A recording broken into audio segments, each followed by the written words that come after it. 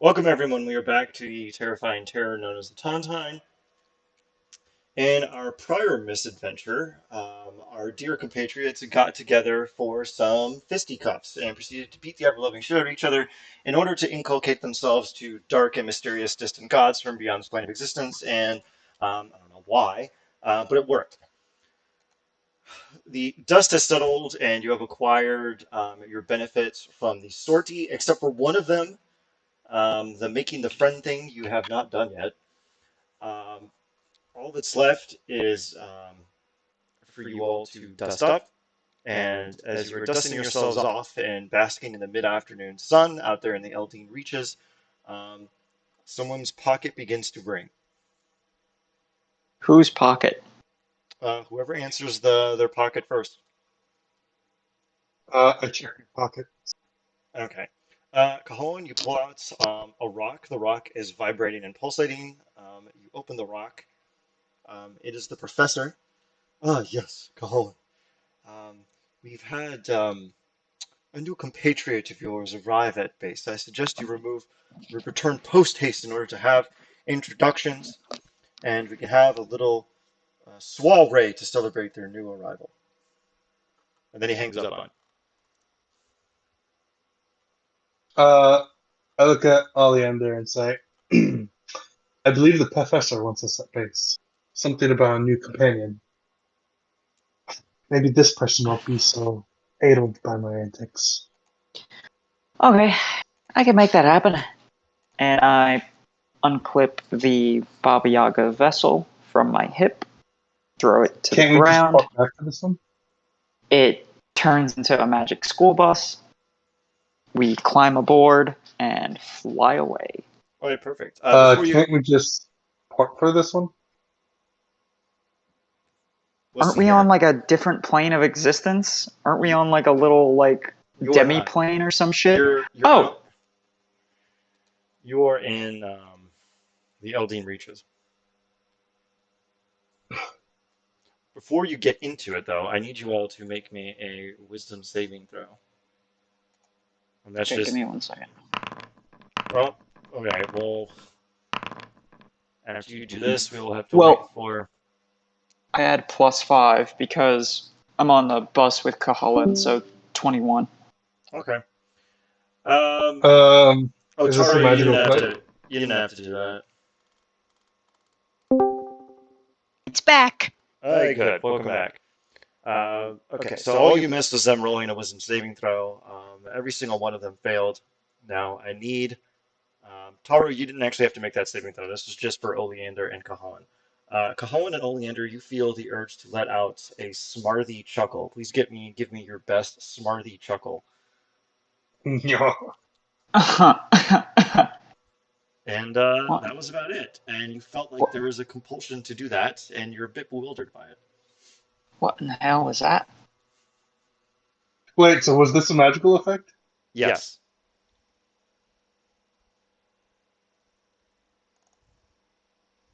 Yes. Yeah, if a 28 fails, I am terrified. I would like to roll. What? I don't even know what to roll. Arcana to try and figure out what just happened. Sure, go ahead. The DC is 30. Oh, Jesus. I would like to roll athletics to figure out what happened. No, I mean it's Arcana. Oh, what Um, about religion? Uh, no, Arcana. would medicine? I tolerate medicine. Go ahead. Okay. What? God Oh damn my it! god, what? What?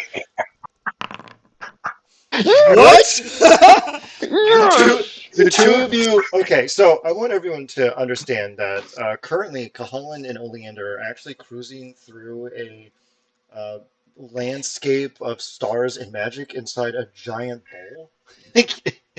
And they both, School bus. yeah, a giant school bus.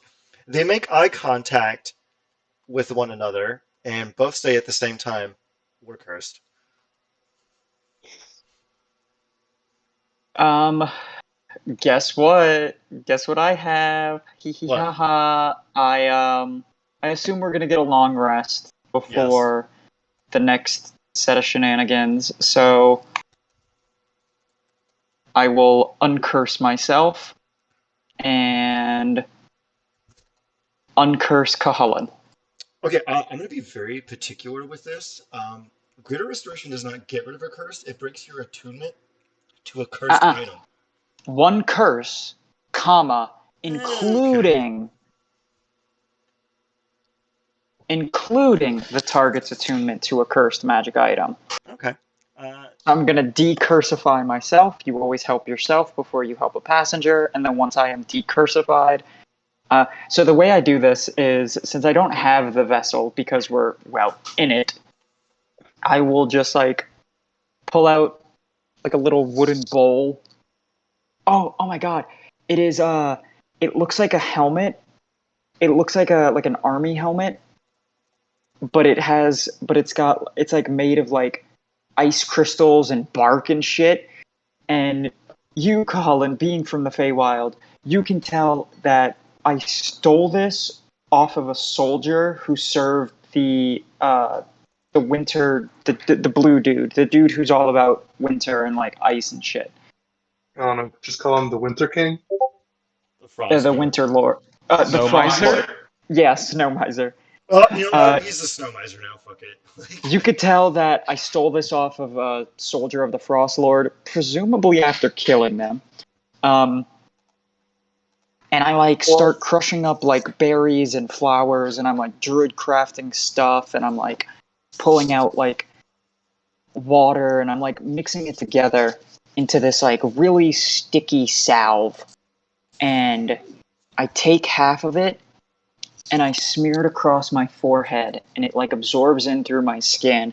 And then I walk over to you and I smear it across your forehead, and it smears into your skin. I love this.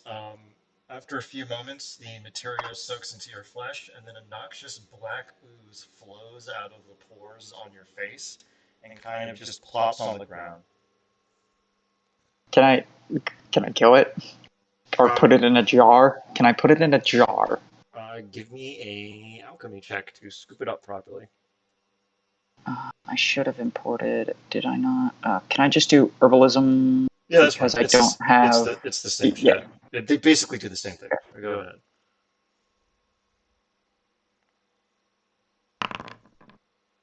Okay. You properly scoop it into a jar. It doesn't seem to react to you at all. And yeah, that's about the cut and dry of it. And as soon as you finish this,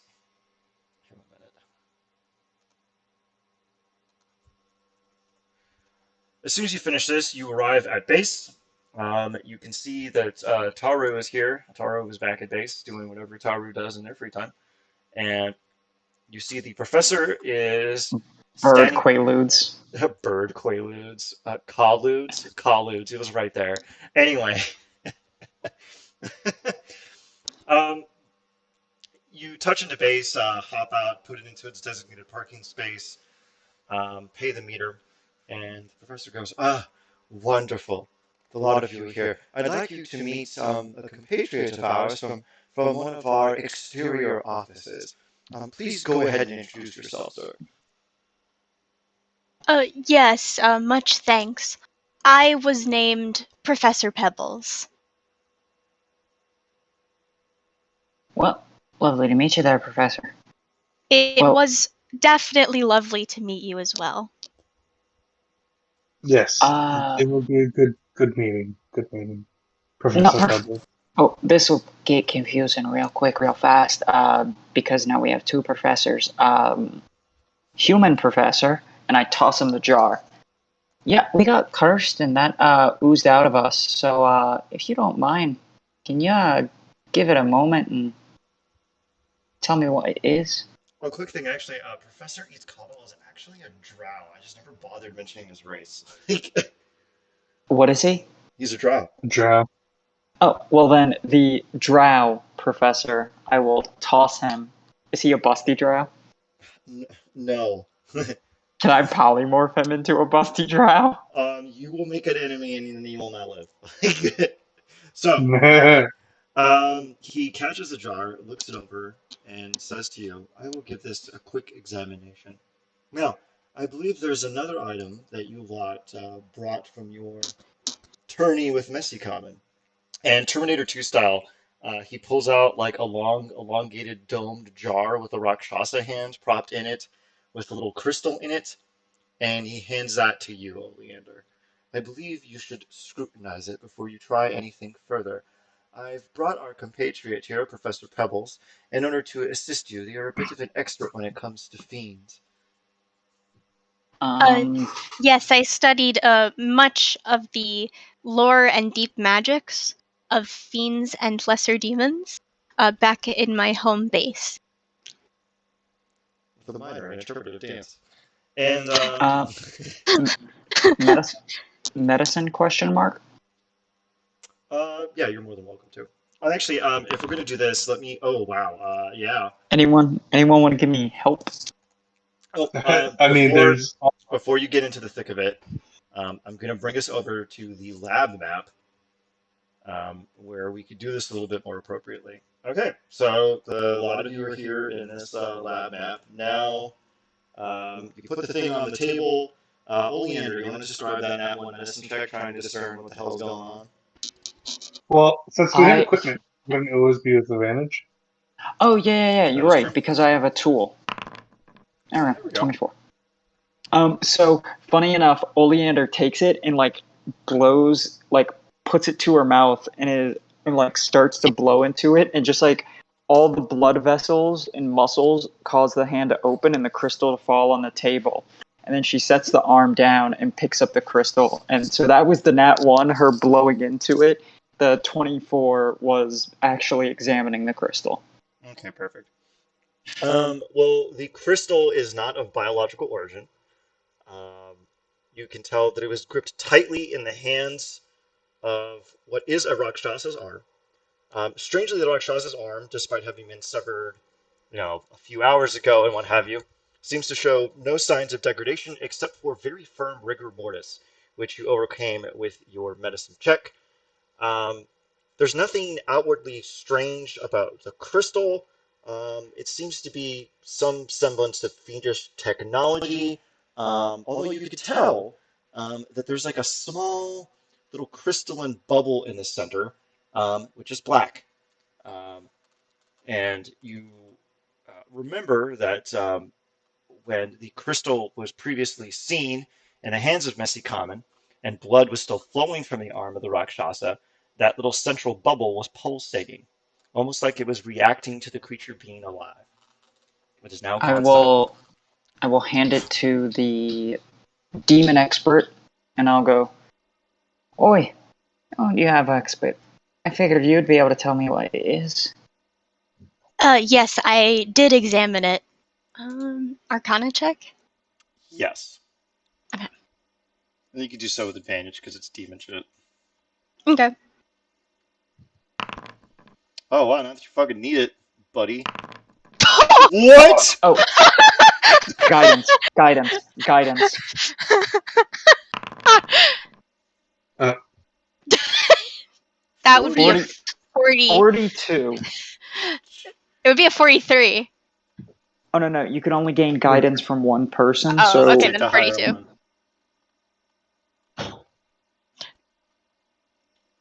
All right, check your PMs, Professor.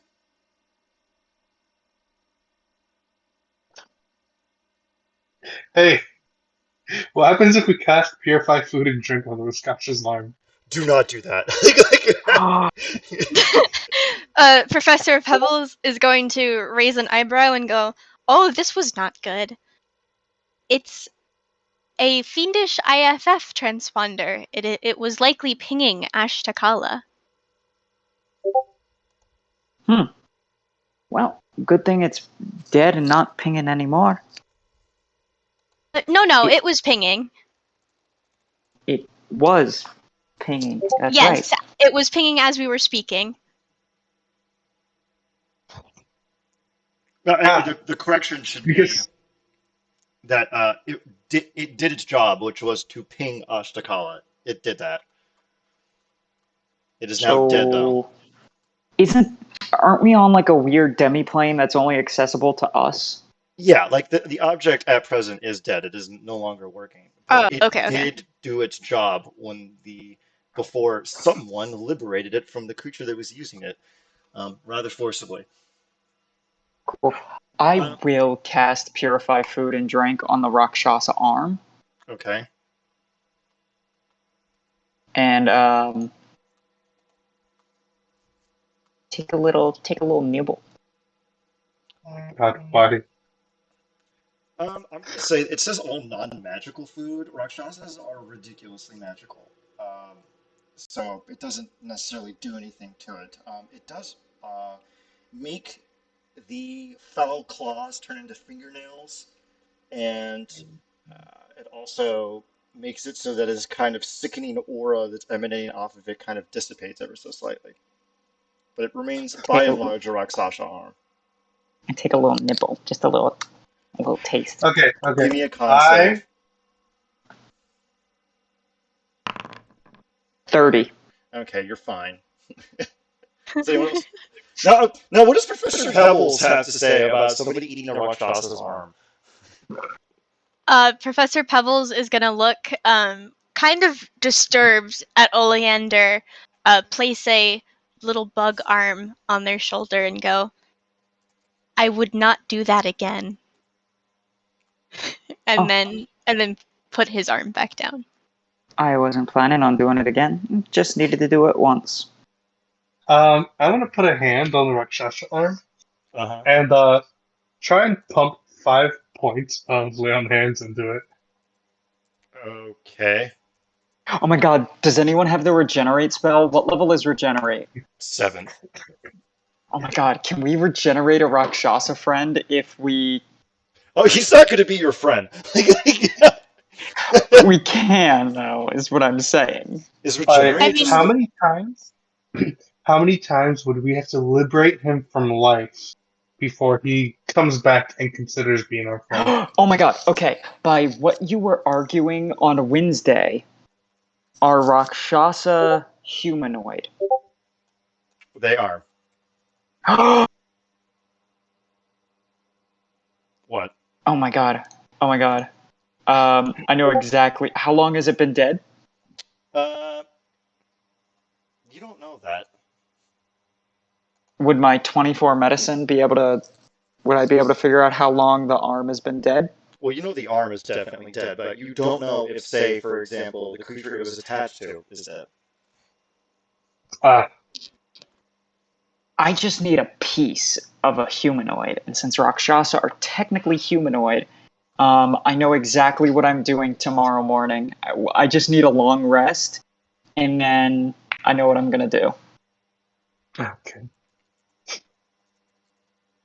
Um, Can I just good take stuff. my long rest now so I could do the dumb thing I want to do? Yes. Would I technically have my armor now? You would. It's propped up in a corner with a little note that says "With love from Cog." My God. Does it work? Okay, you want to reincarnate that? They're not gonna be a Rakshasa, but yes. You touch a dead humanoid or a piece of a dead humanoid. The humanoid that Piece this of a is. dead humanoid. He's not dead.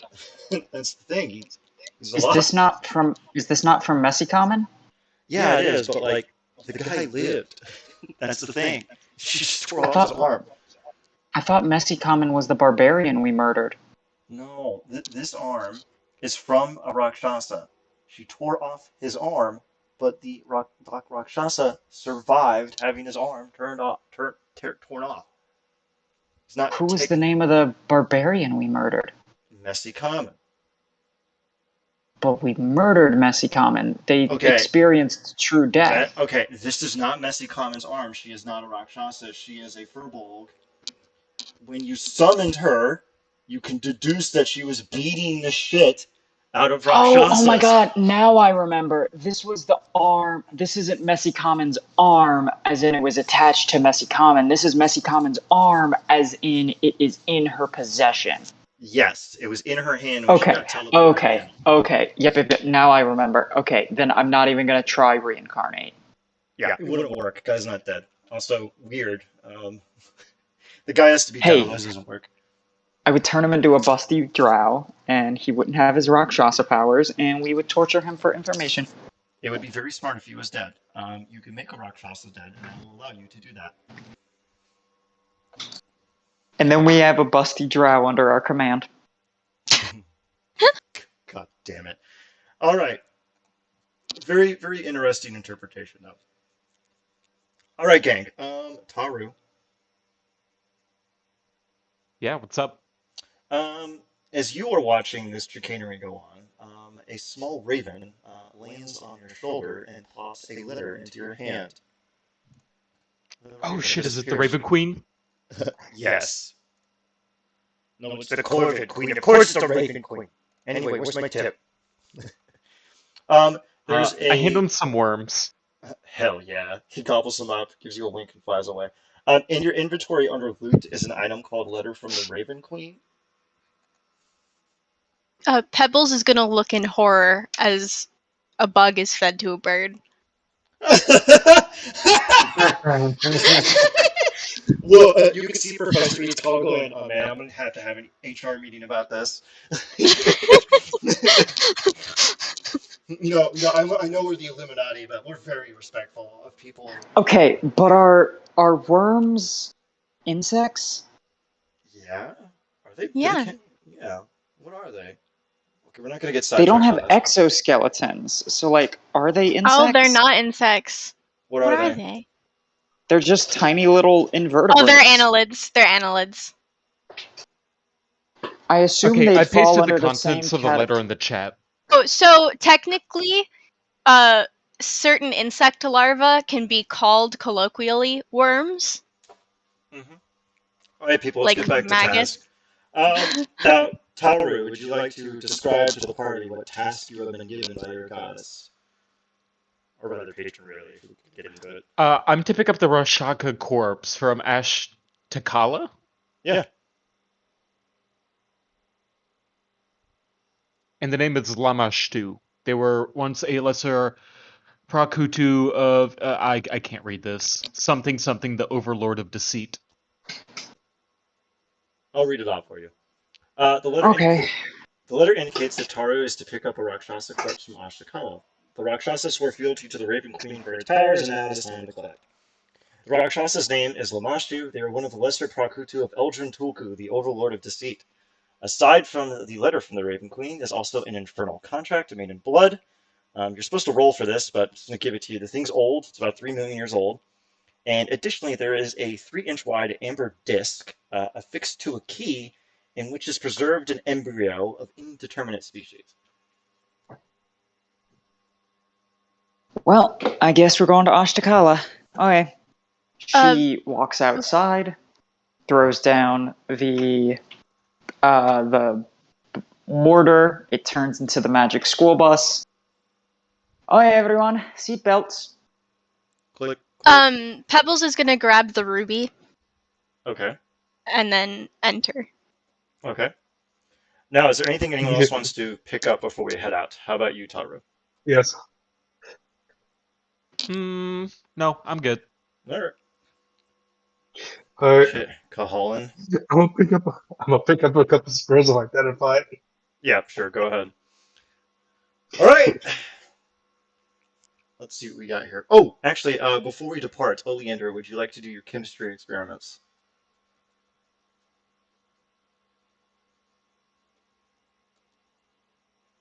Yes. All right. I guess we'll wait for Leander to get back. Okay, sorry. I was fine. muted for a second. Okay, so I have 1, 2, 3, 4 items here. So give me 4 checks with your alchemy kit, and then I will tell you what you get. And of course, all those are at advantage. I hope none of them nat 20s, because I'm going to have the worst day of my life. And then just go ahead and, okay, thank God. Okay, thank God. Okay, the system works. All right. Okay, hang on. I'm going to add guidance to all of those. All right. So the first one is a 27, the second one is a 22, the third one is a 27, the fourth one is a 32. Okay. Give me 1d4 for the first three and a 2d4 for the final one.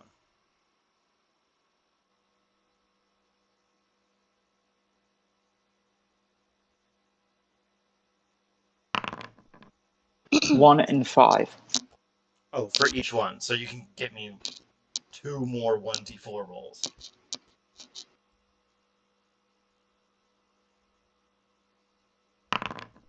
Okay. 1, 5, 3, 2. All right, so 1, 3, 2. Mm-hmm. 3, 2, 5. Okay. You make 1 grenade of cloud kill. Let me open this up again. I gotta move it over here so I can actually read your fucking rolls and tell you what you got. Oh, can you type it out? Just make a note of it and then I'll type it in for you. Basically, the d4s you rolled are the number that you made, and they go in ascending order. The 2d4 was the last one. So you made 5 grenades of fireball, 2 grenades of blindness deafness, 3 grenades of incendiary cloud, which I know is just going to make my life a living hell, and then 1 grenade of cloud kill. I'll post it in chat for you. Alright. Just remember that the 2d4 was for fireball, and then you just go in ascending order. Mm-hmm. And I will post those in here. And go ahead. I wrote it down. Let me just add it to my inventory real quick. Sure. All right. We are hopping in the Magic School Bus. Oleander, do you want to give the safety demonstration to Professor Pebbles before you depart in the Magic School Bus? The Magic School... No, she didn't give anyone else a safety invite. So once everyone's inside, she shuts the door, pokes the map of where they need to go in Ashtakala. Well, would Oleander know that you can't just go to Ashtakala, you have to go through the miasma? Yeah, you know that you have to go to the. You know that there's a preset place you have to go, and so you just set it to that destination. Yep, I shut it to that destination. It takes us an hour. All right. What do we want to do for the hour while we wait to arrive at the entrance to the miasma? God damn it! I fucking hate the miasma. Professor Pebbles is going to stand up and hold the ruby up and say, when we attuned this to a Rakshasa, it allowed us into Ashtaka.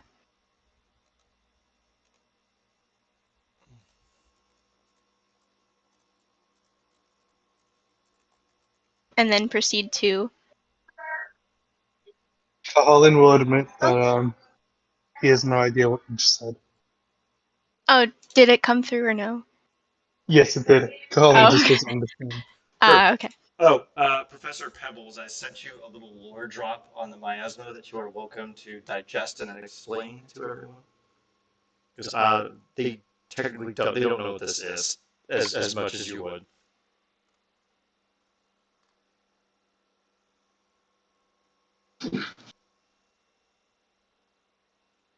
You arrive at the destination. I'll just give the opening narration as you prepare to enter into the place.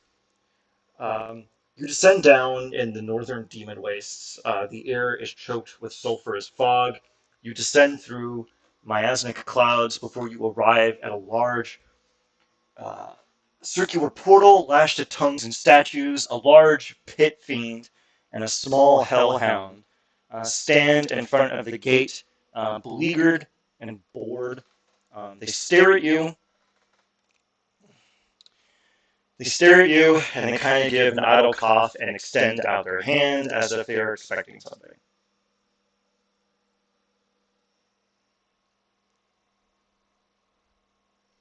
What are they expecting?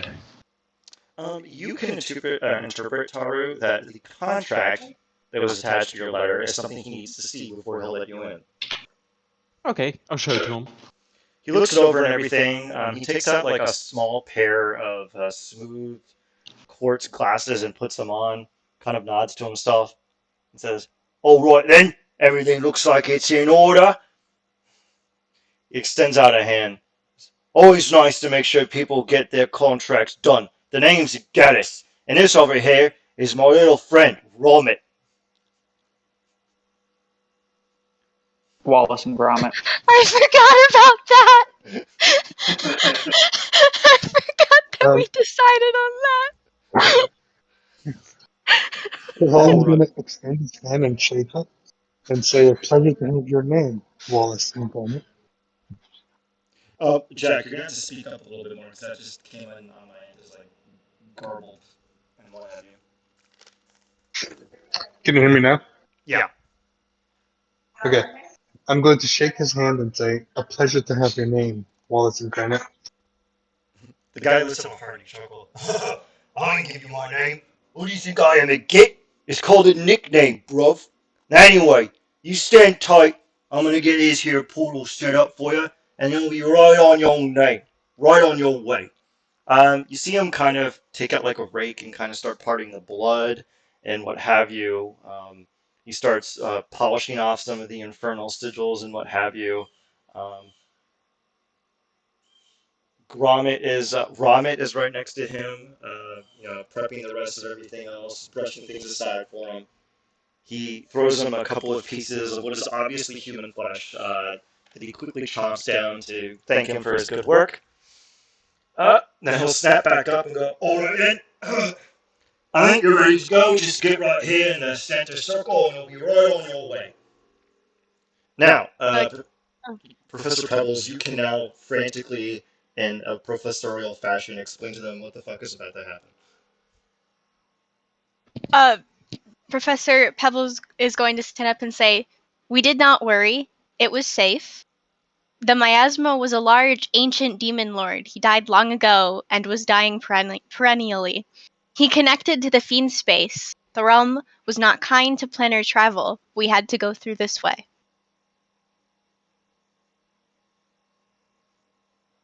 Anything else you want to add, Professor?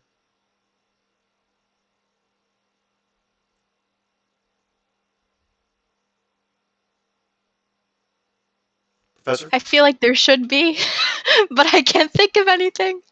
I could fool you in a little bit. It's a Yeah. psychoreactive realm that embodies nightmares. If you Oh, are yeah.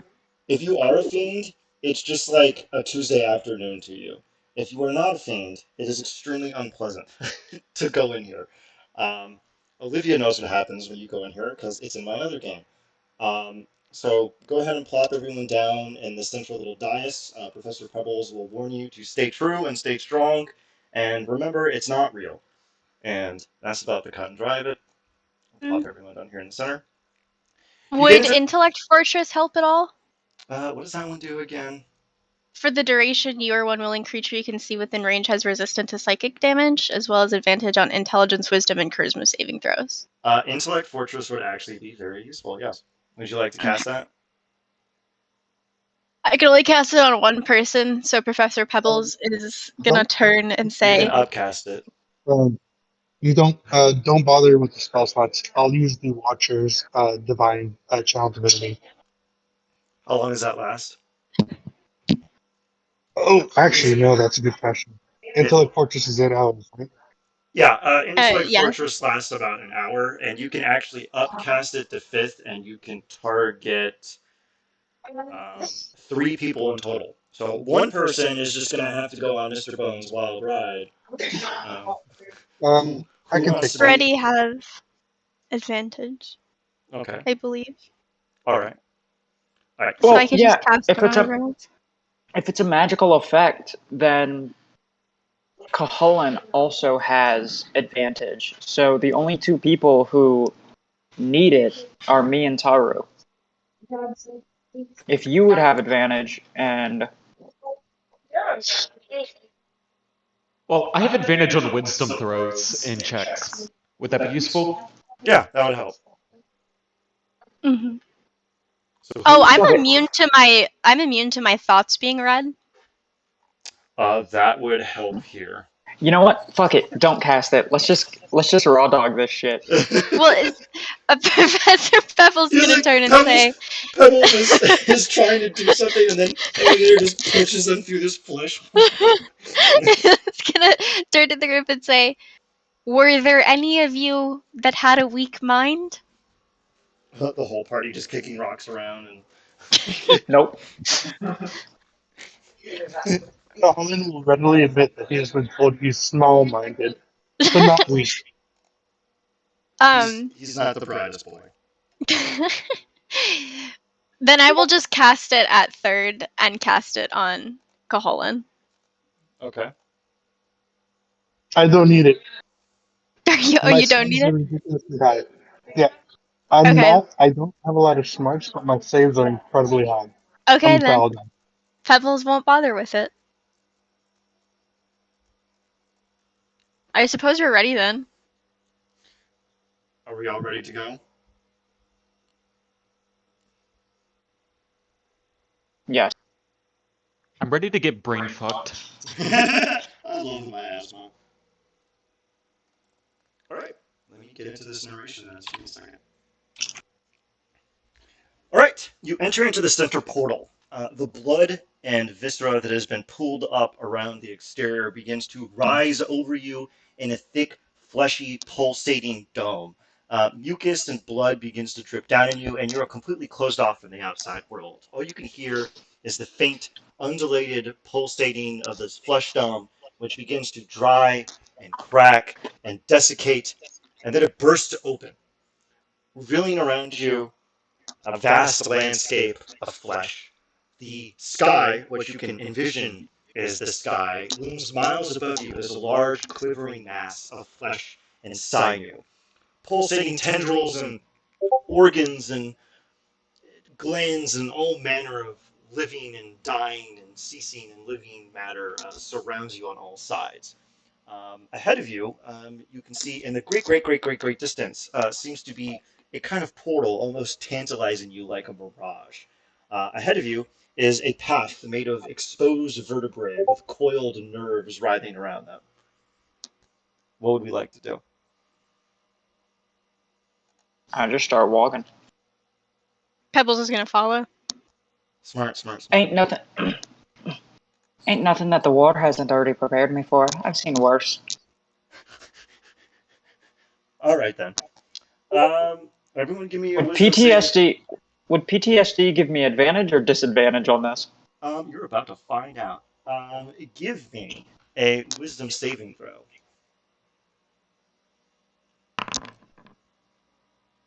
Good, good, good. Good, good, good, good, good. Can you roll it for me? Like you fucking need it, bitch boy. Uh, I had to step away from the computer.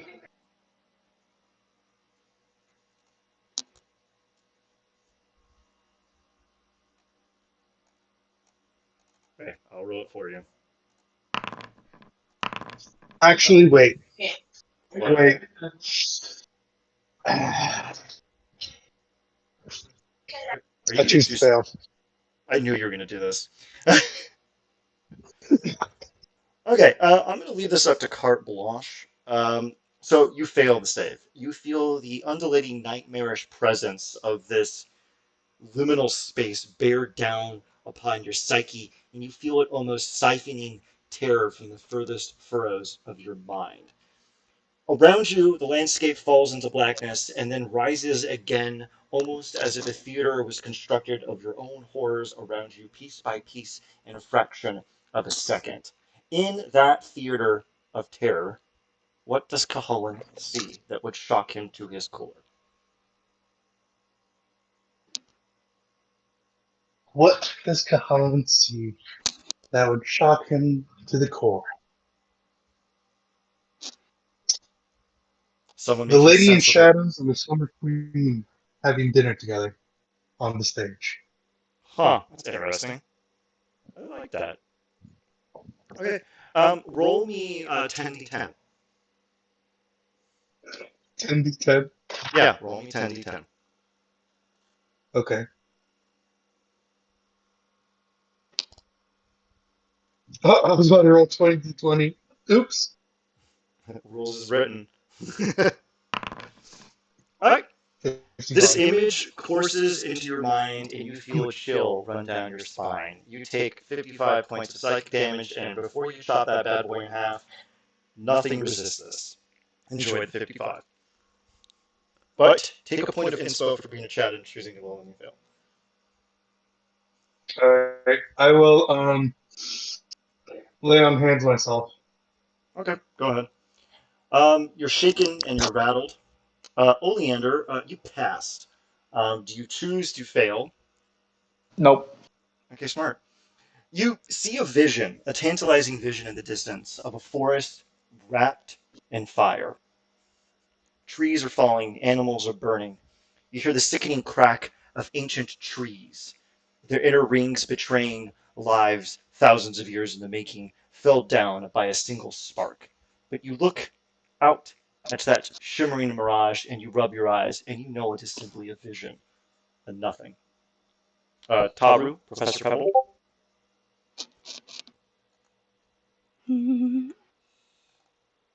Professor, you can go first. Okay.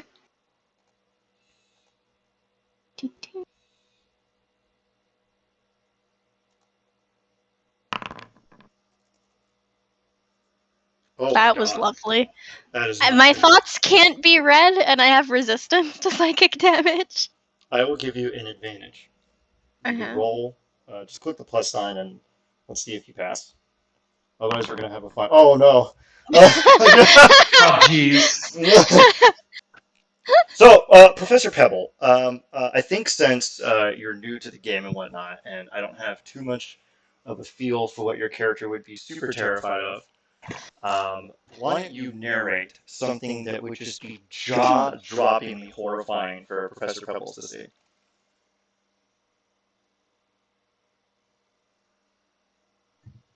From a large distance, uh, almost like an extraplanar distance, you can see the like outline of the horizon of Ravenloft, Pebble's home dimension, Mm-hmm. and then you can just slowly see all of the light go away, gone. I like that. Were you a normal moth that got cursed to be a humanoid moth by Strahd? No, I'm just a regular moth, like person. Oh my god, Mothman. Oleander, you can't just ask somebody why they're a moth. So Yeah, anyway, that's like really personal. Jeez. go ahead and roll me up that 10d10 really quick. Jesus. How much speed do you have? And remember, nothing resists this. Oh god. You drop to your knees and you can feel the sickening, pulsating, writhing mass of the landscape around you. The vision ends, and you can almost feel like it's laughing at you. And that pulsating boom of its chortle cuts into your soul, and you take 56 psychic. hmm Okay, Taru. Are you ready, Hey, Taru? after Taru, I don't want to fail, but I do want to describe what I did see and how I just kind of like brushed it off. Yeah, sure. You're welcome to redo the thing that you did. Taru, Taru. You do have advantage on this out of the gate, for reasons I can't remember. Okay, do it again. Oh, no Jeez. bueno. Is there anything you want to do to buff that save? Guidance. They're in my aura. Oh, that's true. All right, It's Taru. not guidance, it's resistance. Now, Taru, you're welcome to describe a vision which attempts to rattle you to your core, but you shake it off. All of a sudden, I see a army of Barbies rise from the grave. And initially, this is absolutely terrifying because I'm a grave cleric and I hate the undead. But then I immediately obliterate them like I did in real life. Smart, smart, smart, smart. Okay, Oleander, you're welcome to describe the vision that passed through your eyes. Oleander, does anyone else see our visions, or we only see our visions? Only you see your visions. It's a personal Okay. thing. Okay. Oleander is surrounded by flames, fire, lava, heat. The sun is beating down on her. She is being marched through a desert. Eventually getting to. But the thing that keeps her sane is that she gets to a compound, opening the door and breaking the illusion. I like that. I like that. All right. You're all shaken. Some of you less, some of you more so than others. And the visions disappear, and you find yourselves um, nowhere near the portal where you were initially. But you see in the distance that you are about halfway to the phantasm portal in the distance. What would we like to comment to one another about the terrifying visions that we endured? I know two of us are strong of moral character. One of us is just deeply unfortunate, and the other person is just cocksure. Um, you're welcome to relate to your compatriots how you shoulder those burdens. Pebbles is just going to shake his wings out and go, "That was not fun." Colin's just gonna wipe away a small tear and say, I could have resisted, but I let myself get cocky. Although thankfully it's an impossibility for what I suppose is true, but still, even playing pretend hurts. I don't know what you're talking about. I didn't see a thing.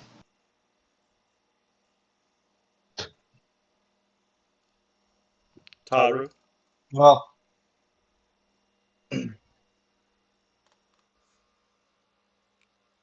is Taru just stripping the core? Wait, hold on. Repeat that. Yeah, just asking, what do you say to your compatriots after withstanding a psychic onslaught? I take it like a champ. I'm like, that wasn't so bad. All right, we have one more. Everyone give me a wisdom save. If you have advantage, you have advantage. If you don't, you don't. Oh, Jesus. Let's see it.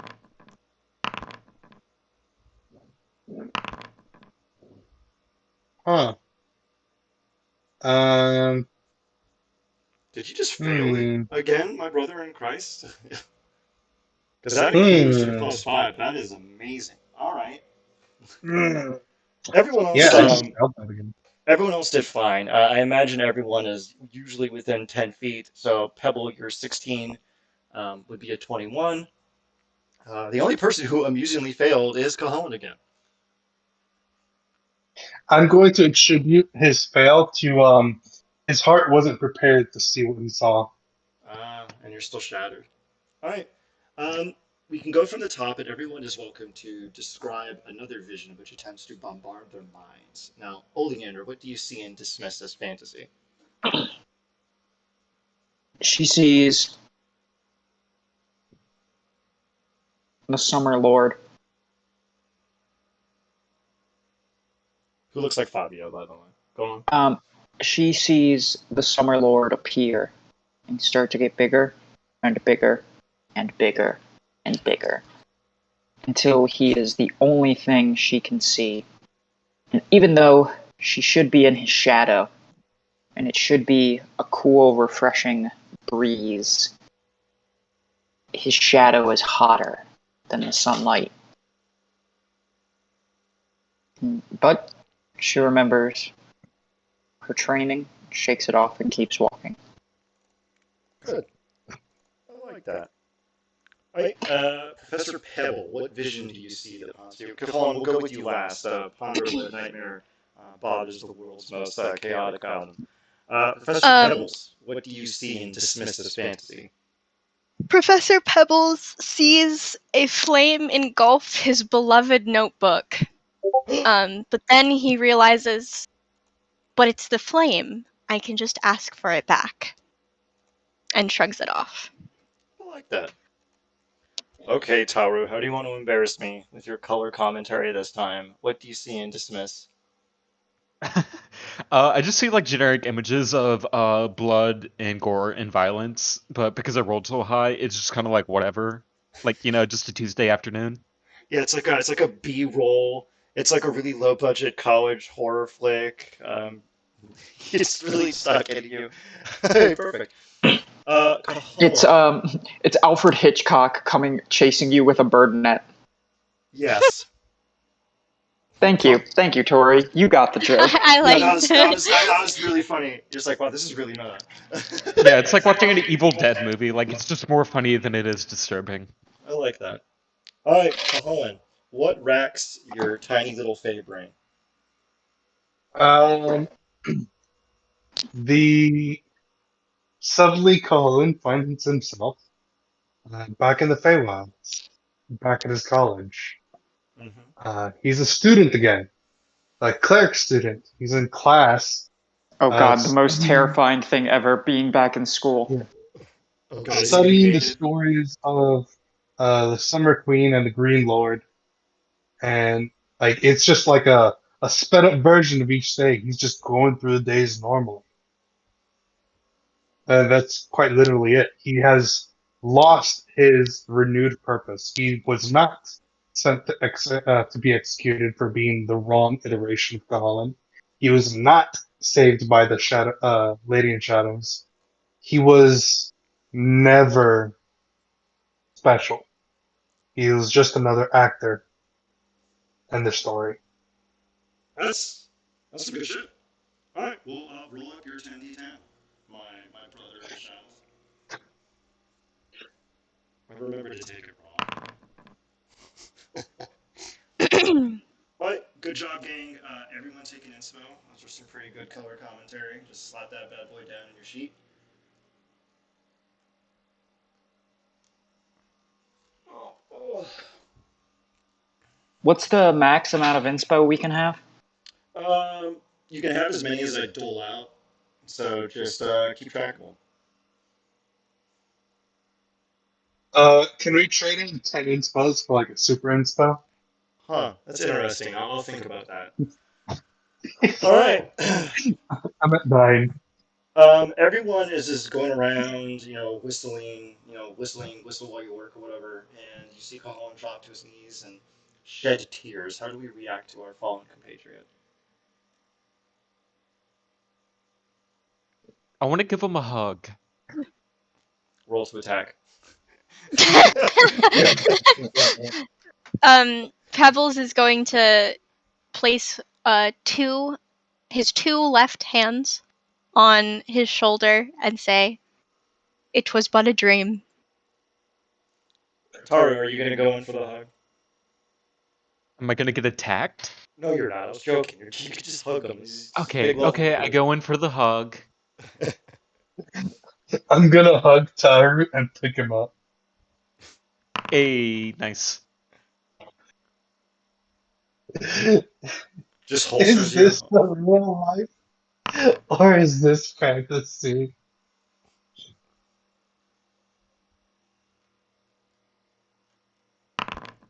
Um, yeah, I just want everyone to very casually appreciate the fact that I just took 100 damage.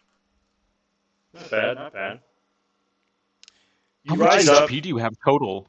I have He 205. technically 410 because he's resistant to everything. Um, so Yeah, fuck you. So anyway, I a lot of you embrace Cahoan. Cahoan, how would you like to thank your compatriots? I imagine Oleander is also assisting you with some HP. yeah. How many healing lights is that? Oh, One, it was two, so because it's maximized, five. you regain 30 hit points. Oh, Olivia, for that thing, you could probably set it as a first level spell that's at will, and then you can technically upcast it, or we could just do basic fucking math. All right. Is there anything anyone else would like to do before we traverse forward? You can see after Cahoan falls to his haunches, and we have a quaint little moment that ahead of you, perhaps no more than 100 feet, is a large gate made of sinew and pulsating organs. I'll walk on through. Well, the gate's not open. Can I open it? You see that there's a large lock with a circular impression on it and a key. I use the That key has to the lock. Raven Queen gave me. Perfection. You slot the key in and plot the sigil atop it, and the gate creaks open. And in front of you, you see a dark chamber shrouded in thick, undulating ebon fog. And in front of you, is a tunnel and a boat that leads into darkness. I I board the get in the boat. boat. Okay, so Professor Pebbles dies instantly as they. Just like the river Styx. It is actually, yeah. Um, So do I need to give him like a gold piece? you could tell It's a copper piece. there's a small slot on the boat that says please deposit coin before taking psychopomp. I try and put a platinum coin into it. It slots in and the boat um, oleander with a 16. You look Oh, at hang this. on. Sure, go ahead. 18. With an 18, you determine that this very strange devil thing just it's kind of difficult to tell whether this is normal or not. Um, I don't know why they would suddenly execute you on a boat, and seeing as how Taru's god sent them here to do this, you think that it's on the up and up. I will get on the boat. Perfect. So we have So, a whole gang in the boat now. We put the coin in there, kind of like we're at Aldi, and now the thing detached, and you can take it. Mm-hmm. yeah. Okay, perfect. Is there any bonuses for overpaying the fuck out of this boat? No. Damn. Actually, there's a small sign next to it that says gratuities accepted and encouraged. I think it'd be Oh, funny if it was like the feather versus the heart, like Anubis thing, and if you put too high in it, they're like, no. Are you trying to bribe me? And then oh fuck, that would have been funny. I'll keep that. I'll keep that in mind for later. So let me see here. You move your way down the waters, and all you can hear is the faint kind of lapping of the boat against idle water, and around you is blackness. Fog courses around you, and eventually it clears. In the distance, you see a large infernal iron gate, festooned with skulls and profane verses. You come closer. Lights, flickering red lights begin to appear, and you see a large hull, and the boat alights at a small dock with a statue of a Cerberus in front of you. Ahead of you, you see an enormous devil attending to paperwork, surrounded by all manner of other devils also processing materials. They're all yelling amongst one another in infernal. The air is surrounded in a racket, and as your boat slides into port and the gate shuts behind you, the clang of the gate and your arrival is then met with a sudden silence. Ahead of you, the large devil arises and gives a faint smile and steps forward. Greetings. Welcome. I imagine you are here for our dearly departed and beloved friend. Pebbles is going to step forward. Can I identify this demon? Give me a religion check with advantage. Jesus, that you needed it. Um, the creature ahead of you, you have heard of, is the head justiciar of Ashtakala, known as Iblis the Unfair. ah. Um, Well, well, the old devil. Well, the old devil. It's heavily. Well met, friend. I'll just start walking forward and go. I got a friend back here who was sent to pick up a body. I was wondering if we could just scoop it up in jet. I'm gonna move her a little bit more forward so I can actually get her on the scene. She's actually that big. She's huge. She steps forward. Her armor is made of twisted, gnarled, infernal plate. Her hips are wrapped in chains upon which skulls, the chains are wrapped through the holes of the skulls. Profane verses in Infernal are stamped all over her body, and she wears a cape made of what seems to be the stitched together flesh of various creatures. She gives, yet again, another faint smile and says, Now, do you have the paperwork? I believe it should be yours, Taru.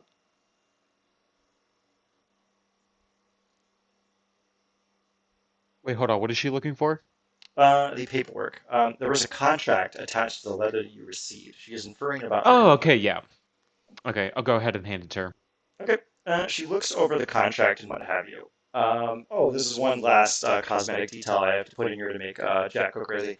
Um, she is wearing a large infernal helm, which seems to partially incorporate a kind of crudely modified mask with bright red draconic horns. She removes this helm and places it to her side and takes out a small pair of reading glasses and begins to scrutinize the contract.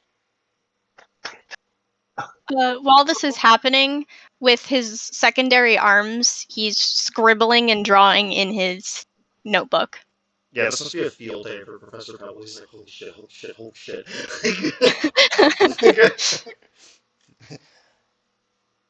I am so mad that you've given the dragon mask to this fucker that we probably will get party wiped if we even try and fight with. You're welcome to infer that. Now, she looks it Excuse me over. there, friend. Yes. I was wondering if you'd be willing to part with that fancy looking mask there. This old thing? I? Whatever reason would you need for this?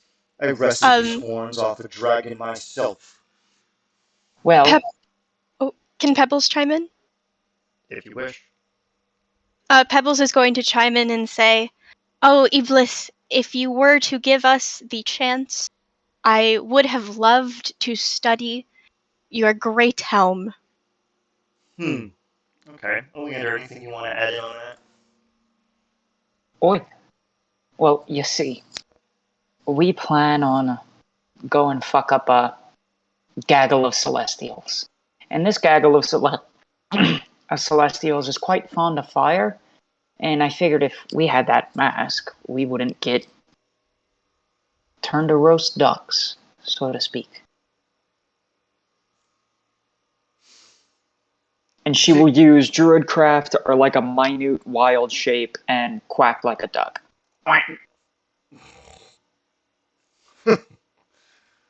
Now that is funny.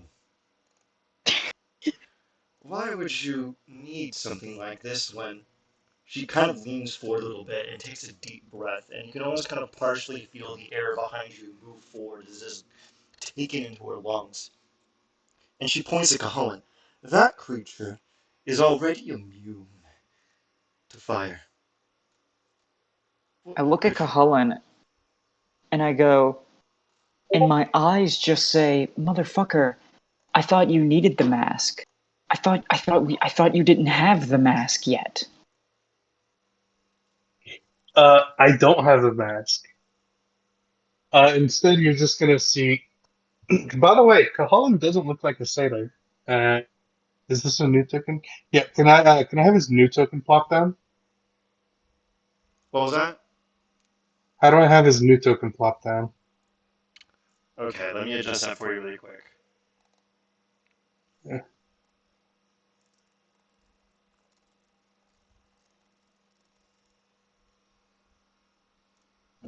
Oh, I plopped down a new Kahalan, and now I can't delete him. Alright, give me. This is. Should have done this earlier. Give me a second here.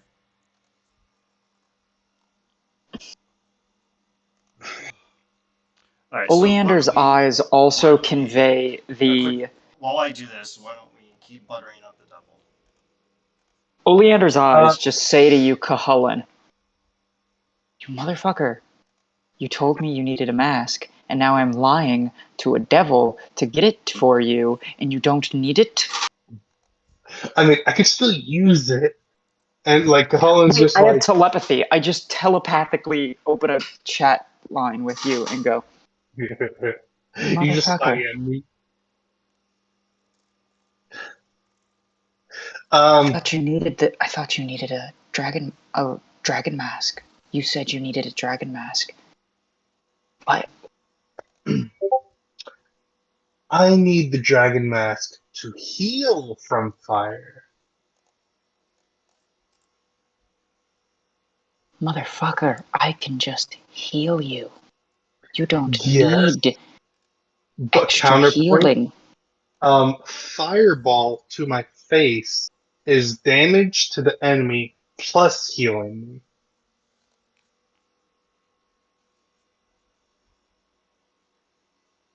Chuckle, and I'll go, oh, why of course, Cuhullin is immune to fire, but, and then I'll kind of like whisper, the new guy, and point to Pebble. The new guy isn't. And it Iblis, just really make his day. Iblis leans forward and takes a deep breath, grips the helm in her hand. Hmm. I will entertain this notion. When you return, I'll have an answer for you. Perhaps a parting gift. And as she says these words, she has a faint smile on her face. Oh my god. I'm gonna insight that. No, She's just such a friendly person.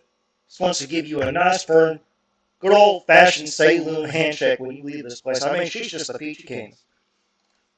I Colin will very happily say, that'd be wonderful. I know her title was Iblis the what again? The Unfair. It says Do just this this guy. year because Okay. that's like the title. But her actual name is Iblis the Unfair. Okay, let's go pick up a body. Yay. Yay, field trip. She puts her helmet back on and she puts the contract on the ground and then steps on it. A faint sizzle and smoke comes out from the bottom of her heel Hot. and she lifts it up. And the contract, does anyone here read Infernal? Yes. Do I? Okay, the contract says approved for limited entry. You basically got your visa to enter Ashtakala. Alright, but do we have the permit for having the permit to enter? Yeah, you got that too. Oh, you got a license to have a permit, to have a license to get a permit? It's like, yeah, I got that right here. So she authorizes you in, and the door behind her, I suppose like a small hole in the ground opens, and you make your way into it, and you are now inside Ashtakala proper. It is a large city of torn obsidian and basalt spires stretching into the great heights. It is ringed by a jagged wall of shattered, heavy crystalline stones. You are told that you are to go to a place called the Great Precept. You know, based off your paperwork, that you're not supposed to diggy dabble, and the devils are pretty mean. But I doubt you people would not want to do weird stuff in Ashtakala.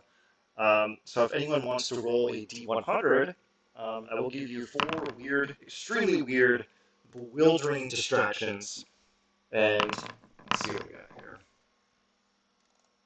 I specifically, while we're in Ashtakala, would like to pick up weird, fiendish potion making material. Actually, I'm going to save yours then for a little later, because that's actually weirdly appropriate. Is it a farmer's market? No, I was actually Cullen rolled for the farmer's market. Okay.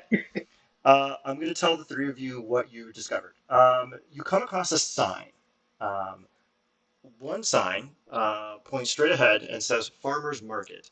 Um, Another sign says the Crystalline Chamber. That is for Professor Pebbles. And the final one says the Garden of Memory. And that is for Taro. We will first go to the Farmer's Market. Um, God, hold on. I have to pull up this fucking segment from Cataclysm. Give me a second. Um, you are welcome to discuss amongst yourselves as you see traditional fiendish jiggery Oh, pokery. wait. Don't our outfits change to, like, fit in? Oh yeah, you do.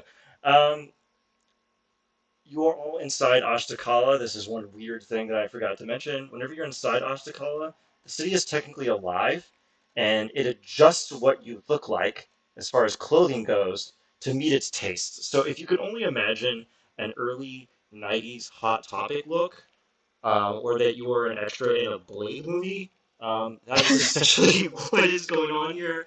Um, you're covered in I have the skull. perfect. So while you I look have this the up, perfect. go ahead and describe how your outfit changes in the most ridiculous fucking way possible. Um, can you post Rager? Huh? Riker? I mean, Riker? because I don't have the picture. It's fine. Just describe what it looks like. Okay, so you'll notice that Kaholan now looks like a very righteous human, Mm-hmm. because it matches my new fancy armor. Um, it has a second form that turns much more molten, ashy, uh, a more molten and ashy look to it, and it starts to include a hood. So he's Okay. just going from this nice, lighthearted look to full black, molten lines going across it, pulls his hood up, hiding his face, brooding, uh, definitely edgy look. Works from the shadows kind of guy. Okay. I really wish I had the picture. Wait, I wonder if I can just get it from my phone. It's fine. I'm gonna get it. Well, everyone else describes themselves. Oleander, I'll how get it. goth do you look? That, but the glasses are red, and she's also wearing a studded belt. Okay, okay. Taru, how goth do you look? There's like no discernible change to Taru's Taru just looks like Holly. outfit. Oh, shut up. Nah, Oh, Taro's just like naked or some shit. hell yeah. Professor On our Pebble. second date, on like our first or second date, I said that Holly looks like she works at a Hot Topic. And you said that was the kind of person you're into, so you're welcome.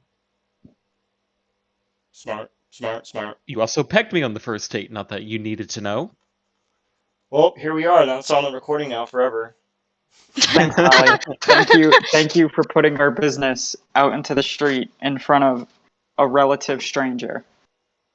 I mean, Alright. I'm okay with it if they are. Toru, as you are starting through the streets, you see a large sign that says free pegging down this like alleyway, and you're like, no, they're not gonna get me Oh, again. sweet prostitutes. Oh God. Okay, no one suggests devil whorehouse because it would be too creepy. Um, so No, it's just the whorehouse from Beetlejuice that he summons in the tiny little town. oh fuck, you're right. Yeah, you're right.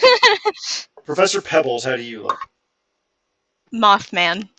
You know what? Yeah, yeah, that tracks. Yeah. I was between Mothman and Victor from the Underworld series, but I think Mothman is more on brand. As you're walking around as Mothman, the devils are yelling at you. Damn, what does that proboscis do?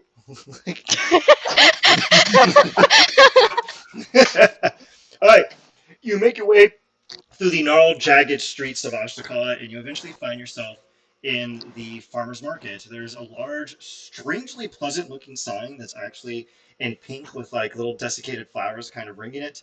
There are several devils in stalls. They see you walking by and they're like, "Get your farmers here! Get your farmers! I got 'em fat! I got 'em thin! I got 'em tall! I got 'em short! Get your farmers here!" Cajones just gonna stroke his chin and be like, I wonder if they sell bards here. The guy looks at the lighting and says, Uh, "Hey, come here, get a free sample." And you see him take out a human leg, and he just takes a knife and just like shaves off like a horizontal segment of it, and then chops it into four pieces. Plops them in napkins, which are also human flesh, and then attempts to hand the four of you these items. I'm gonna take it and put it in a bag of holding. Nom nom nom. Okay, perfect. What is Huh? It's human flesh. Um, I'm gonna roll a d20. If it's high, I'll eat it. If it's low, I won't eat it. Okay, I'm not sure how to tell you this, but whether or not your character eats human flesh is a readily ascertainable decision. You don't have to leave it to fate.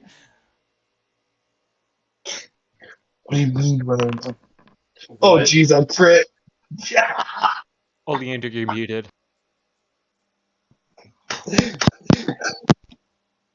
Okay. So, Cajon, what do you do with the It human was flesh? like I fucking I eat it. Oh my I fucking Can also you eat god. hear human me? action. Yeah, I can hear you Yeah, I now. can hear you. God Like, damn it. Every fucking time I stand up from my desk, my headphones catch on my fucking desk and they rip out. And it it- is a fucking cunt to get back to working. Anyway, here, let. do Hmm? I make Oak and Willow appear next to me and then I will feed them the flesh? Perfect. Let's go back to Cajon really quick, though. Alright, Cajon, you eat the meat. Give me a con save, disadvantage.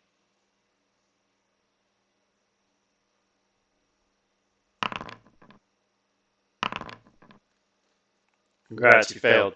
Now, you find something strangely delightful and a kind of zing to the flesh, and the guy looks at you and goes, "The secret spice is fear. I always torture them for at least a week before I saw off the leg. It really gets that right there in the flesh. You know what I mean? Would you like I to would buy like some?" to. No, I'll go. How about this old devil? I give you. I'll sell you some a handful of extra strength good berries. It'll keep them alive longer. Extend the torture a bit. Make the flesh more tender. And in return, do you know any good stitchers who can really juice up my boys here? Hmm.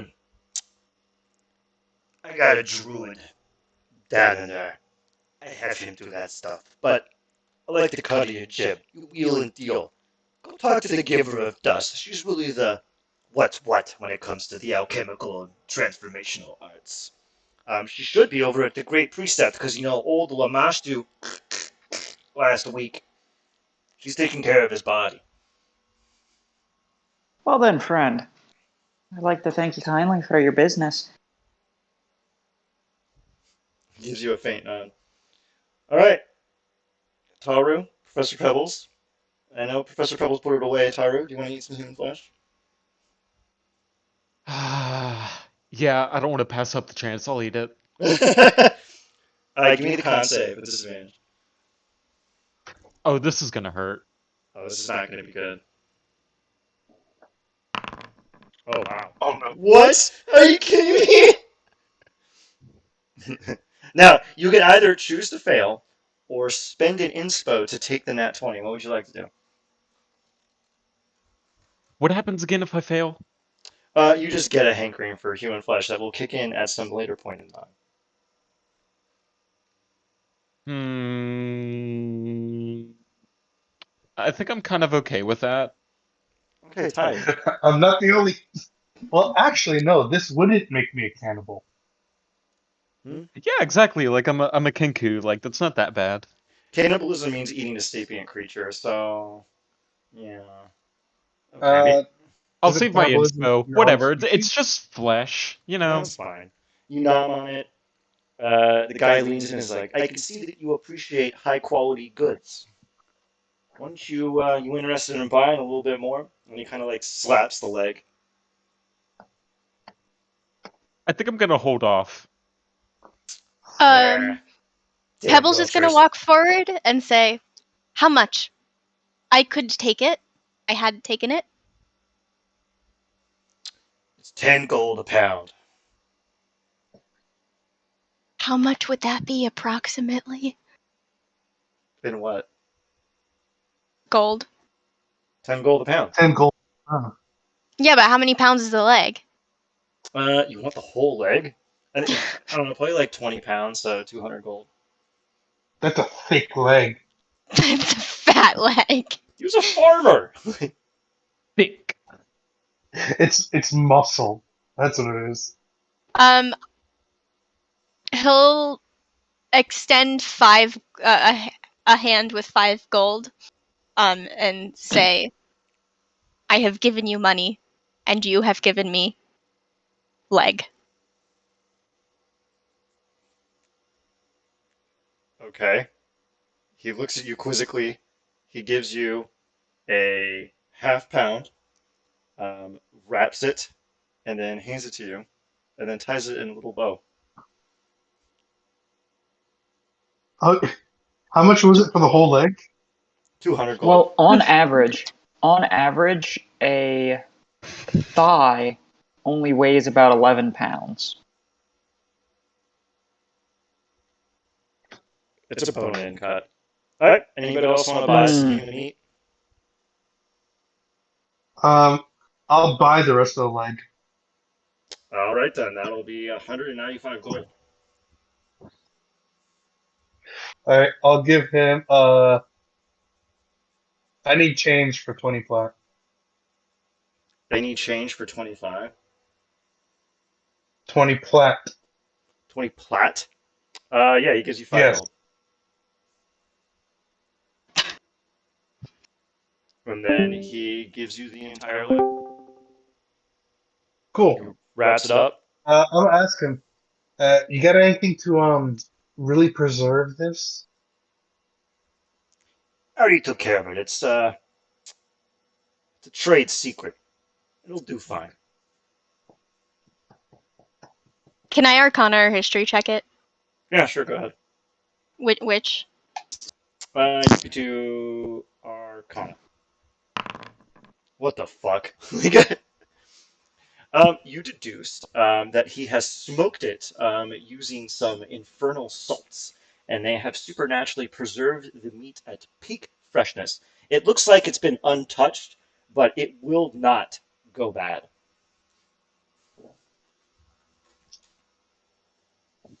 Alrighty. Anything else?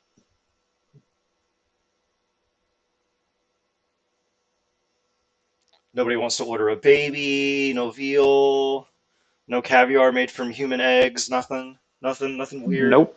Ooh, can I order like a politician? I got your princes here. I got your dukes. I got your earls. Come get your earls.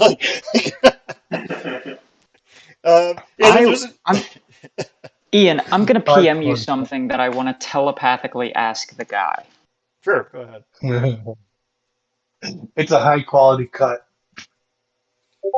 Let's see what we got here. He looks at you and goes, "Nah, I don't got any of those. Stuff tastes weird, you know." She shakes her head and Now, shrugs. let's see what we got here. Now, Taro, do you really want to buy some princes or something? Jeez. How much is that going to be? That's very expensive. That's going to be like $5,000 a pound. Which, I mean, you probably easily have. We have millions and millions of dollars. Are you people so Bills has stingy? $10. Oh, I forgot to mention this. What does one duke cost? 10 gold? How much does a prince cost, Michael? 10 gold? Alright, so do you want to go buy some prince meat? Yeah, I'll do that. Oh my god, it's not Prince as in like a prince of like a region. It is Prince the singer. Oh my god. You go in there, and it's like, all right, how can I help you? What do you want? You want a prince? One of your finest royalty. Hold on a second here. He goes in the back. You hear him like open a door, and you hear like begging and pleading, "Please let us out. We'll pay any ransom you want. I have children. Where are my legs? Where are my eyes?" And he shuts the door, and then he comes back, and he's like, "I got a couple of counts." I'll take it. Wait, you want like the whole guy? Or like how much you want? Can I just have the whole guy? Can we have him alive? Do you Can want I keep him to? as my prisoner for funsies? You totally You can. can. Let me see average male weight. Hold on a second. See what we got here. Average male weight. Like, 197 times 5,000. It would cost 985,000 gold to buy this whole guy. Like that would like drain all of your money. The Scarlet Stockings come back next week, and they're like, "What the fuck? Why are we poor? And who's Jeremy? Who is this guy?" Who is this man? Why is he screaming? Where did his eyes go? We have several million in the bank. This will not bankrupt us. No, you have actually where? about 1.7 million gold. So this would chop you in half. Fine, No, no, whatever. no. I'll just take a leg. Yeah, you can After take his we head. in the very first session, after we distributed it, it was we each had 1.7. It wasn't 1.7 in total. We each had 1.7. You each had 188,000. I Yeah. thought we each had 1 point mil. No, you each have 188,000. Oh. It went up because Jack actually Cahalan gave up his share. You started with 1.7 million, and I was distributed amongst the Tontine members. Now, of course, that's gone up because I think you people actually got like 400 grand a while back or something because Cog did a whoopsie. Um, but yes. Now, you We want a got leg? You could take his head. On his head. Honestly, that's a super great idea. I'll take it. Let me see. that's like what 10 pounds. Just like as a souvenir. Average head weight. Let's see what we got here. 11 pounds. Wow. 16? 11 times.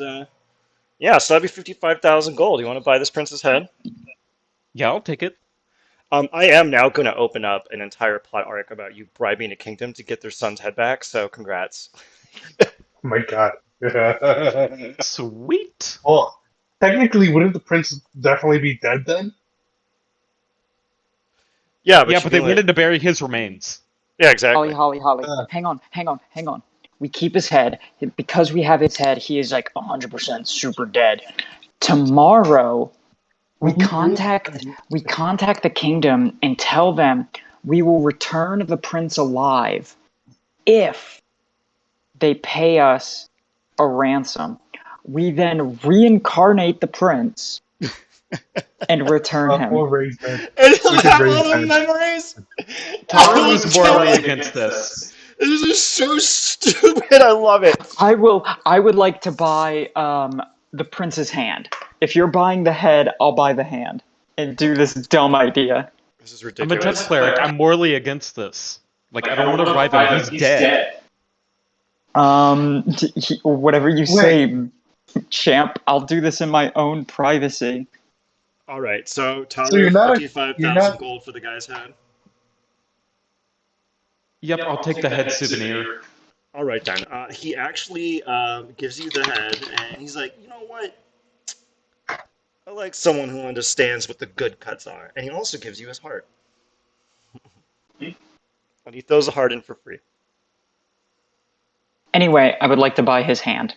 That'll be 5,000 gold. A hand is only half a pound. Should it be 2,500? You're a stern negotiator. 2,500 gold. Go ahead. Can't believe I have Okay. that. Yep. All right, perfect. Everyone has made their purchases. Does anyone else want to do anything weird in this fiendish market? Anybody? Going once. Can I just like pick one of their brains and be like, "Would you be willing to do an interview?" Oh my god. Yeah. Who do you want to ask? They all sell gross things. Do you want the guy who sells royalty or the guy who just sells run-of-the-mill stuff? Royalty.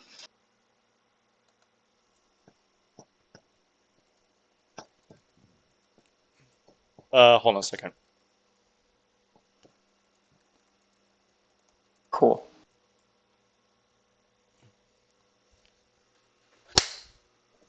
Okay. You go up to the guy and give me a persuasion check with disadvantage. He's actually kind of shy. Unfortunately, he's also very narcissistic. You go up to him. And he goes, you know what? Actually, I would love to talk about the craft. What would you like to know? Um, I have asked you how you got into this.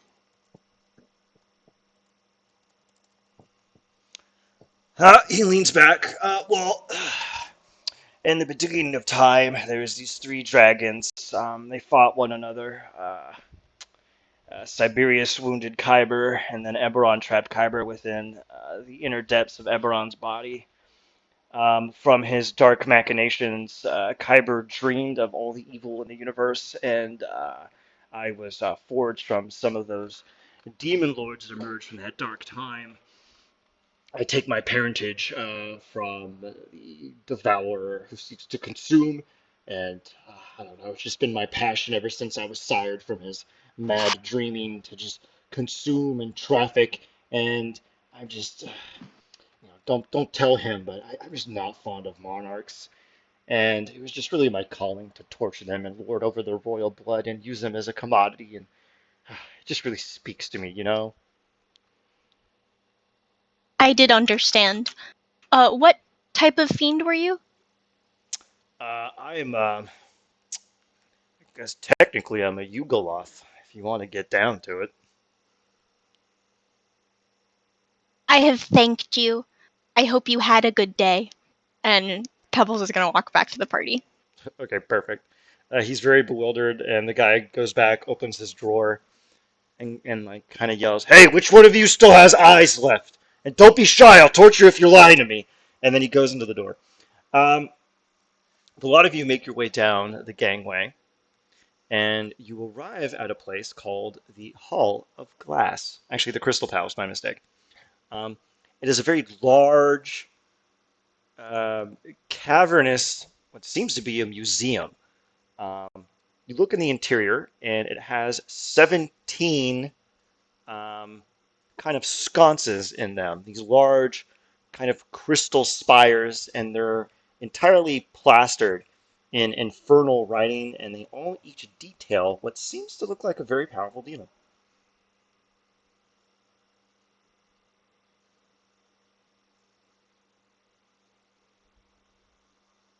What would you like to do? I would like to roll religion to see if I know which scene this is. Oh, you could just read it. Do you read Infernal? No, yeah, I can read Infernal. Yeah, it's I just can like also read Infernal. it's a series of plaques, and it basically details the name of one, two, three, four, five, six, my mistake. There's actually 20 of them. It's just 17 in my game because three of them are dead. So hold on a second. I will post the We int. didn't do any of that, so. What was that? Oh, I was saying that we can't claim the kills. Okay. I'm going to put down the name of everything that's listed here because it's like 20 fucking. Hold on a second. It's like 20 fucking goddamn demons. And I want to make sure that you all get all of them. I will read them off for the recording. Let me just see here. There we Is fucking this go. another hit list? Okay. You have Belshalor, the Shadow in the Flame. That is the keeper of secret knowledge and corruption. You have Dral Katur, the Heart of Winter. Elgin Tulku, the Oathbreaker. Katashka, the Gatekeeper. Rak Tulkesh, the Rage of War. Tul Oreshka, the Truth in the Darkness. Masverik, the Cold Sun. Sol Katesh, the Keeper of Secrets. Sekidnarat, the Scar that Abides.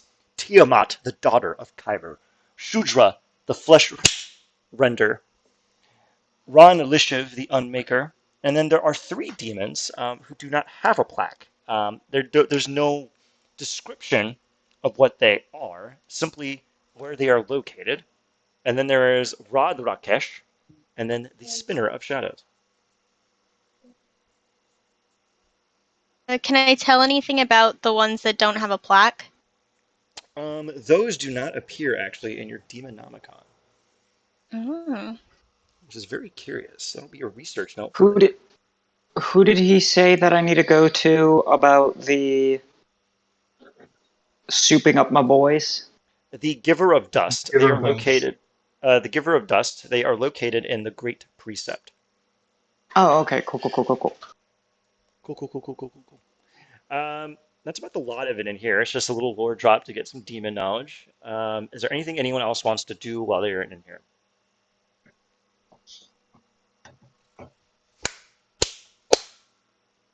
Anything else anyone wants to do? No. I do want to meet one of them, but like I doubt that we could just stroll on up and say, "Yo, I'd like to ask some things." Here, 1 minute. What would you like to ask? Wait, are you trying to commune with one of these overlords? No. Well, Okay. yes, Don't do that. Like, no, no, actually, I do would do that. love, I Yes, would talk to the love dark to, powers. I would love to talk to, Ooh, Frostfell. Yes. Tul Orshka, the truth in the darkness. Give me Can I? a what? Go on. Give me whatever Oh, roll. I'll let him do it first, but I would like to attempt communication with the Heart of Winter. D100 roll. You have to get your level or below. Oh, damn. That is a no. Can I spend an inspo? Yes. That is a no. Cahalan? Okay. I will. Oh God, it's rolling a 10 or below. I'll burn an inspo Nope. and one more. Nope. Damn. Does anyone else want to do the extremely silly thing of trying to commune with the dark powers?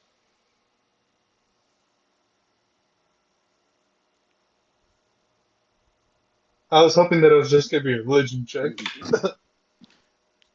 Why don't you give me a religion check then, really quick? And Oleander, if you want to do it to get another courtesy reroll, you are welcome to. A 20. Oh my What? God. Oh my god. Okay. 26.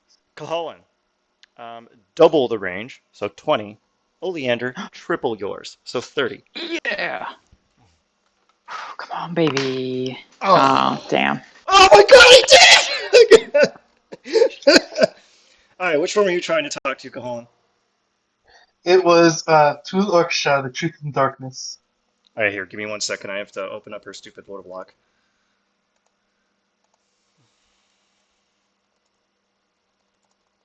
At least I think that's the one that. Oh wait, no, no, no. Sulukatha, the keeper of secrets. You want to commune That's with the one. Sol Katesh. What do you say to Sol Katesh?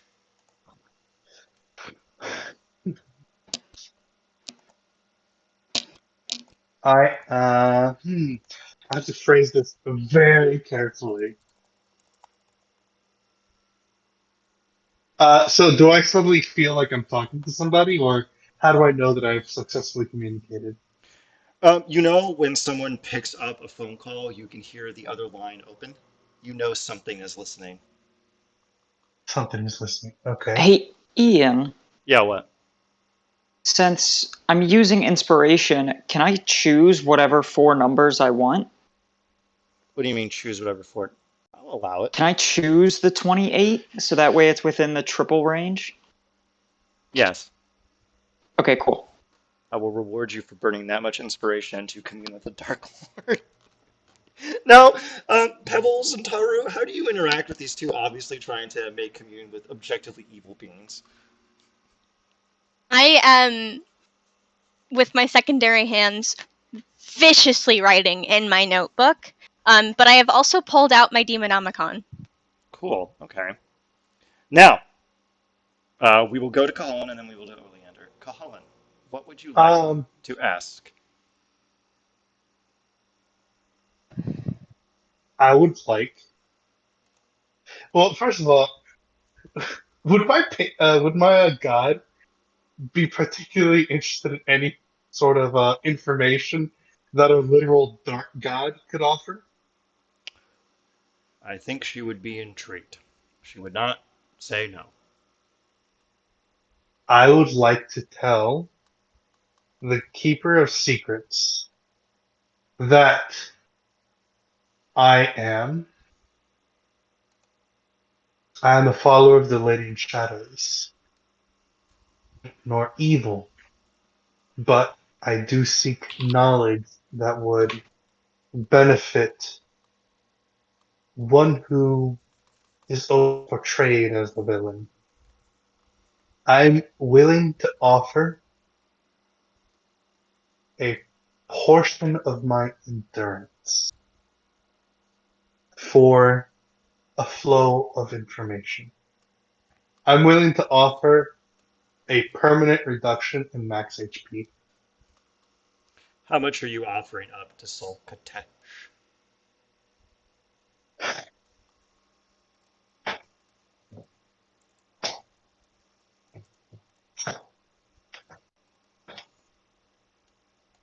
Mm,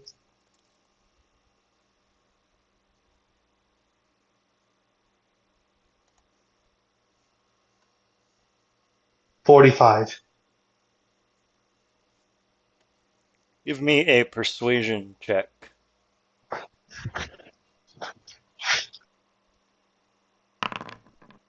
Weirdly enough, so Uh, yeah. can I What? What do you want to do here? can I burn a channel divinity to add a strength plus 10 to that? You could burn another 15 HP to reroll, so 60. No, thanks. All right. No, yeah, I'm gonna stick with sacking 45 because that's 90 effective hit points that I'm sacrificing right there. You feel yourself grow weaker. Your vitality drains out of your body. You hear a smoky whisper. Ask and you shall receive. What do you wish? 3 I shall give thee.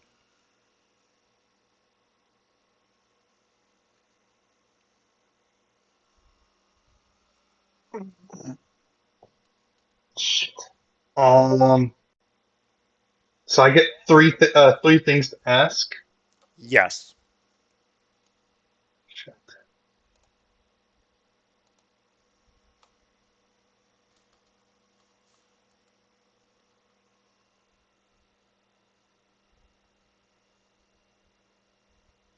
I ask for the method to ascend to demigod. How to become a demigod. Yes, quite literally how to become a demigod. I don't want to be a god. I want to literally be a demigod in the service of another god, specifically the service of my god. Only those with power capable of making life can give half-life to another life. Do you wish to be made more than whole?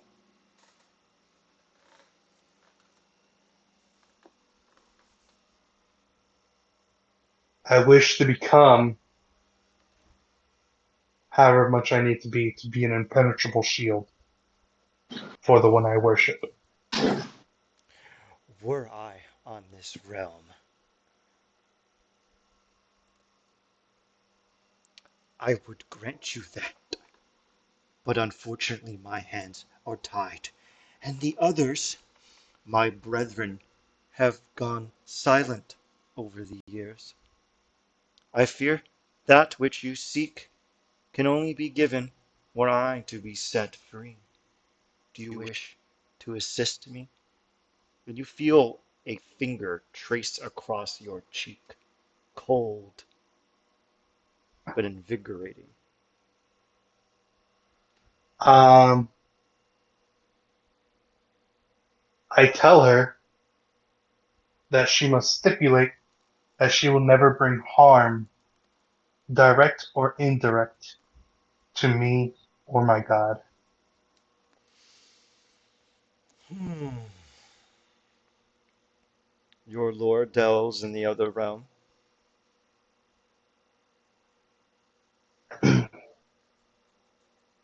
She is Archfey. in the Feywilds. Her cycle repeats, death and life, but I wish for her story to never be silent. She is the villain in the story, but is that what is said evil always so?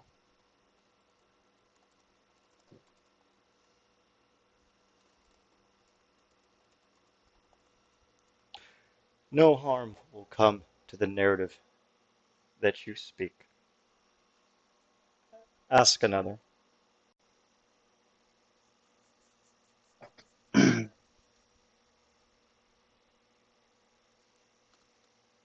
Hmm.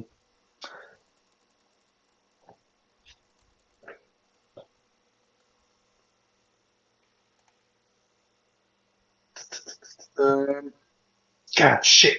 I literally get to ask Dark God questions, and I don't have questions. Um, You hear the Jeopardy theme song as you're online with this Dark Lord. right.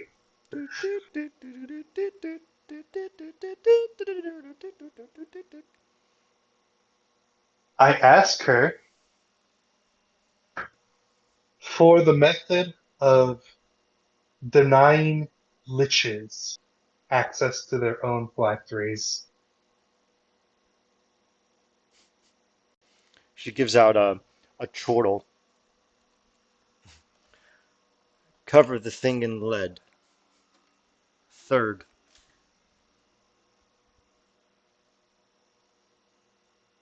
Mm.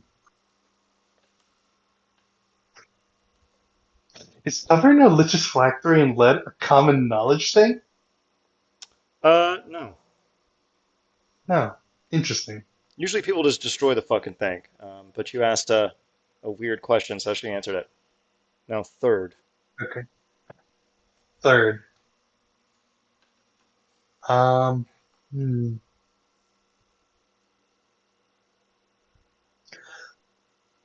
I tell her that I want to grant her temporary access to my mind, and she can choose the last tidbit of information to give me by discerning what I know. Hmm. Okay. You can ponder your third question, and I will answer it later. The line goes dead. Oleander?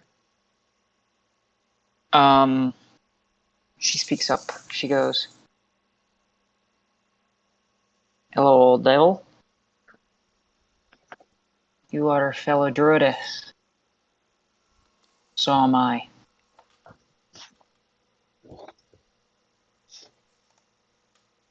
I serve in the Flame military, or I used to.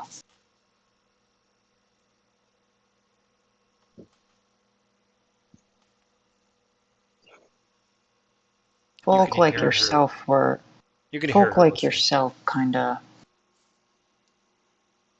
folk like yourself have never been a threat nor a boon to us. You were just the first one that I noticed was a druidess like myself.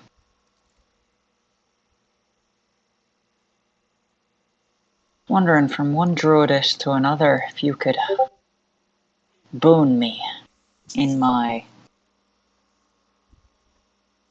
travels." A flower made of frost, hoarfrost, with thorns of jagged ice appears in front of you.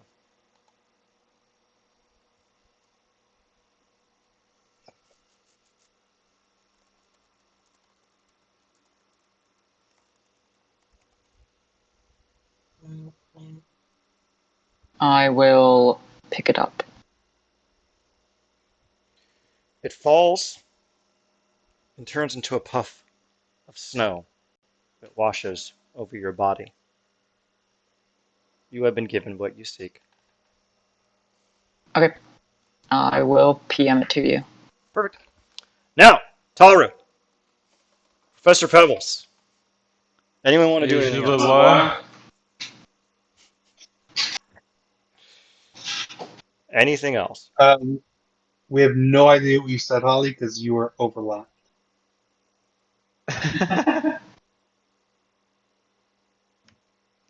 Hey, can I like animate dead one of these people? Oh, so you'll animate dead, but you won't reincarnate? It's technically not returning their soul. It's imbuing them with an animating spirit. It's not technically undeath. Darn. I was just curious. I probably wasn't going to do it. No, it was just joshing. Shut up. Anything I was else you'd just like to do? messing, man. It's just a prank, bro. Just a prank, dude. Chill. All right, Professor Pebbles. Anything you like to do? Um. Hmm. You just watched two people successfully make deals with dark gods. Is the flower that spawned gone now? Yes. Is there any residue? None. Even the cold that you could feel waft over you has now been replaced with the uncomfortable warmth that permeates Ashtakala. It's also faintly Ooh, is humid. there any fire nearby? Yeah, there's fire like everywhere. It's a double city. They love fire. Um, can I insight check this fire? Yes.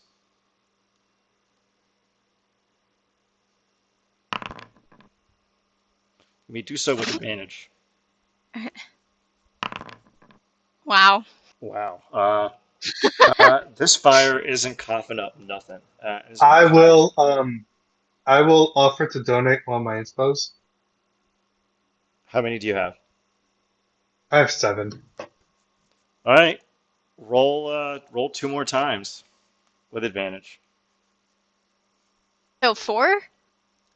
You could click it and then just click the plus sign that hovers up next to the number. Like if I scroll over the 13, you'll see a negative and a positive, and you can just like do that. I won't count those, Ah. so just roll again, then just click the positive to do it with advantage, and then we'll see how those go. And you can do that twice. Okay. 21 and 22. This particular fire tells you nothing. It has seen nothing. It does not have that spark that the others did. It is different. Very curious.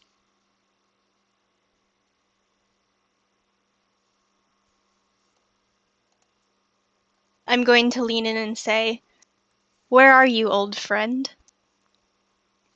You hear nothing back. I'm gonna reach my hand into the fire. Your hand goes through it, and you are not burned. The flames lap at your skin harmlessly.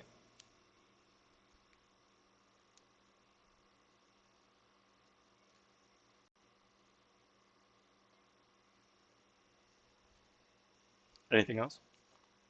That'll be it. Okay. Yeah. All right. Are we done with the Hall of Demons? Does anyone else want to dedicate themselves to the What? dark powers? Anybody? Can I Anybody? communicate with the Spinner of Shadows? Yes, you are welcome to. You're a cleric, so I will give you advantage on this. Which one did you want to? The Spinner of Shadows? Uh-huh. Okay. Give me a religion check really quick with advantage. Oh, what the fuck? Wow. While It's like my stat. while Uh, Taro's trying to communicate with the Dark Lord, I'm gonna pop a Aura of Vitality so I can heal up Pebble, Professor Pebble. sure. So, okay, a 10. Give me a D100, your level or below, and you will breach contact with the Spinner of Shadows.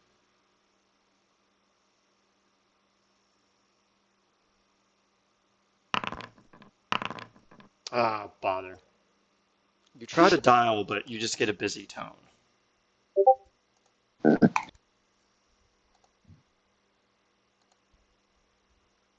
Well, I tried.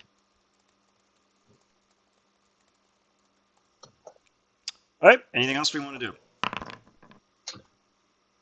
do? Professor Pebble, go to full HP.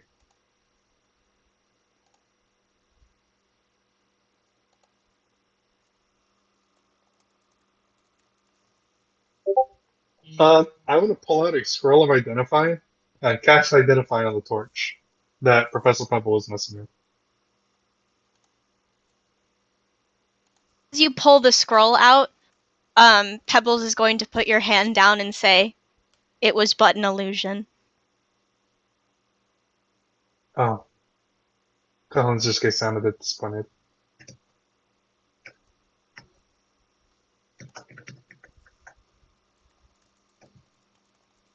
All right, a lot of you make your way out of the corridor, exit out into the bustling streets, and you find yourselves at the Garden of Memory. A large horde of, and let me figure out the exact thing here.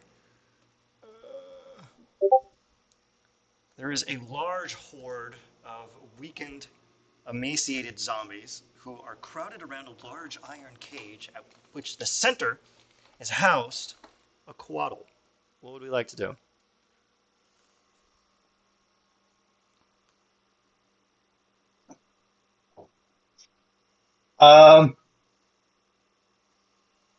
I'd like to do a perception check. Sure, go ahead. Taru, what would you like to do?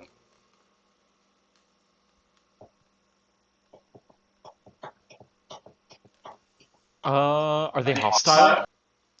They're not, but, well, seemingly. You don't seem to have gotten their attention, but they are blocking the way to the statue. Can I just go up and approach them? Yeah, you're welcome Do they turn aggressive? Why do I suddenly have resistance to everything? to. I don't know. How the hell did that happen? Undo that.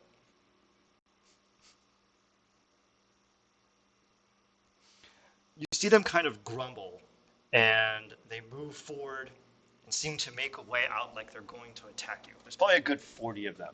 They move in unison, and they begin to lumber towards you, Taru. What would you like to do? Okay, so since you set this up for me, I'll channel divinity, turn undead. You raise your holy symbol in the air and go ahead and describe how these 40 zombies are turned into whatever you would like to happen when they get obliterated. How about a bunch of like flora? Huh, it's kind of tight. You raise your holy symbol in the air, divine light washes over you and the zombies, and they all turn into a very tasteful display of roses that now ring the garden. The roses are all gonna die. Yeah, they instantly die. The ones nearest Pebble, within 10 feet, just instantly turn into dust and wither away into nothingness. I'm gonna sus check that. Also, Taru, now you can see that there is a coatl inside the cage. You know that these are beings of pure heavenly virtue who fought the demons in ages past, and they sacrificed themselves in order to imprison all of the overlords. You find it curious that there is one in here. Yeah, with a 22 nature check, why did those flowers die? I don't think it would be a nature check, would it? Not, you could tell that that was not a natural phenomenon, and it cues you in that something about Pebbles killed those flowers, but you don't know what. Collins just gonna be like, "Hey, bro, what's the hell is going on there?" No. He's gonna say to Professor Pebble, "That's quite curious." It was. Anyone want to give me advantage on this Arcana check?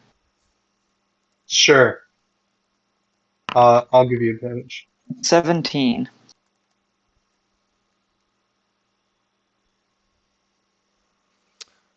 You determined that there seems to be a curse afoot. Oh, if Pebble is cursed, I will decursify Pebble. Go ahead and try. Just the curse of the shit dying around them. Go ahead and try. Your spell fails. That's fair. You feel that whatever burdensome antifungal and herbicidal properties that are now possessed by Professor Pebble seem to go deeper than your magical capabilities to dispose of. Now, Taru, ahead of you is an imprisoned creature of purity and soul. What would you like to do? Is there any way I can tell why it's here? Can you repeat that? Is there any way to tell why it's here? You can intuit that it is in this garden so that the devils can laugh at it. They enjoy watching it writhe around in pain. The creature, there's actually small sharpened sticks made of unholy steel lying around, and you can tell that they seem to come here and take turns stabbing at it. And they've been doing that for quite some time. Ooh, can I go free it?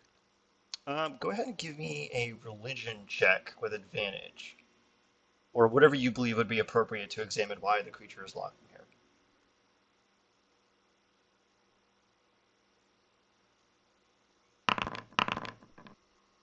Nice. You can tell that the thing is bound in here using a blood sigil, and the blood sigil uses Rakshasa blood. If you had, say, Rakshasa blood, as well as what seems to be some kind of passcode, there's a lock on here, but the lock is not. It's shaped in an infernal sigil that you cannot identify. You can tell it's kind of a passcode. If you could figure these out, you could reasonably free this creature. Um, I'm gonna Arcana check. Sure, go ahead. You Jesus. reach. You Do reach I have the- advantage? Yes, go ahead. I sort of got a few nat 20 in this. Oh, thank God. Oh. Okay. You determine that it is a blood sigil. It is a very ancient fiendish art that you don't know too much about, but you can tell here that there is a passcode, and the passcode was probably put in place by the creature that made this.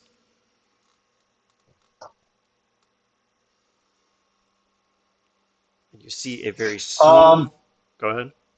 I um. would, I would, Oh. I would like to casually pull out the Rushkasha arm that we have and Yep. make it squirt a bit of blood. I have a quick question. Yeah. What's up my current proficiency bonus? 4. Okay, so that roll would have been a 37, I think, actually, because of the Demonomicon, I get to add double my proficiency It bonus. does it. Yeah. It does it. Well, It this does it relates to. automatically? Yeah, but we can stop guidance on there. Are you sure it does it automatically? No, it doesn't. Yes. It doesn't Yeah. do that Why? effect. So it would have been 39, actually. Wait, then, yeah, because an extra 4. No, Jesus. it is automatic. You already have expertise in Arcana. It's already plus 13. So I am, however, adding a 3 to it for a total of 38. And I will also add a d6 to it because I'm awesome. So congrats, you have a 42. You parse through the fiendish runes and scribbles and find the thing that no fiend can ever refuse, putting their mark on something so someone knows they did it. And you see the sigil of a particular Rakshasa known as the Giver of Dust, who you remember was mentioned earlier as the person you have to pick up a corpse from. And who's gonna beef up my boys? So are we stealing this thing from the person who we need to get some favors from? If you would like to see if you can persuade them into ponying up the password in some blood, maybe. Is there anything else that you would like to do, Taru or Pebbles?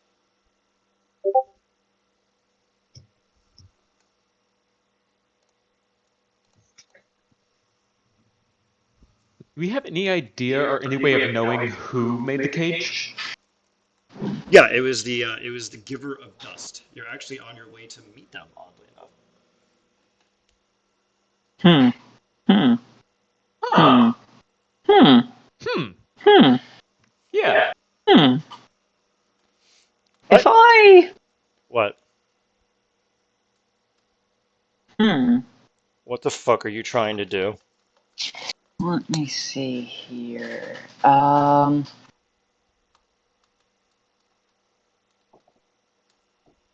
This. Oh, this is a range of touch. Would I be able to reach my hand and touch the coatl? What are you trying to do? Am I able to touch the coatl? Yes, you can stab the coatl, you can touch the coatl. I cast gaseous form on the coatl so it could squeeze through the bars. The spell instantly fails. Damn it. Do I get the spell slot back? Yes. Can I tell why it failed?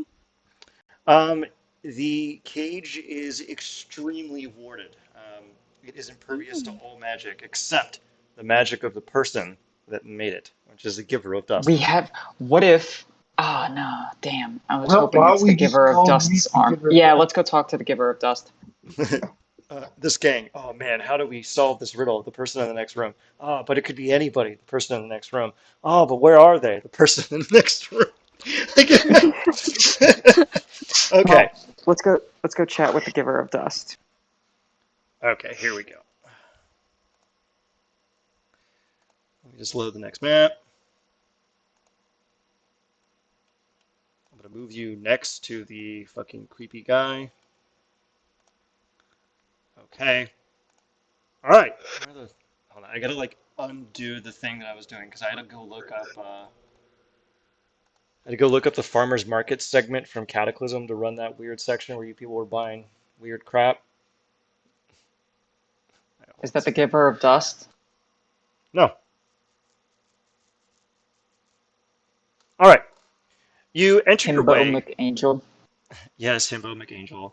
Also, Um, while we're walking, I am going to cast Gift of Alacrity on myself, and let's see if if it you get recharges. yourselves into a It does situation not. where you get into combat in Ashtakala, you are not going to have a fun time. All Just in right. case. It lasts for 8 hours, so, Yeah, true. just in case. Mordekash, Hectula, Milo show up to kick your asses. All right. You find yourself in a large infernal temple. It's put together in a way that's kind of sharply different from the other locations. There's strange rabbit statues everywhere, a checkerboard pattern. The place is oddly silent, except for what is objectively a celestial in the upper recesses near a large infernal door. He's tapping his foot on the ground and looks out forward and says, "Ha! Excellent! I've been waiting. Can I see your papers?" I'd like to divine sense. Sure, go ahead.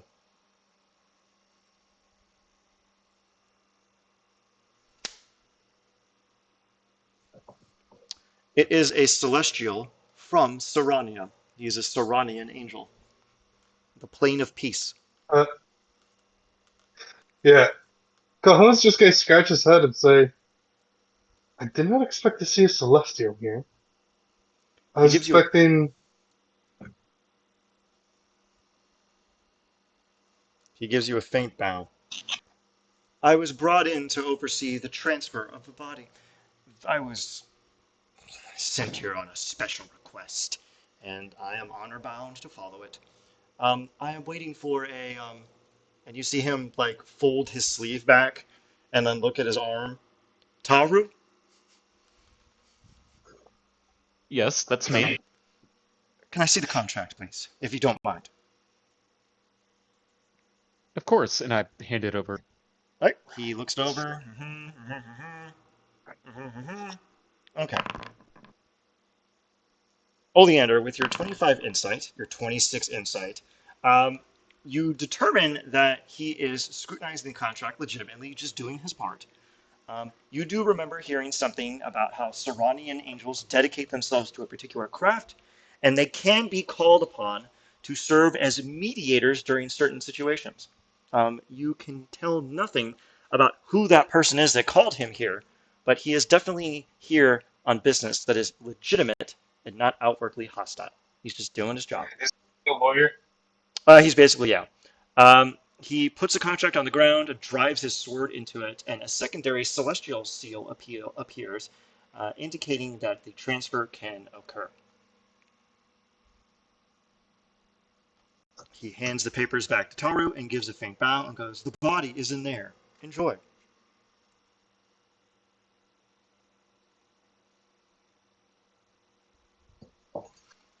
God fucking damn it. Hold on a second. Somehow this map didn't get queued up, and I gotta fucking find it. Give me a nanosecond. He Wait, steps did he back. just tell us to enjoy a body? Like, what the fuck does that mean? He told you to enjoy the transfer. Oh, here we go. I'm being an idiot. Hello? Okay, I there can we go.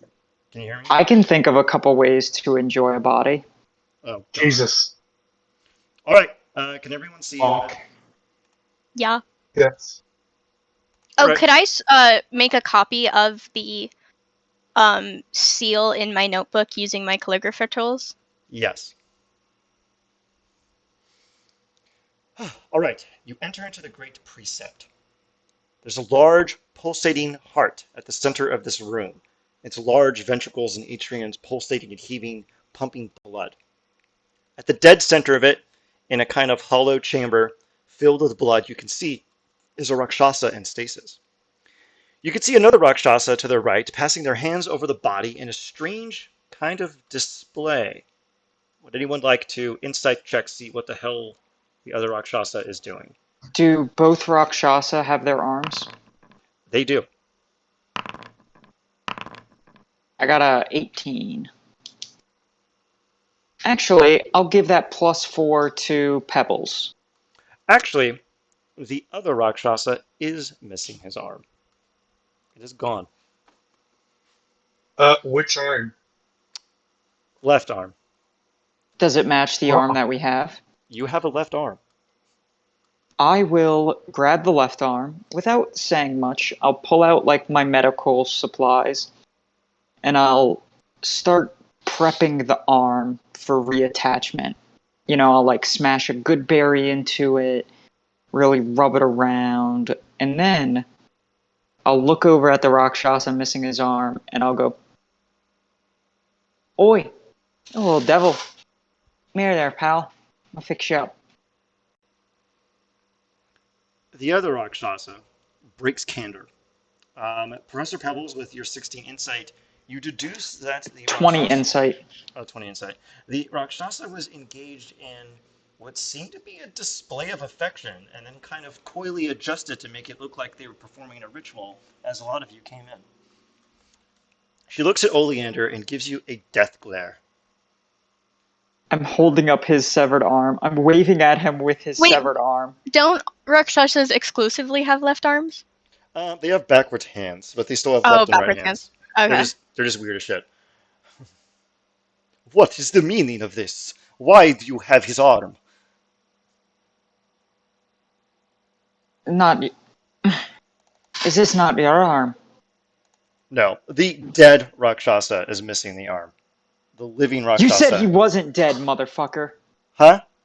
Huh? When I tried to reincarnate him, you said he was alive. Huh? He's in stasis. He's in stasis. Oh. Yeah, his soul hasn't I departed thought yet because I thought the it's not living. the aspect of the spell that didn't fail is that his soul has to be willing. His soul was bound to the Raven Queen. He cannot be reincarnated. See what I mean?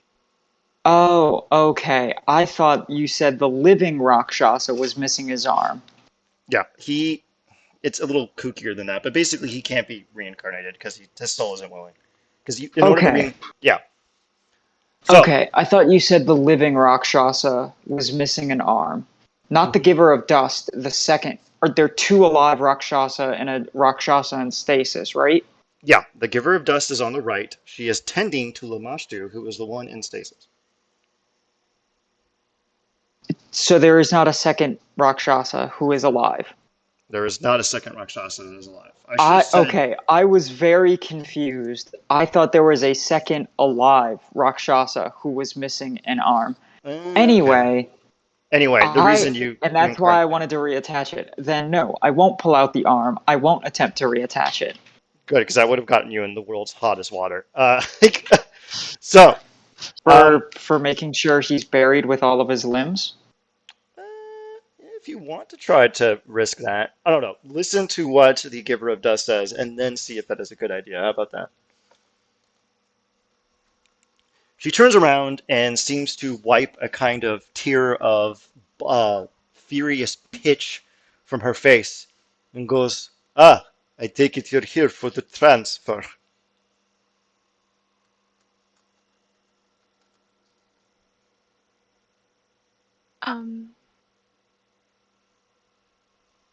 Pebbles will walk forward and say, we were here for the transfer. Yes. Which of you is Taro? Cahoon points at Bird. She gives a faint bow. It is always a pleasure to see those that are willing to honor their deals. His body is almost ready. Is there anything else that your mistress thought fit while she brings her trusted cleric here to Ashtakal? Yes, and I'll mention the creature in the cage that I need a password for. Ha! That is some of my favorite handiwork. It brings me much joy to see that creature tortured. I believe it's been about 3,128,492 years. Not long enough, if you ask me. Why ever would What you did it wish to? do? It bound my mistress into the waist and severed me from the direct, unholy radiance of my beloved. Why would I ever wish to see good things happen to that thing? She spits on the ground. The queen has her muses for it. I guarantee it won't be pleasant. And then can I roll for advantage and deception? Yes, go ahead. Oh, I want to help by saying, oh yeah, that thing plans. Oh, it's totally gonna get a real fucking hole in its lum, if you know what I'm talking about.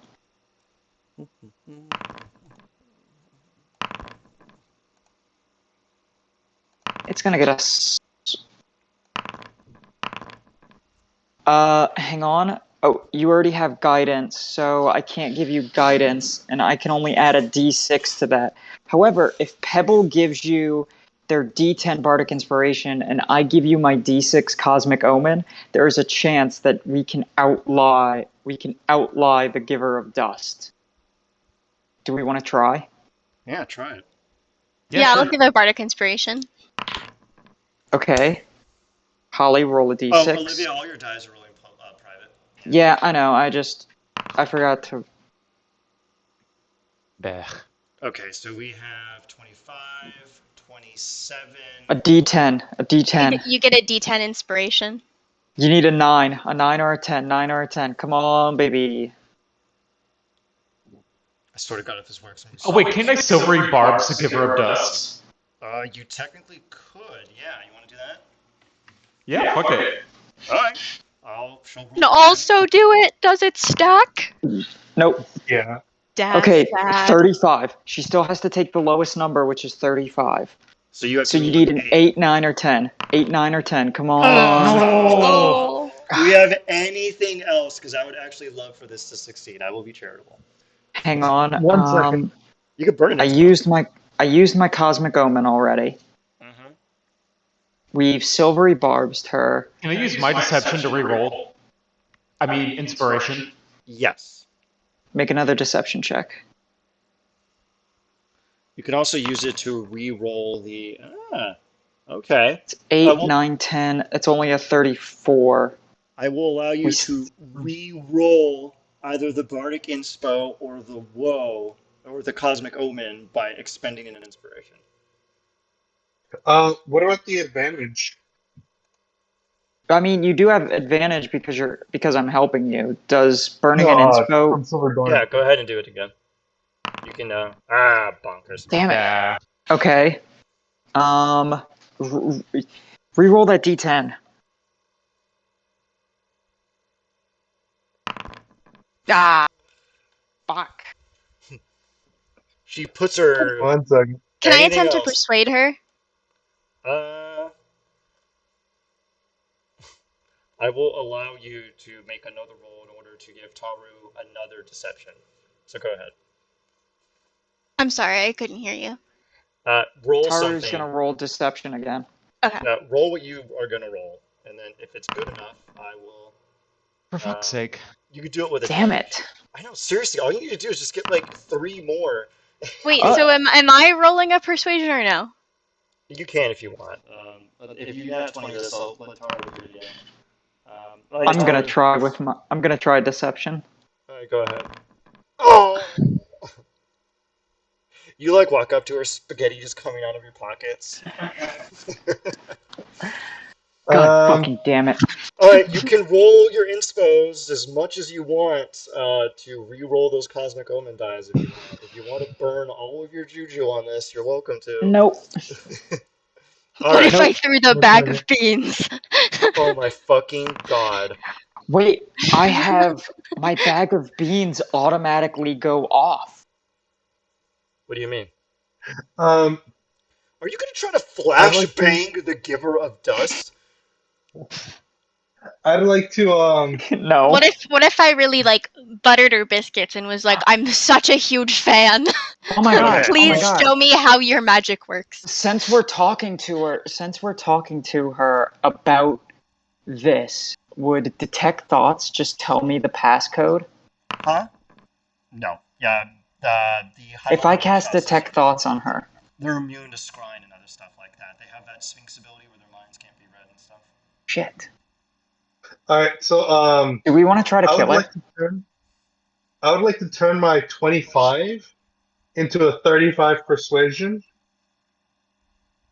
by expending a channel divinity for a +10. I'll give you bardic inspiration. Uh, technically, well, you're allowed to do that as a reaction, and we're freewheeling, so whatever. All right. Yeah. Go ahead. Okay, so that's a You get a D10 37. too. I gave you inspiration. Oh wait, I rolled a D6 instead of a D10. Oh, it's a D10. You still pass, you stupid asshole. I would have rolled it. Dick. Okay, so it's a 30, 41. It's a 41. Okay. So she puts her snout in there and goes, ha! Ha! Ha! Ha! Mm. You know, I suppose stabbing her is getting kind of boring. You know what? All right.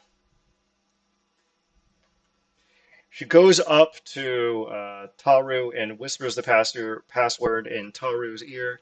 I'm going to give Holly complete control as to what this goofy ass password is. And then she takes out a dagger from seemingly nowhere, slices it, and gives you a drop of her blood. Here you go. Oh, the two people that I gave bardic inspiration to. Oh wait, no, we're not in turn order, so never mind. JK.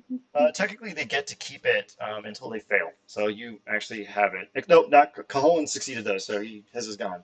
But That's only an eloquence thing. Aren't you lore and creation? No, they're Lauren Lauren Lord Eloquence. Eloquence. eloquence. Ooh. Yeah, they're So horrifying. Holly still has a D10. And then I also have the Sojourner's staff, Wait a which minute! means You that. could have used your reaction to give her a D10 debuff and lowered the DC to be. Oops. Whoops. There's a lot happening on my player stuff. Okay. So anyway, congratulations! You tricked a 10 million-year-old devil into giving up the goat. Now she looks at the log and goes, "Okay. Now that you've talked me out of my most precious possessions, are you going to take my dear friend here and honor his deals?"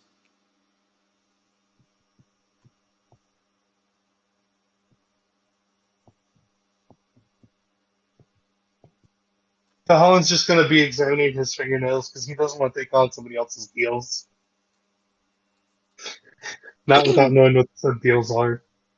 Yeah, I'm also waiting on Taru to answer. This is her job. Taru, are you ready to Sorry. take? The body? Correct. All right. Well, actually, the giver of dust. You don't know her name yet. She steps forward, takes out another dagger, slices it into the open membrane where he is, and takes his body out. She dries him off a little bit with a kind of silk handkerchief and whatnot, and then wrings all of the fluid that she soaks up into a small vial, which she stores in her side pocket. She then gives him a faint kiss on the forehead, and then whispers something to him in Infernal. Is he technically still Can I alive? hear it? Yeah. Is he technically still alive, or... Yeah, he's like in stasis. They keep the body alive until it gets sacrificed to the Raven Queen, which Toru is going to have to do after this. would Revivify work? Would I know that? The soul is unwilling. Oh, okay. Well then, Do you know what the Raven Queen's whole shtick is? Could She I? vehemently hates intelligent undead. Is there anything else? Would I be able to heal him so that way it's not necessary for him to be sacrificed? Oh, he has to die. He signed the contract. His soul belongs to the Raven Queen. He signed it on the dotted. He signed on the dotted line. Can Yeah, I? but I don't give a shit. What happens if I heal him? Go ahead and try. He still has to die. Can I perception check what she whispered? Yeah, go ahead. I don't. Okay, it definitely didn't add the +4. You So hear her that would be say, a 12. You hear her say, "Your fight is over." Mhm. Now, Taru, she wraps the Lamashtu corpse in a thick sheet made of silk, covered in infernal sigils and coated in ash. Lifts him and kind of looks at you and goes, "Where would you like me to put him?" Or do I you wish... open the bag. Oh my god. Can I deceive her? Can I open the bag of devouring, but it's actually the bag of hold, and tell her it's a bag of holding? This is such a stupid idea. Yeah, sure, go ahead. Taru, are you going to allow that? Because it's your deal with your god. My god needs the body. Let's not do that. I mean, are you gonna?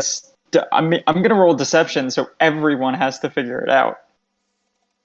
Taru intuitively knows that you're full of shit. I got a 30. Oh, well, that was shit. No, you need to do perception. Oh. Insight. Oh no, I don't insight. know why I rolled Insight. deception. It would be insight. It's fun to be worse. Yeah, there we go. Taru, you automatically know that that's not the way this body should be handled. What would you like to say? Yep, just drop it right here in my holding bag, and we'll get on the way. No. Actually, I'll carry it. Just drop it in my holding bag. She looks at you, and then Your holding bag is cluttered. It's full. She looks It's at not Taru. full. I'll make Looks at Oak you. and Willow. I'll make Oak and Willow pop out, and I go there. Now it's empty. What are Oak and Willow? Oh, Oak and Willow are my. What are Oak and Willow? Give me 1 second.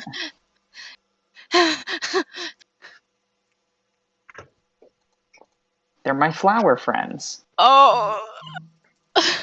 What's their challenge rating? Oh no! They're not beast. Oh, okay. What are they? Like. Technically, they're undead and plant. They're plant undead. Okay. They're sentient plants. Oh, Holly has sent you something. I got it. Oh, perfect. So are they technically a creature? They are. Yes. Okay. They're good. They're fine then. Yeah, they don't instantly die because Yeah. I was thinking about that, but it weirdly says plants that aren't creatures. That aren't Well, creatures. Yeah. well, sure, they're fine. The fuck them roses, though. Am I right? All right, Taru, what would you like to do? It does say creatures with a challenge rating of 0, though. It's Yeah, that means beast, like isn't bugs. it? No, it says creatures technically. It says creatures. So like That bugs and kills shit. commoners. Huh? That Yeah. means commoners die if you No, get yes. too close to them. Yes, that is correct. I'm gonna ignore that because that would be too chaotic. It is gonna be like bugs and shit. Wait, what's the It doesn't CR mean on that here? they don't die. They just drop to 0 hit points. That's true. They don't technically die. I don't know how to tell you this, champ, but if a commoner drops to 0 hit points, they're dead. Fun fact: most things Let's aside from quick thing. player Let's get back characters, to it. Taru, what would you like to do? Okay, so I'll touch the body, and it will immediately explode in a murder of ravens. Cool. That's kind of epic. God damn it. A flock of crows consumes So, the okay. corpse, and it disappears, leaving only a sheet that delicately floats to the ground. You see the giver of dust shed a tear of bubbling pitch. Oh, he was always such a good friend. He knew just where to stab the angels to make me laugh on a sad day.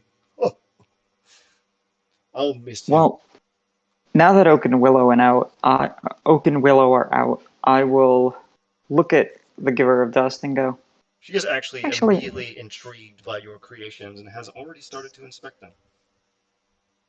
actually, Miss Devil, I was wondering if you'd be able to. I was told down at the farmer's market that you were just the person to talk to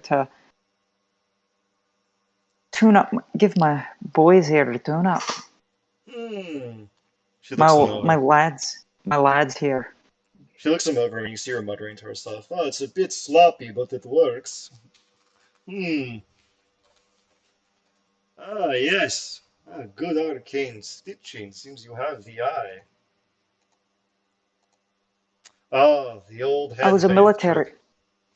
I was a military medic for. I was a military medic for. Shite. Several decades. So All right. I do not work for free. What do you have to offer me? how about a token to remember your friend by? Hmm? Well, I got into a scuffle with a barbarian. Real nasty cunt who I think was beating the piss out of y'all. And, well, anyway, she's dead, and I have a preserved piece of your friend who just got turned into a murder of crows. She looks at you I was wondering, quizzically and folds I her was arms. wondering if you would want it.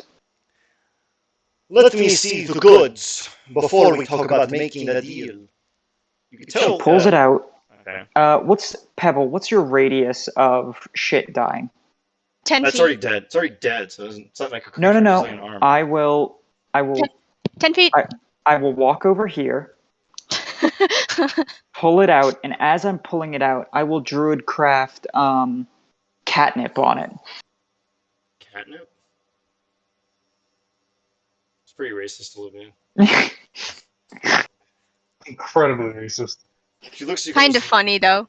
Why did you put this grass on it? And this is his arm. How did you get his arm? Are you familiar with a Fitterbog barbarian by the name of I think it was Messy Common?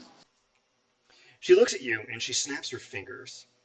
The area around you becomes cloaked in a shimmering field of force, which closes in closer and closer and closer until it basically pushes the lot of you almost haphazardly into a square.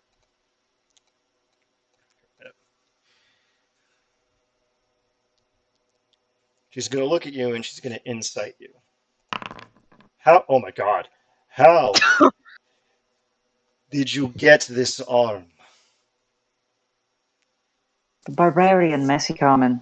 When we summoned him, he was holding it. It's a her. Or she was holding it. We beat the ever living piss out of her, killed her, and just happened to serendipity took over from there. She looks at you and leans in close and takes a deep smell of you. I can smell her on you. I believe you.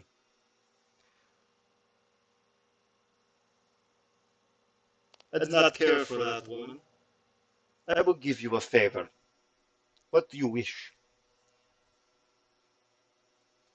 Anyway, you can make my lads a wee bit tougher. maybe, you know, I love them. Don't get me wrong. They're they're good at dishing out damage, but if they go up against someone who can't smell them or is a wee too or has a bit of a too strong constitution, then they're just kind of a bit weak. Hmm. Out of character, I want them to ignore. If a creature has like resistance or immunity to the poison condition, I want them to ignore that for their festering aura ability.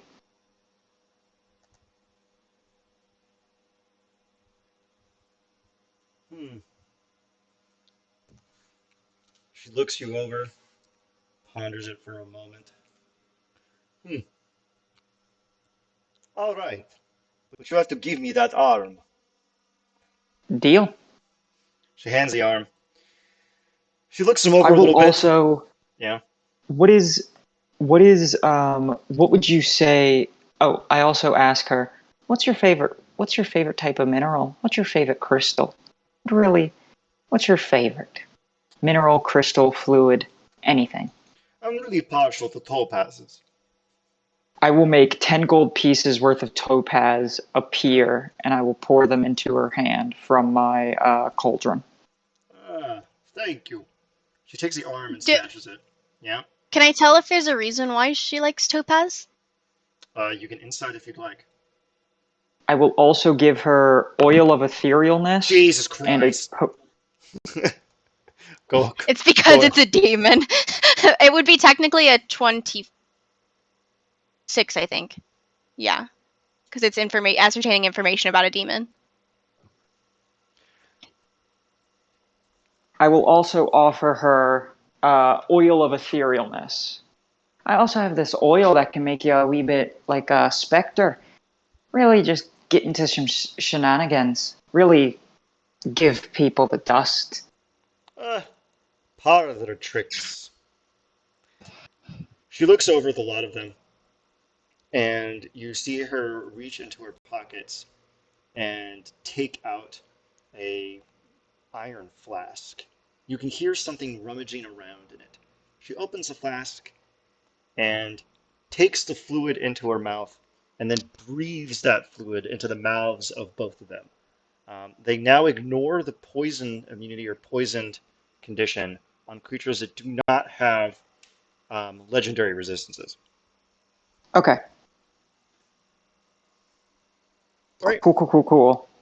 Now, Um, Professor Oak, Pebbles. after Yeah. after making out with her, essentially, Oak and Willow just kind of like they wipe their mouths and then they just kind of like and then they look at each other and they look at me and they go, "Did I just become bisexual?"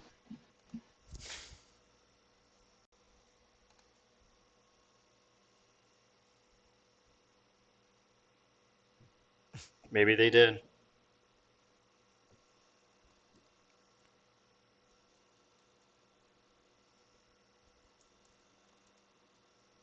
Here, wait a minute.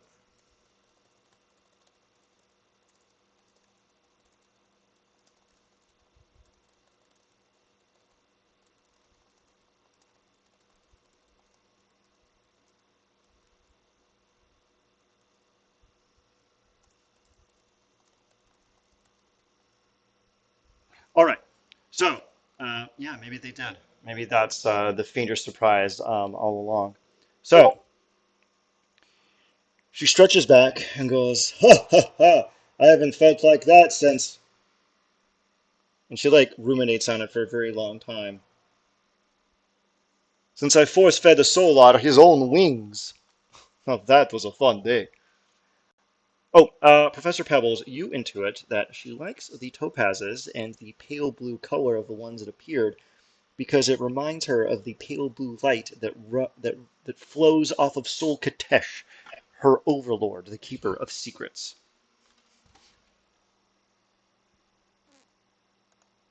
Alright.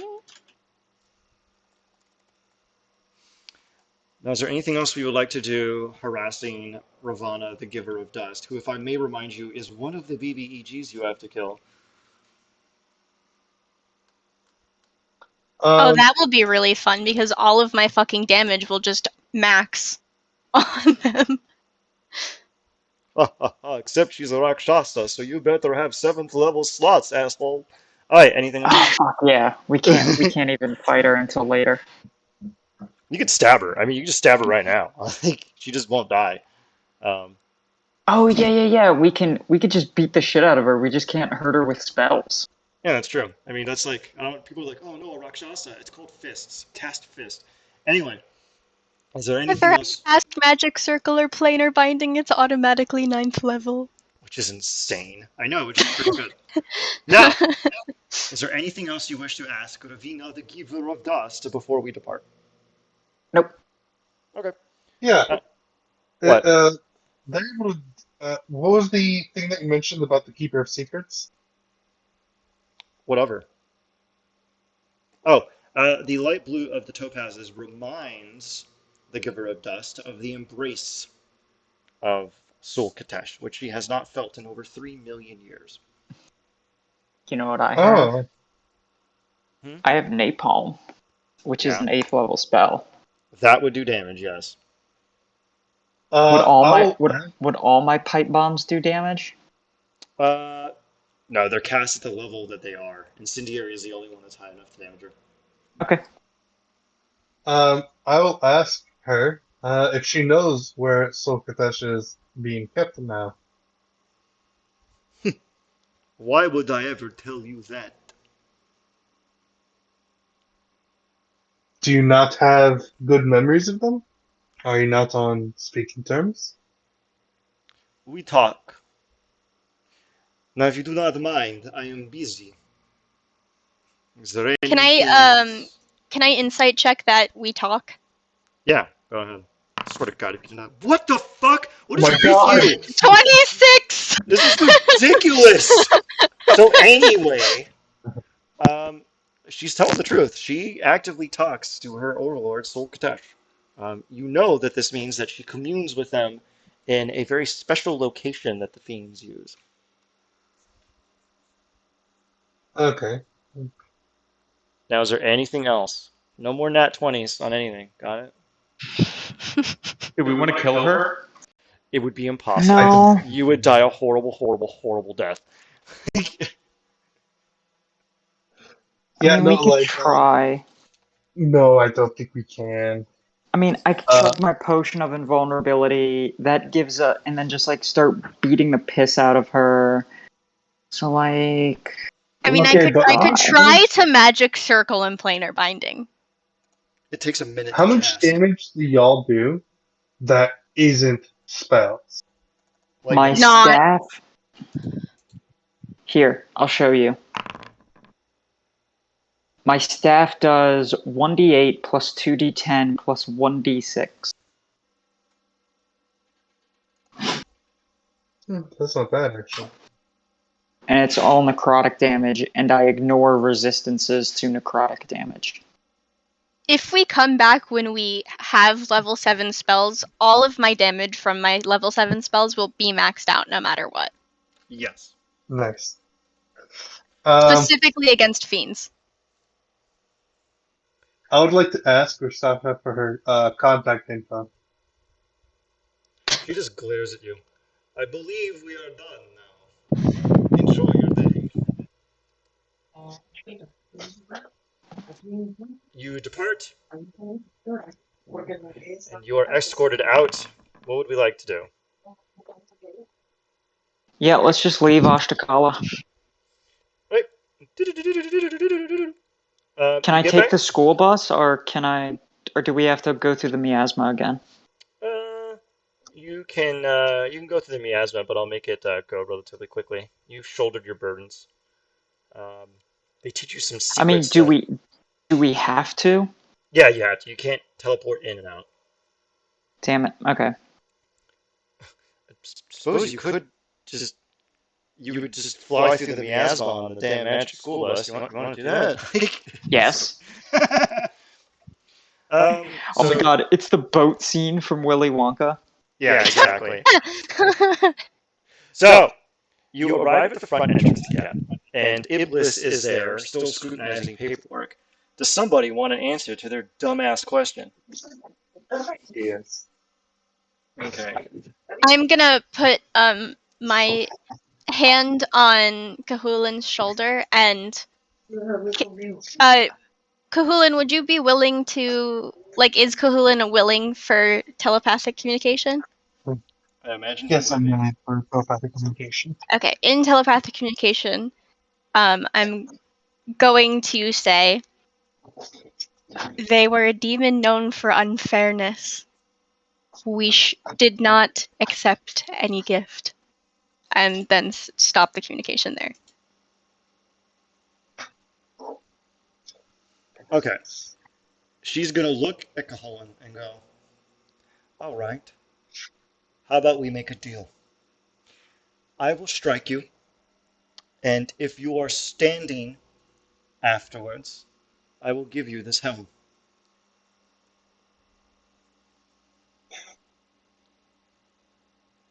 If you fall, I will strike you no further, but you will get nothing.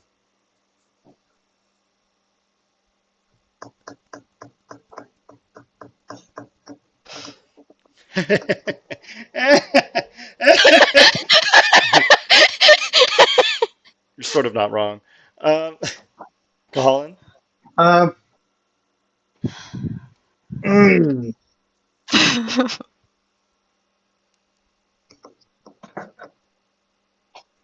I'll accept. All right. do you Um, do you have the girdle? Are you at max health? I am at I'm at max health. Um, I'll death ward myself. No, you know what?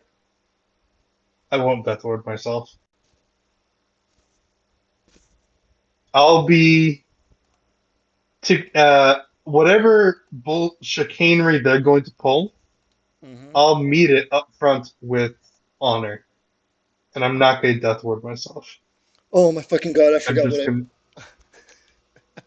Okay, we're gonna put Caholen here. She takes out her sword, which you can see on the side has something written in Infernal. Would you like to read that, Caholen? Yes. Okay. It says on the side, Unholy Avenger. She takes it out of her scabbard, and it glows with undulating light. She is Can I going. Arcana check it? Yeah, sure, go ahead. Oh, your rolls are set to private.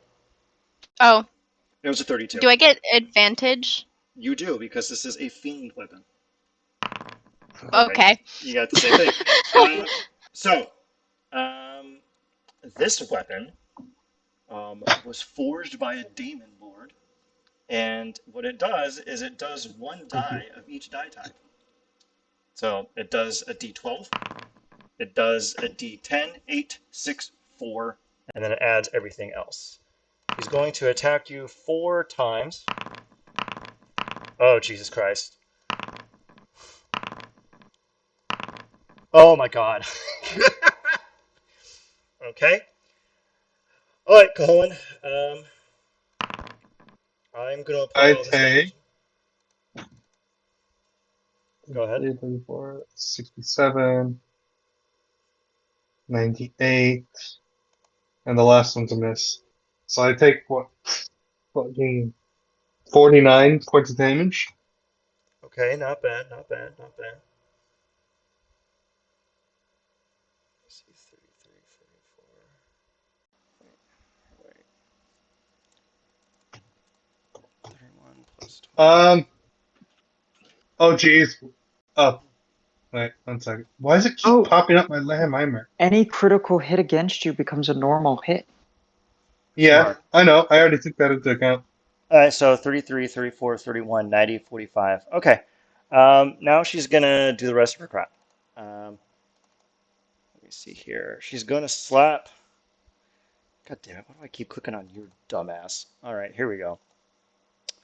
Wait, didn't I give this thing a weird ability? Hold on a second.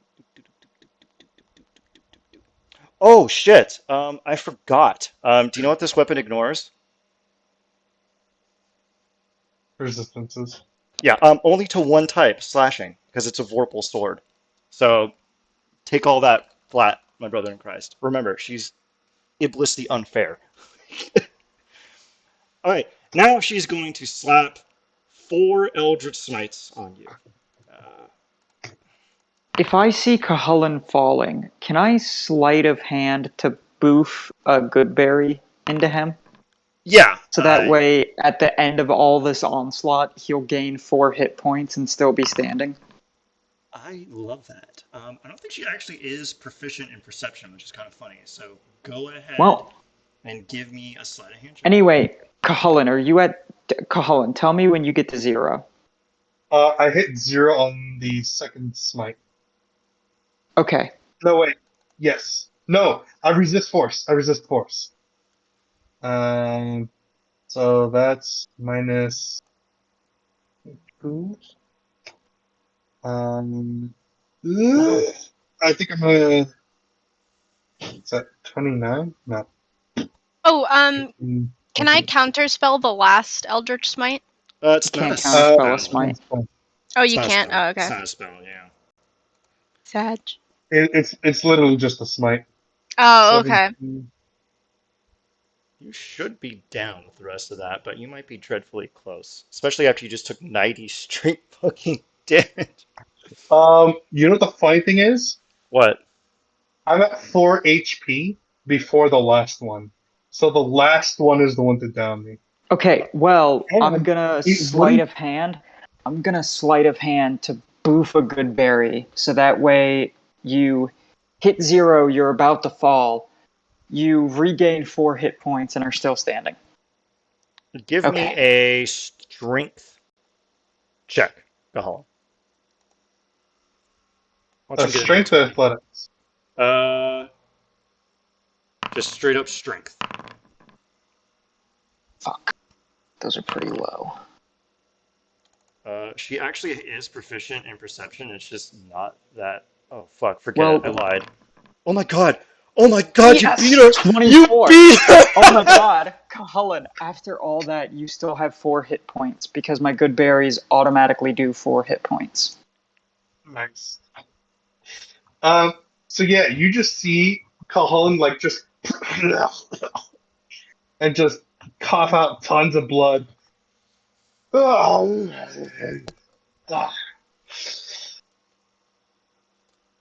She looks at you and sheathes her sword and goes, "A deal is a deal," and throws the helm to you. I'll catch the helm and then hold my hand out. Mm-hmm. 3 more items. You struck me 4 times. Yeah, she did say, I will strike you once, and if you're still standing, then you can have the helm. Yeah. I should have said, "I will attack you," because she's a fighter and she can attack 4 times. Should have said more. She said, I will strike you. Okay, she was supposed to say, "I'm going to give you my all." So, yeah. So you should get 2 more items. You will get nothing. Enjoy your hell. Go ahead and Can I persuade her? Okay, try. Go ahead. Pebbles is going to step forward with Wait, notebook. Oleander, do you just ask her for another item? No, he was asking. Okay. She will honor I will back him up, and I will say, actually, you did say, I will strike ya. Not, I will attack ya 4 times. I will strike ya. Ya hit him 3 times. 4. Wait. No, she only hit you 3 times. That is true. So Oh, yeah. Which means you ignore that last. Which means you ignore that 7th level smite. yeah, which means I didn't even have to boof the good berry. All right. Well, let's just say that it hit because it's cooler that way. So anyway, It also lets me. Go ahead. she puts 3 1-pound iron coins in your hand. There are your items. I will I accept believe this. we are good. Okay, let's get the fuck out of here on the magic school bus. magic school bus. I'm gonna take a nap on the magic school bus. I mean, I assume we're taking a long rest when we get back to base. Yeah, go ahead and give yourselves a long rest, and then I think we have enough time Um, to do the pleasure uh, puzzles. we can't take a long rest yet. Oh yeah, you have to Oh, put somebody really far away. Hold on a second. You can't long or short rest within 300 feet of pebbles. Well, that's why I'm saying we get back to base Yeah, and once then back take to a long base. rest. I was just letting the Well, DM know that he couldn't give it to us early. You can take it now. You can get it back. I'm gonna once we get back to base, before we take our long rest, I'm gonna just I'm gonna go run and do a quick solo errand. Okay, what do you want to do? PM it to me. Does anyone else want to do anything spooky and mysterious? Oh, you already know what I'm doing. I'm Oh, going to I'm gonna using the hand, I will reincarnate the prince. yeah, after you took his head, he is definitely dead. So, yeah, go ahead and Hang roll on. that. No, use the fancy version that I posted. I think I. Here, 1 minute. Yeah. No. That's what I'm gonna roll. Actually, let me see if the Cauldron of Rebirth has to be a full body or if it's um it has to be a full corpse. Okay. Oh, really? Yeah. The only spell that can No, use it just a says piece you say it is says reincarnate. you say you. It says you touch it. Oh, are you trying to reincarnate him? No. The only spells that you can use a piece of a dead humanoid rather than a full corpse is reincarnate and resurrection. Well, you're casting reincarnate on his hand. You can actually do it. Yeah, I was seeing if I could instead. Oh no, resurrection is you gotta have the full creature. True resurrection is also a full creature. The only spell that you can use is reincarnate if you don't have the full body. Anyway, I'm gonna roll a d100. Like, 37. Let me check go. check the fancy version, and I'll do the end cap while you do your mystery task of generating a a uh, fucking Unabomber manifesto to send to these people. Okay, I he becomes sorry. a half elf, and then I'll go to the Rote House in Brelin, and I'll put on my military garb, like my nice my fancy military garb, not like my field clothes, like my nice, it's like a skirt suit kind of deal. It's like really fancy. It has all my honor, it has like all my pins and buttons and badges and shit on it. It's like,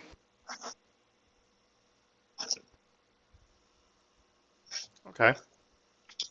so Um, anyway. And then I will go to the Rote House in Brelin, Hmm. and with like a blanket over his naked body, I'll knock on the door. Yes. Excuse me there.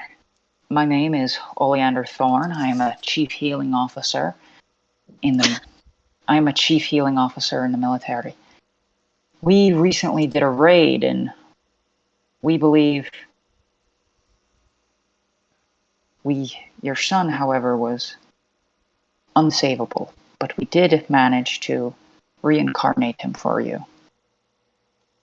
Do I have the prince's name? Go ahead and make one up. This is Prince Legaphone Rote.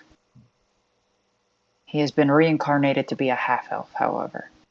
Hopefully that will not put a damper on the family lineage. They look. turns out they're They look. extremely racist. They mouth. They just look at each other. Uh, the prince looks up, says something that only the prince would know, and the attendant goes, "Oh my God, it is him. Please come in, come in, come in." They escort you in.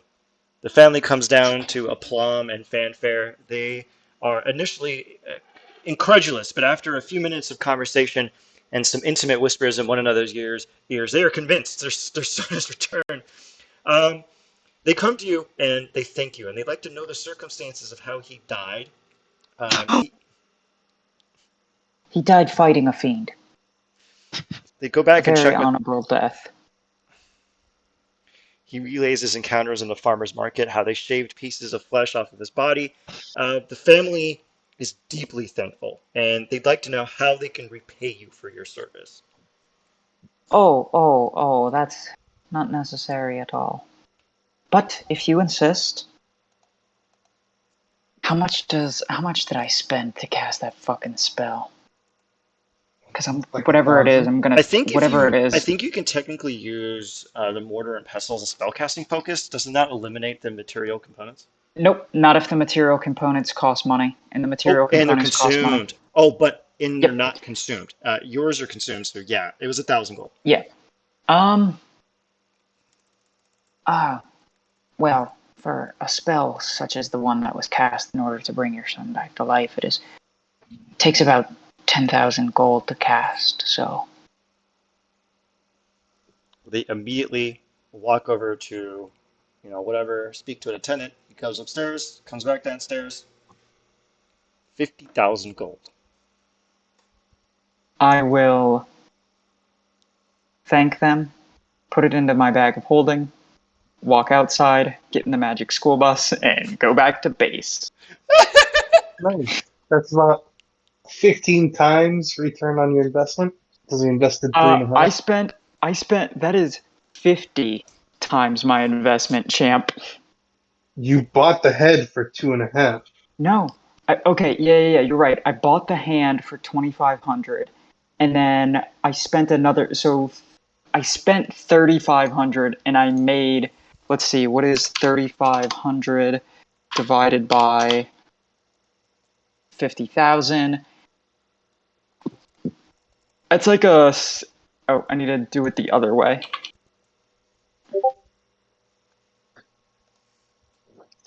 That is a 14. That is 1,400. 14.2. Yeah, 14.28 And times then, return. yeah. So that's 14 times my investment. 1,400. Yeah, that is 14 times my investment that I just made, Mm-hmm. So, which is a 1,400% profit. not bad. Almost. Always It's a be closing. 1,000% profit. Always be Anyway, closing. So, I get back to base and I go to sleep. everyone takes their nappy naps, and you wake up bright and early. Wait, I Um, wanted to do something. Oh sure, go wait, ahead. I could do it while they're taking their nappy naps. Everyone takes their nappy nap. What do you want to do, Professor Pebbles? I am going to cast Produce Flame and then sit staring in it to the entirety of their long rest. Okay. But I'm I also love going to that. be as far away from them. Actually, wait. If I put it in my bag of holding, would that Yeah, negate that effect? technically, yes. Actually, that would Okay. only, yeah, I'll allow you to do that. Um, Okay. it means you don't Would get that any of the also? benefits until you take it out, though. So just bear that in mind. Okay, but that would also get rid of my because it would be technically on a different plane of existence. Yeah, so the demonic possession thing is kind of weird. It says if the book is on the Okay. same plane of existence. So if you put it in there, you completely prevent that from happening. Okay, I'm gonna put it in there. Right? And through the entirety of their long rest, I'm going to stare into the flame. Okay. You take your long rest and you wake up. Today is the day. It is. It is time for us to go out to the races. Are we ready to head out there? Yeah, before I head out, can I have the helm and the coins identified? Yeah, sure. Go ahead. Yeah, I'll just ask the professor to identify them. Yeah, and has the professor told me what the black goop is that me and Kahala leaked? Yeah, you can see, you wake up in the morning and you see the professor in a frantic panic because I imagine a lot of you gave him all this fucking bullshit before you went to bed, and you can tell that he's been up all night. You hear him mumbling about some weird fire and hearing voices, and then he just dismisses it, and he starts talking to a lot of you. He goes, all right. Well, these coins here are soul coins. They have within them the souls of of evil beings who have been pressed into these coins and used as service. Um, these are preposterously evil. We're going to have to destroy them immediately and free the souls. Huh. Um.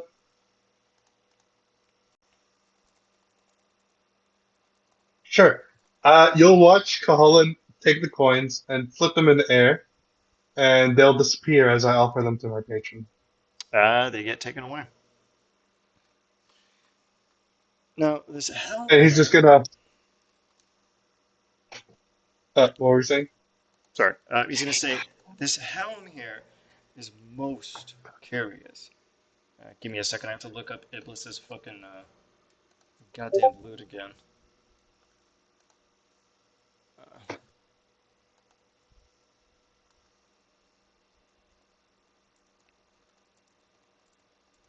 Oh my god. Fucking 50,000 gold. That's so great. I wonder how much gold I could have gotten if I would have asked higher. um, uh, 10 times whatever you asked. Well, 5 times Nice. whatever you asked. Fuck, I could have asked for a mill. Not that they're not that loaded, but they're definitely going to pay a very high price to have their sacred prince return, even if he's suddenly a buxom half elf. Um, let me see here. Maybe I should have kept the soul coins. Hmm. Yeah, what is your goddess gonna do with those 3 souls? She What can are you destroy a it for all I can. Okay. So he identifies the helmet as simply a heavily fortified helmet. It gives you it gives you resistance to all elemental damage types, and also grants you immunity to the paralysis condition.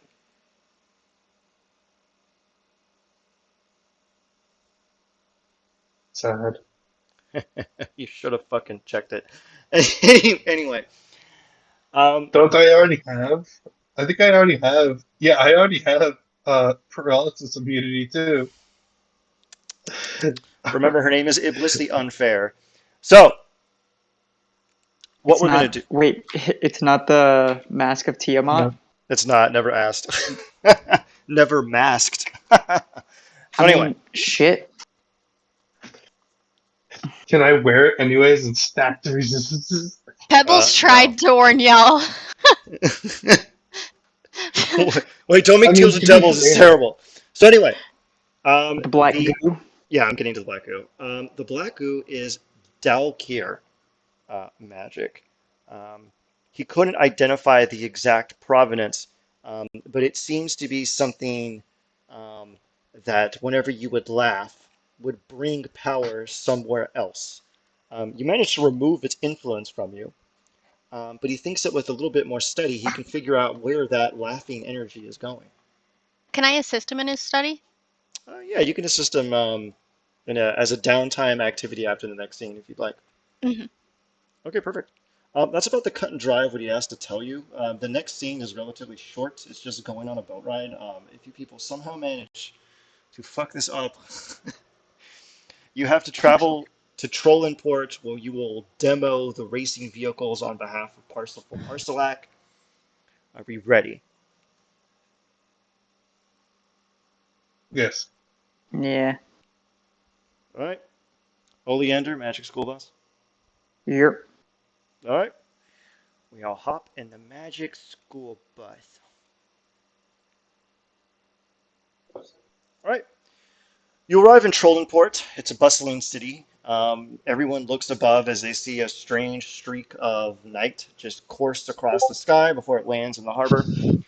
They're like, "The fuck was that?" And then another gnome just slaps them and goes, "None of our goddamn business. That's what." And then they go back to work.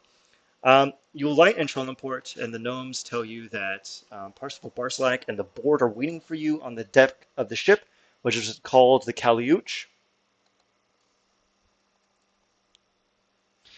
And you are there on top of the ship. I have to open up my actual notes to see what the fuck he tells you. Parsifal Barsalak is wearing a sling around his arm. You can see that the other members of the board are wearing braces on their legs and their crutches, and they have attendants fanning them in the hot sun. He looks at the lot of you and goes, "Ha ha ha! Excellent! I'm glad the lot of you made it here. Are we ready to test out this fine piece of work?" And he slaps the side of the vessel. What happened to your... Shit, wrong accent. What happened to your arm there, old pal? You know, a little bit of an industrial accident, a little too much glug glug glug down at the factory. Explosions. We're still cleaning it up. May I take a look at it? Sure, by all means. And I will medicine check. Sure, go ahead.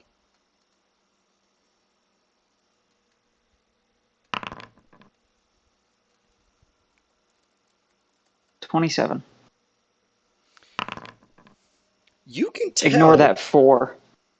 You can tell that he is pantomiming the injuries, and that whatever did initially cause them, he is masquerading as if he took damage, almost like he's putting on a cover.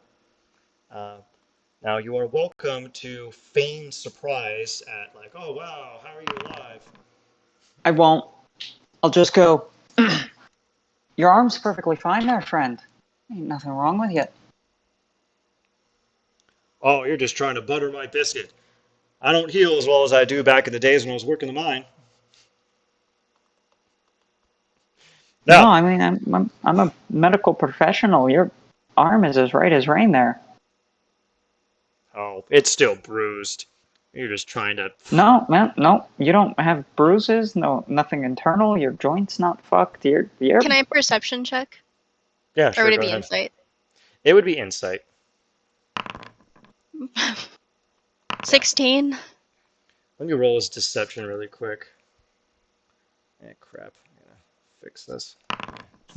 Jesus Christ. Okay. Well, uh, only Andrew knows what's up. Professor Pebbles, you know, I will this shit. I will telepathically communicate with the 3 of y'all that he's lying about his injury. Colin will readily reply with, "And why the fuck do you care? There's 5 of them and 4 of us."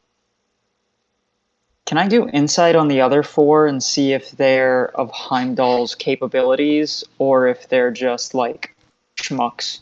Sure, go ahead. Give me 4. I'll start from the top. So 1, 2, 3, 4. Anyone want to give me advantage? I will just go ahead and take advantage. We all scrutinize them. Okay, so it's a DC 20. 21 on the first one, a 16 on the second one, a 16, and then a 19. Bardic Inspiration. I will add a Bardic Inspiration to one of these. Which one?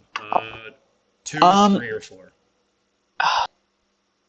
The 19, so that way it just automatically passes. Sure. So the first one and the last one. The top one, who is called Freya, you could tell that she is also pantomiming as well. And you can feel that there's a kind of presence wafting off of her, which betrays arcane power. She's Can I Arcana check? You are welcome to. Do I have advantage? Yes. And then the last one? And the last one, you can tell, has very potent druidic magic, but of a bent that is evil. Pernicious. Here's what I'll do. I'll give all 5 of them a medical examination, and then I'll shake my head and go,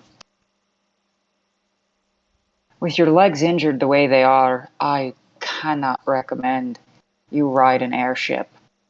You 4 have to... Heimdall, you injured your arm there, laddie. That's perfectly fine for you to... That's...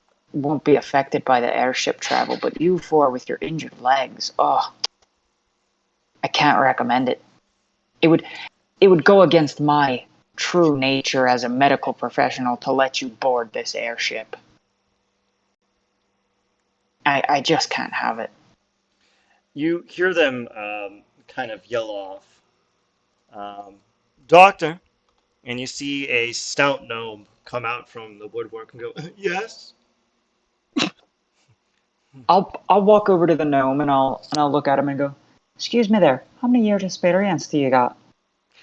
About 279. Experience of a child. Pardon me less. I served in the Fey military for 500 years as a medical professional. I could stitch the ass back onto a horse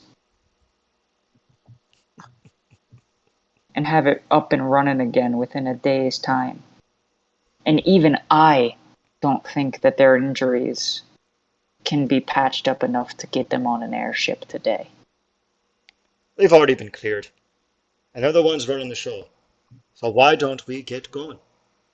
The doctor walks away, and the rest of them kind of hurrah. Parsifal starts to speak up. As much as I appreciate your compatriot's concern, I think we can handle ourselves. Now, are we ready to depart? It should be a bit of a casual jaunt today.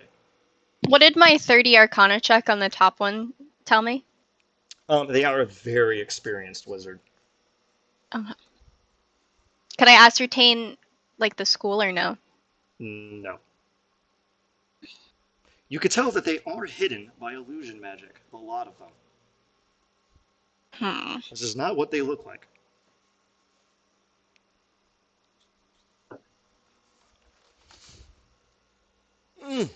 All right, the ship takes off. You see them kind of pantomime like they're unsteady, but you can tell that they're faking it. They're pretending to be injured. Go ahead.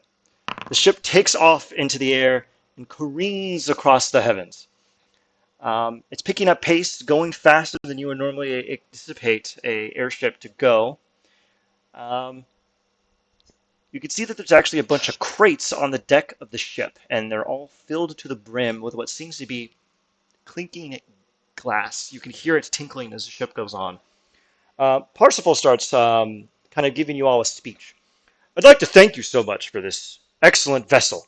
The one thing we've had a problem with has been distribution, and that unfortunate accident at the factory has really cramped our ability to produce, let alone ship. This should allow us to reach our distribution goals in 1/10 of the time. I'm deeply excited, and I thank you from the bottom of my heart for giving us this opportunity. The rest of the board start clapping for the lot of you, and they start going, hip, hip, hooray, cheering for the success that you have brought them. You could immediately intuit that they are actually being sincere. They are deeply pleased at this vessel and its capacity. I telepathically message the party and I go, "Do we want to? We have to kill this fecker.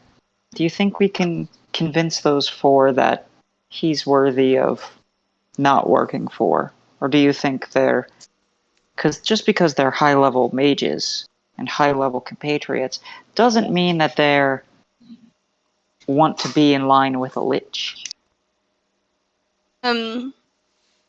Using my striking telepathy, I'm going to talk to Oleander. Oh no, y'all can communicate back once I open a Oh, communication. okay.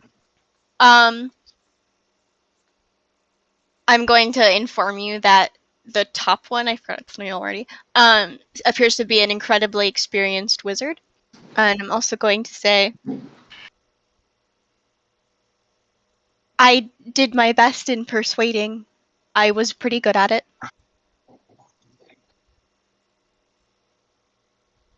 Be able to figure out if they are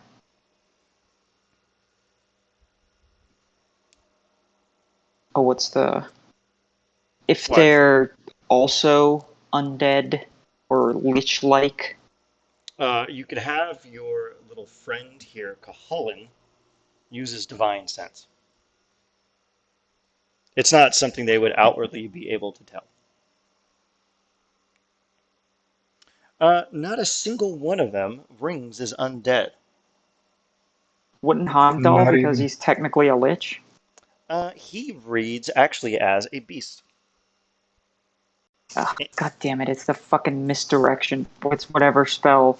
It's an illusory spell that lets And whenever the you. other three ring as fiends. Actually, Fiends? Heimdall, As fiends? yeah, Heimdall actually reads as a fiend and a beast, and the other three just read as fiends. I love how Tori immediately got super excited. Fiends? Because if we get well- engaged in combat, I'm gonna beat their asses.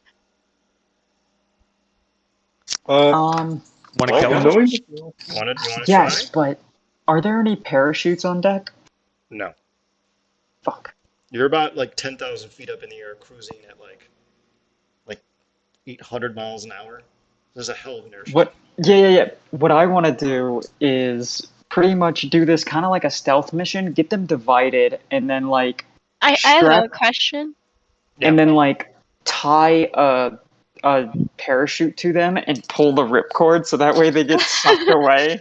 How close together are they all to each other? They're right next to each other right now, right where they are. So would you say they're within a 10-foot range of each other? 15. Yeah, Like they're right next to each other. If you're gonna Okay. start combat, I know what I'm gonna do. um Are you gonna jumpstart combat? yeah, I'm gonna cast Magic Circle on them at 9th level. That And spell Type takes Fiend. like an hour to cast. It takes an hour to cast? Yeah, that's Yeah. Oh, why fuck. that's why I wasn't too scared of giving you that item, because it would take you a bajillion years to I've do never used Magic Circle before, that's so sad. I mean, Hmm. I have an idea. If you How- really want to jumpstart combat, we can jumpstart combat. How long will we be on the ship? You have no idea what's going to happen if you start attacking them. Well, but how long are we supposed to be on the ship? It's supposed to take a few hours cruising over Brilliant, just to test out the capacities of the ship. You are currently actually arcing out over the Storm Sea southwest of. Actually, wait, you let's start. What was it? You're out over the ocean and you're going to arc up north. So you're over the sea, probably a good 300 miles off the coast right now. Tori, do you just want to jumpstart combat? Give me a second to think.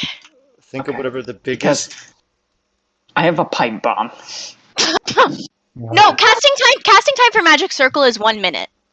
Yeah, so it would still take 1 minute. You would take Okay. 10 rounds. Well, But if they I did it wouldn't- before combat started and kind of hid from them. Oh boy, if You have wanna- advantage. You have I advantage. do. Hear me out. You Oh. have a climbing speed, and you have advantage on get underneath them, so that way the magic circle is still on the platform that they're standing on. Oh, yeah, because if I can go underneath, it has a Yeah. So it we could has just, a height. Yeah. you have advantage on stealth, and you could just get below deck and cast it below Yeah, deck. because it's a And 20-foot then- tall cylinder. Yeah, exactly. Oh, I like this idea. So you go do that, and at the end of that minute, I am gonna toss one of my instant beans. Yeah, so I'm gonna go under the deck, stealth down there. Do I need a stealth check, or can I just go there without them being concerned? you're going to have to roll a stealth check. Do I have advantage? I will attempt to distract them and be like, these sails were made of absolutely killer Oh no! Or no! You have advantage. Okay, You have okay. advantage. I'm giving you advantage. Watch, just give me a Okay, that's far better. Add 6 to it, so it's a 25.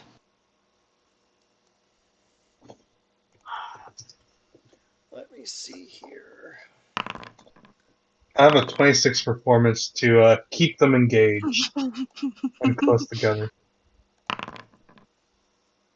Oh. And if any of them pass, I'll silvery barbs them. I cannot believe this. I think you're gonna get away with this. Oh wait. Oh no. Oh Silvery no. barbs. Silvery barbs on Ron. Wouldn't that start combat? I don't think it would. Is it a somatic spell? Well, he takes the lowest option, so it's a 22. But can I reflavor it as I'm just like distracting him? Fuck. All right, what did you roll? Oh, We have a two. It's I a still need one. 25 in total. But you could also, Pebbles, you could also use your reaction to just cause them to take a d10 off. Okay, I will This is have to call out nonsense on that. That ability is them hurling an insult at them. It will be. Oh, It'll shit. it'll Okay. draw attention to it. Well, then, Well, you snuck so downstairs. Ron is taking a 22. I'm silvery Actually, barbs eating brain. Very Barbs is just a distraction, so I think we should just stick with that. Silvery Barbs is a distraction? Yeah, Or are because you you gonna- magically distract the triggering creature. Yeah, So, we're yeah. distracting. We're Yeah, no, I'm distracting them saying, by like- talking about the sails and talking about what a mighty ship this is. Oh, here, let me cast the spell. Okay, there we go. And I'll give myself an advantage on the next thing I do. I'm casting silvery barbs on Brisinga.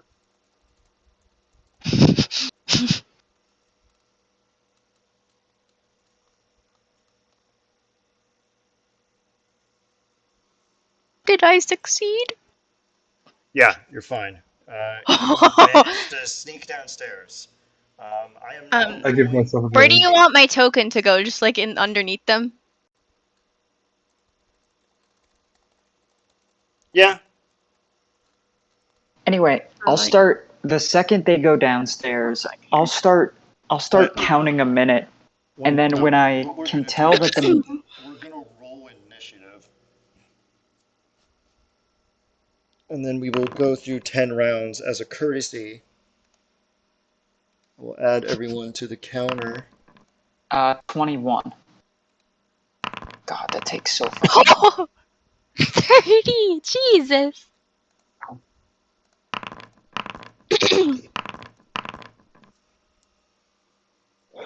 Oh, Ian, can you update me to 21? Yeah, sure. What do we got here? 21. Thank you. Oh wow, he crit. All right, we're gonna begin. Okay. What do Oh, I I'm do? also gonna use a first level spell slot, but just so I can keep my higher spell slots open, but it casts as a 9th level regardless of the spell slot I use. Oh, That's fine. can you also adjust my because I have a +3 to initiative, it should be 21.3, the way the module works. Oh, well, that's not gonna bump you above anyone, so. It'll bump me above Parsifal and Taru. Wait, 21.03 or 3. 21.30? Well, I'm trying to figure out how this works. I think it'll just be 21 point. Okay, it looks like it's using their dex modifier as the point, so it'll be 0.14 actually. Okay. But that will still put me above Parsifal, which is all I give a shit about. That I go before a villain. All right. We are gonna go through 10 rounds really quick here. Cajon, what do you want to do? It's gonna take forever. Like, Mike, dude, like now. What are you doing now? Like, what are you doing? I'm walking up to them and distracting them. Okay, perfect. Taru, what are you doing? Just talking to them. Okay. We're I just gonna want to distract them. distract. We're just gonna Yeah, distract we're them for the all next couple rounds. we're all gonna distract them while Pebbles cast their spell, and when their spell procs, I'm gonna ready myself to throw down a instant seed. I will telepathically let y'all two know that you may want to take like a step back because She can The- choose me. It's the only inst- fiends. I know that, but I don't know what the seed is gonna do Oh, yeah, the bean. because it's random. But if it's not random, it's a bomb. All right.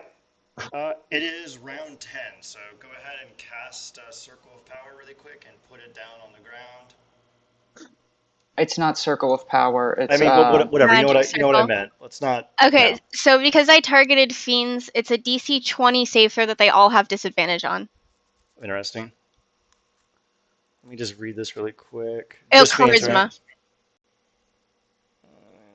Title of the file. Okay. Let me see here. Oh, fucking duh. All right. So, Freya is going to, let me see here, choose to pass. And Barceful Barslack is going to choose to pass. Heimdall is going to choose to pass. Wait, And I Ron have is a going to question. choose to pass. Yeah, what's up? So the description says if Igwilf fails. Yeah, that's because Freya is just the Tasha stat block. Now you know. Oh, okay. Because I was like, the Demonomicon is specifically an Igwilf Demonomicon. Yeah, I know. They all choose to pass the save. Well, Wait, actually, I think one of them actually doesn't have legendary resistance to this. Hold on a second. Let me double check here. Nope, they all got him. So, yeah, the Forgotten Queen. We've forgotten. well, you still wasted one of their legendary resistances. This is true. Also, the charisma saving throw is only for the ability to teleport. Everything else still applies. That's interesting. What happens if they? Let me just reread this one because this spell is fucking weird. Oh my god. What the fuck do my instant? Wait, so I'm confused. They had a legendary resistance, and so they just chose to automatically pass the. No, Save. I'm more confused about how Magic Circle works. It is weird. Let me reread Um, it really quick. Choose one of Margaret's picture. Hey, wait a minute. Actually, you're right. They No, I automatically think get they're just affected. stuck in it. Yeah, Yeah. you're right. They And if they automatically. try to leave, then it's the charisma saving throw. Okay, ignore that then. They're trapped in a box. Go Okay, they all ahead. have disadvantage on. They have disadvantage on the leaving it, I think is what it is. Oh, well, they have disadvantage on attack rolls against targets within the cylinder. So Which is I'm within the cylinder. We're all okay. within the Oh, cylinder. yeah, you So are all within the cylinder. go ahead and cast the spell and then put the thing down because it should have given you an automatic prompt to do it. I'm trying to figure out what damage the beans do if I don't like the roll. How? I'm confused.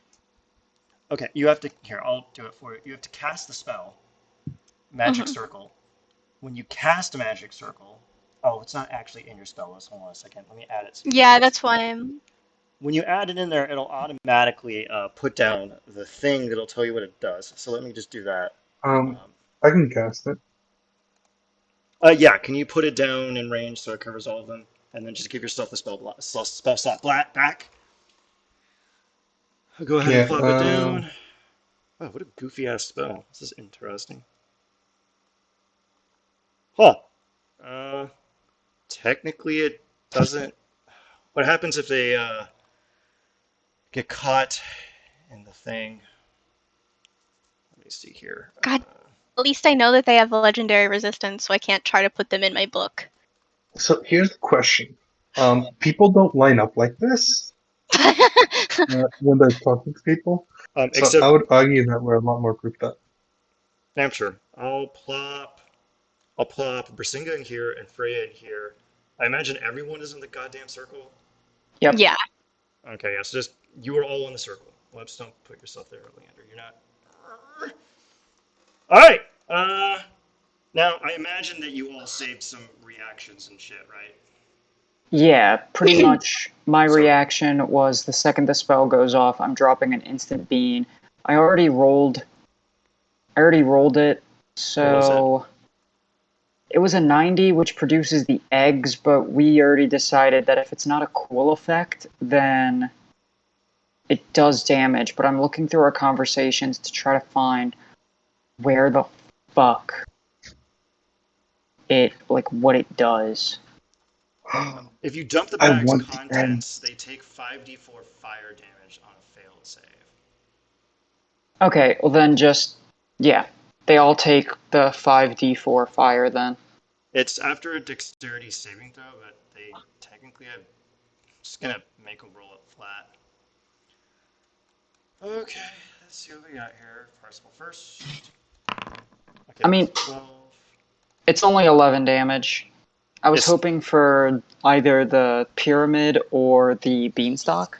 Oh yeah, that would have been fuck because it would have just shattered the ship immediately, and then everything would Mm-hmm. look very weird. Um, Mm-hmm. Well, I rolled eggs, so can I just get 1d4 eggs that deal the force damage? uh, yeah, if you want to do that, yeah. Cool. I have 5 eggs that deal force damage. Can I crack all 5 eggs? Yeah, that's What standard. if we? Okay. They have to What if? make a They have to make a So, Constitution saving throw, DC 20, or take force damage. And this is magical. So let's see what we got here. I'm just gonna leave that at that. God fucking I'm just gonna roll 50d6 50 D. because Oh, all 5 eggs are cracking, and they each deal 10d6. it would only be 10d6 each, It's unless you're 10d6 making them 5. violent. It's 10d6 5 oh, times. that is not good. Okay, that guy fucking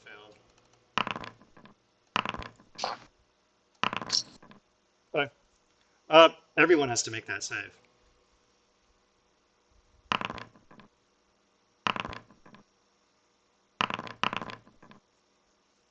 Did you just Well, we all add TPK? we all Pebbles, you're below deck, so you don't have to make it. It's only Oh. me, Cahalan, and Taru. But we all so with the +5 from Cahalan, I will pass. And then Taru just has to make a save. You're gonna want to install that.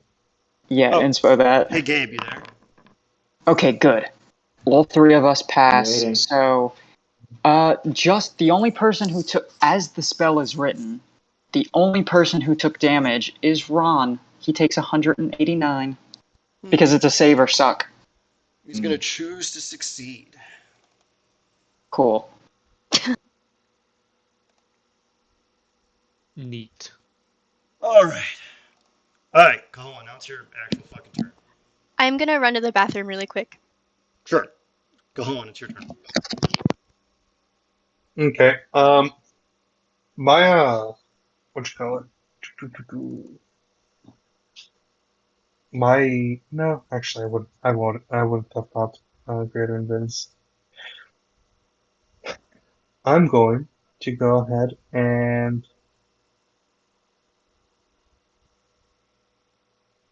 Hmm. where is it?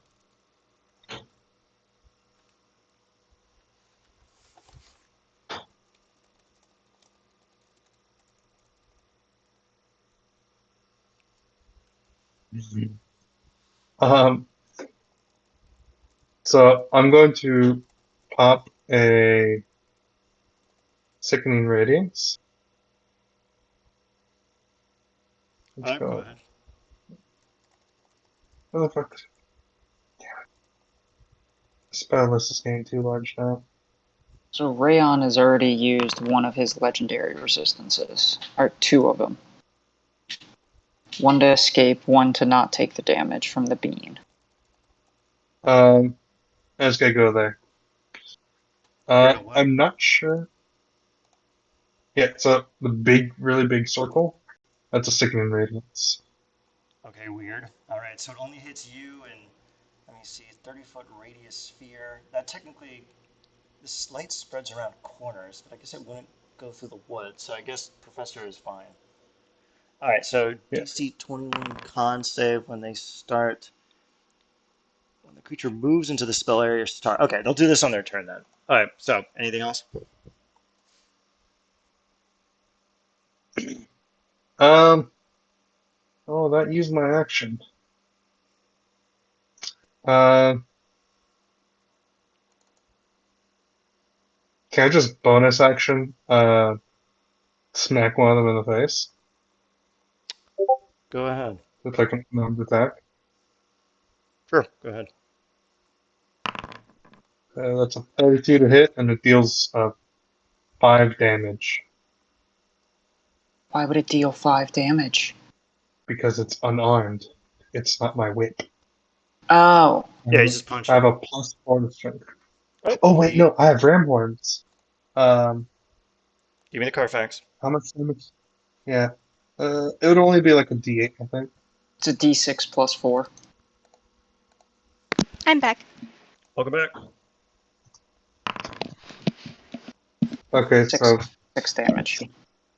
6 damage. Okay, I will do that to him. Whoops, no, I did not mean to do that. Alright, he Dude, took, good. he took the He says damage. Anything HP else you want to 6. do?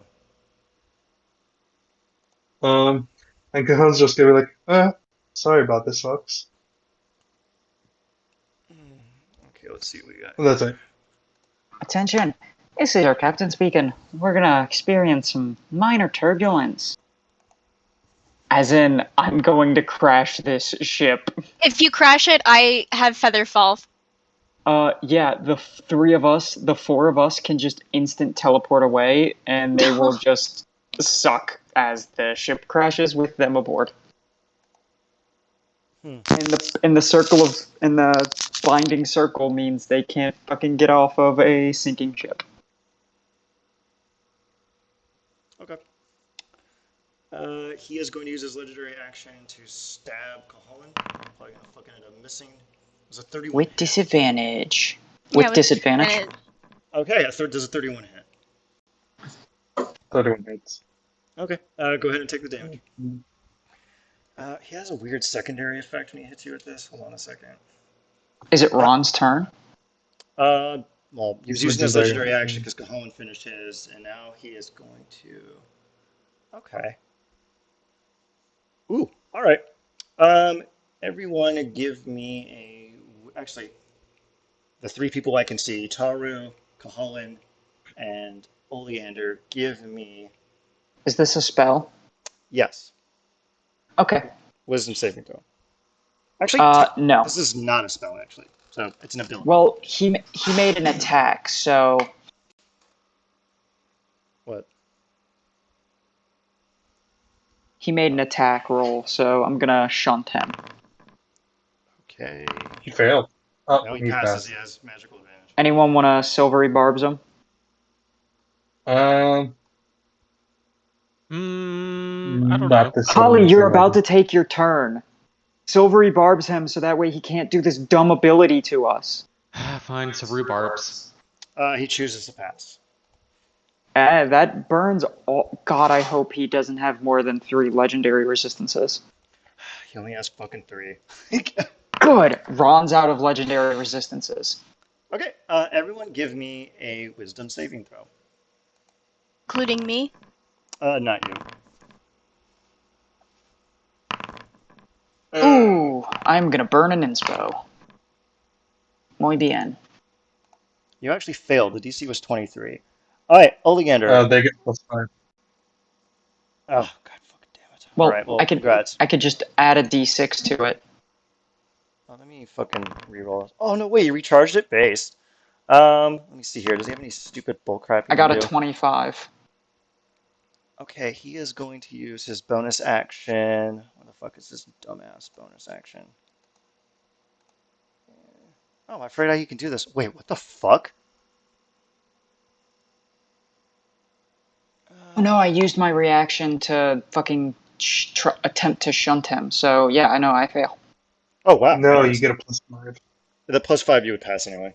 Yeah, you're fine. Oh yeah. No, you're fine. Let me see here. What would be funny? Did any of us fail? No, you all did No. fine. He has another weird ability. Let me see. What would be the funniest person? Oleander, give me a perception check. Okay. Is it his fucking turn yet? How many goddamn Oh, it's his legendary turn. He's actions been can doing this his turn. motherfucker do? God, you fucking piece of shit. I'm gonna tell you what he was about to do to you, but you fucking beat the DC.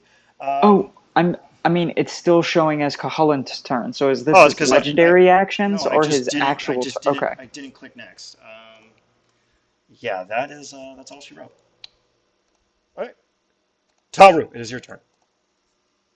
Are we targeting someone specifically? Heimdall. We have to kill Heimdall. The others are just Lanyap. You have to kill Teleports Parsifal behind you. No, you said we had to kill Heimdall. Okay, forget it. Go ahead. You said Heimdall was the I already lich we said were forget sent to it. kill. I already said forget it. Go ahead. Go ahead. Am I good to go? Yeah, go ahead. Does the dossier say to kill Parsifal or Heimdall? It says to kill Heimdall, but yeah, go ahead.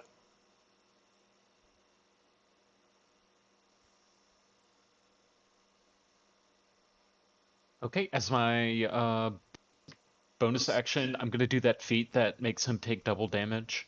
Sure. Excuse me, my divinity. Okay. Go ahead and cast it, and then give me your attack.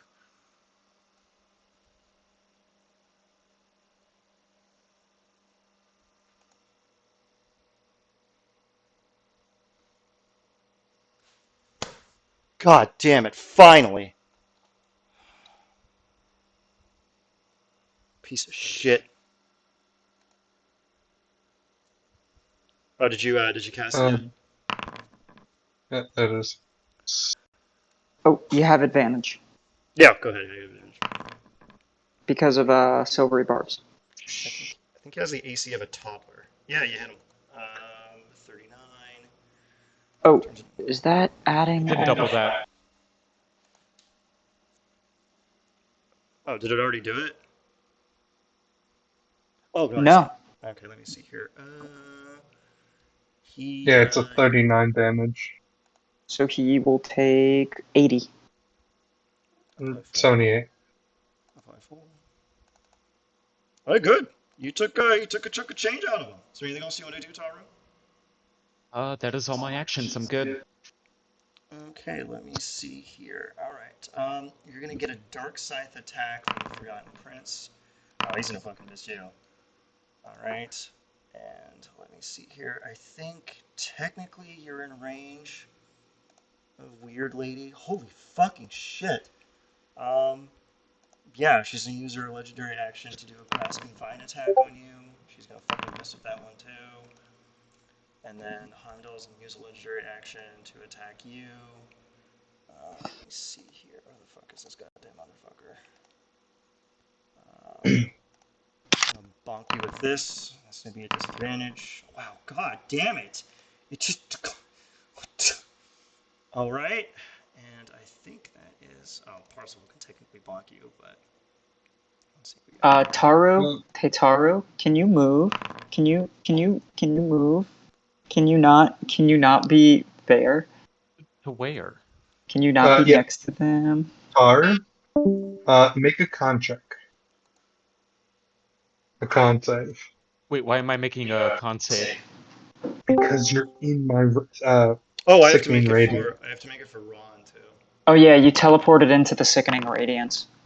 Oh, he failed. Alright, so what the hell happens? He takes how much damage? Oh, Jesus.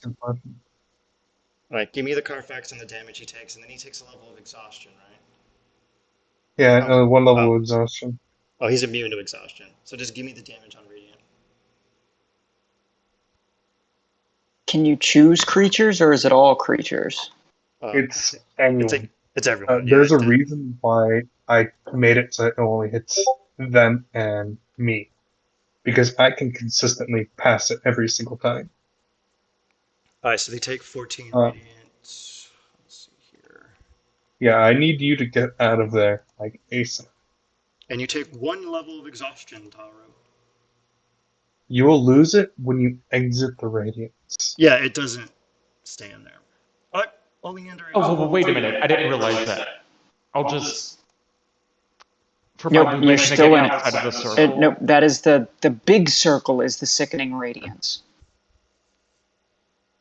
Want to be in the tiny circle. You want to be in the tiny circle, you want to not be in the big circle. Okay. I'll just go back to where I was. Teleport behind you. Naya Shindy. Nani?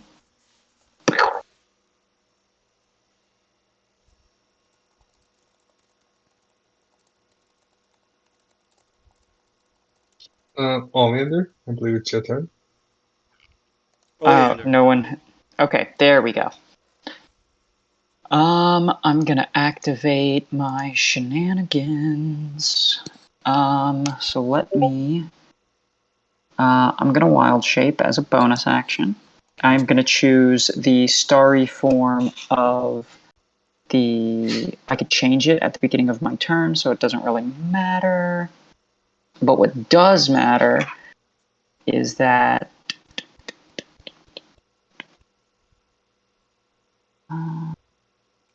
Oh, I'll have to do this next turn. So this turn, I'm just gonna starry form and symbiotic entity as one bonus action. And I'm going to choose Chalice to slap an extra 14 on all my healing. Then, as an action, also going to gain 40 temp HP. Let's see. What to do with my action? What to do?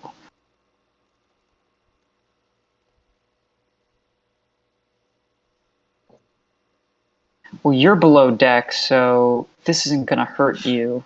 But, definitely going to hurt everyone else. God, what are you about to do? Pipe bomb.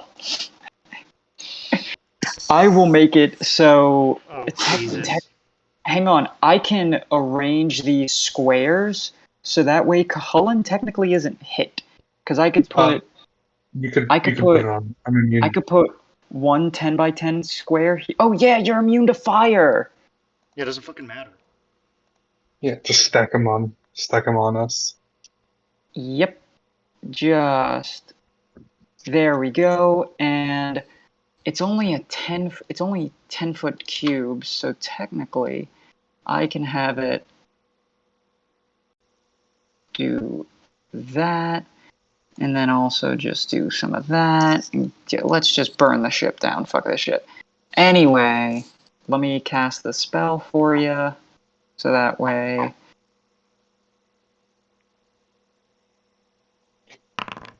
DC 21 deck save.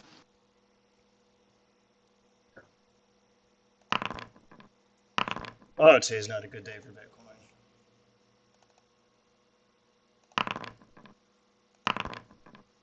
I mean, they're still taking half damage. I would love to make my way to the top. This I is a can. this is a 20-foot radius. I thought that this was the thing that you make 10 by 10 cubes No, and it's place just a them wherever you giant. want. It's just a giant fucking explosion. So where do you put it? Oh, I'm just gonna put the explosion here. So it catches all of them, and How it's gonna. many miles per hour is the aircraft moving? 800.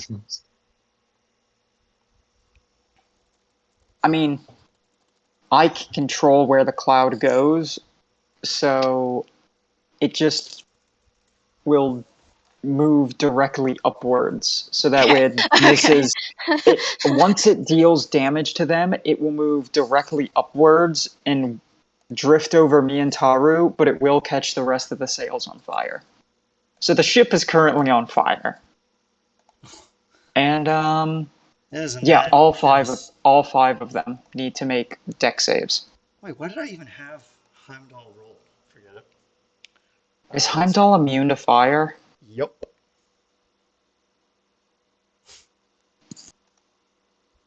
Cahalan nods his head to Heimdall in I'd be able to respect catch of another like someone else who has 7 of them. immunities. The rest of them are probably gonna fail these. You give me a second here. Nope, Ron did a pretty good job.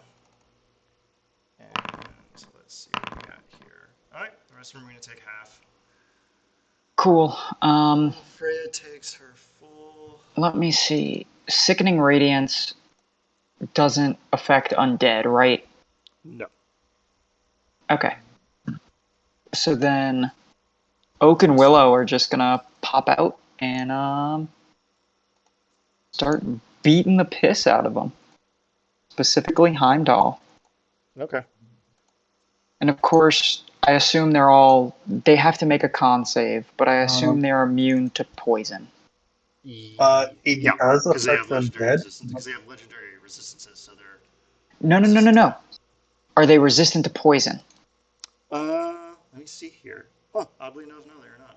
If they're not immune to poison, then they still have to make the con save. Well, Heimdall is, but the other ones are not. Yeah, no. Everyone else has to make a con save. Well, they did. Ron made his. Cahalan, you don't have to make it. I don't see their con saves. I see their deck saves for the incendiary cloud, but I I do know, but not they see the do con that save. on their turn. Oh, they just do it No, when they it's pop out. Oh, okay, I forgot. when they pop out. Okay, let's see here. Is this a magical effect? It's just because they're really stinky. So would that be a magical effect? They are undead walking corpses that are made of plants. It is a goddamn magical, Olivia. Okay. Don't give me this fucking bullshit. Don't bullshit Okay. with Twitter. And Whoops, then ignore one that. more. Oh, damn. Okay. They all pass. Well, the deck save, if they failed, they take 46. If they pass, they take 23. So I think only Parsifal will take the 46. Everyone else just takes 23. And none of them are poisoned, so they won't be. They won't get the fucking. They won't get the fucky wucky stinky dinky bullshit, but they will get. Heimdall will get 4 attacks. Okay. Those all hit. Yep. He's got a weirdly low AC. Let me just apply this to Technically speaking, my plant creatures have no secrets.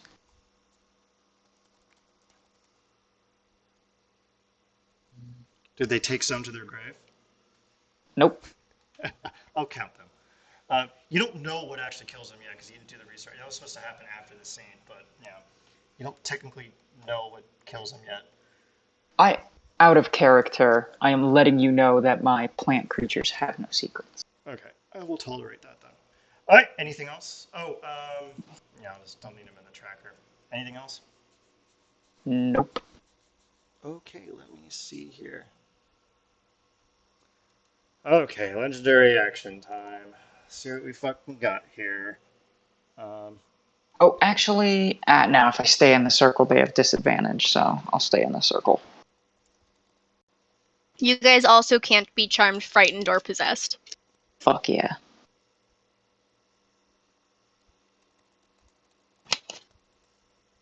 I can't wait for Professor Pebbles' turn. Just gonna come up on deck and fuck him up. Okay, let's see what the fuck we got here. Okay, Freya is going to cast a spell. She is going to cast Dispel Magic. And she rolled a 21, so the magic circle is gone. That's fucking lame. You know, you can't Counterspell? counterspell. Yeah, you can counterspell that. Oh, I'll counterspell it. Okay. She's going to use her reaction to counterspell your counterspell. Wait, hold on. Does she have to? Oh, you can do it on the magical effect. Okay. How many times can I counterspell? Once. Oh, You she do. can't see me. She can't see me. Oh, that's true, but you can't see her, so how the fuck are you going to counterspell? Someone else has to counterspell. Does anyone else? Literally everyone has counterspell. So are we ready to I'll do counterspell counterspell. tango? Tara just said they're counterspelling. Okay. They're It counterspelling doesn't your. say that you have to see them for counterspell. Yeah. So yeah. Only everybody on the deck. Okay. She counterspells your counterspell. Does anyone want to counterspell the counterspelling, counterspelling the counterspell? I counterspell, I counterspell, I counterspell. Okay. Hold on a second. Let me see Wait, if but anybody. it doesn't say that I have to see them for counterspell. You have to see someone to counterspell them. It doesn't say that. Okay. Heimdall is going to counterspell the counterspell. So okay, he counterspelled your counterspell. There goes one of his 4 fucking goddamn spell slots. Does anyone else want to counterspell? Counterspell the counterspell. I think you have Nope. one. Can I temporal shunt it? Oh, I mean, I could You already just used your temporal shunt her. Yeah, no. I'm gonna save my reaction in case something else. Fuck it. If the circle goes down, like say la vie, they can't teleport away. What's like? They can attack us flat. Like, oh no.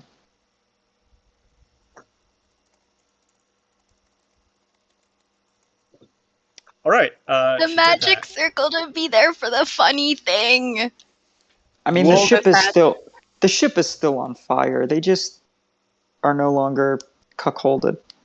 Yeah, there's an ability I can do if they're in the magic circle. That's kind of epic, but sad. Oh, wait.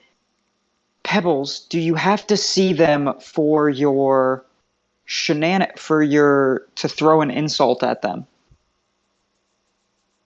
Yeah, you unleash a string of insults laced with yeah, subtle you have enchantments to at a see creature them. you can see. Yeah, you have to Fucking see them. damn it. Yeah. I was gonna say that you could just cause her to take a D10 off of it, and if she gets below a 19 because it was cast at, then it doesn't matter, and we all get our reactions back. Okay. Sad. You need to get your Oh, ass up on deck. wait. I think you can see her.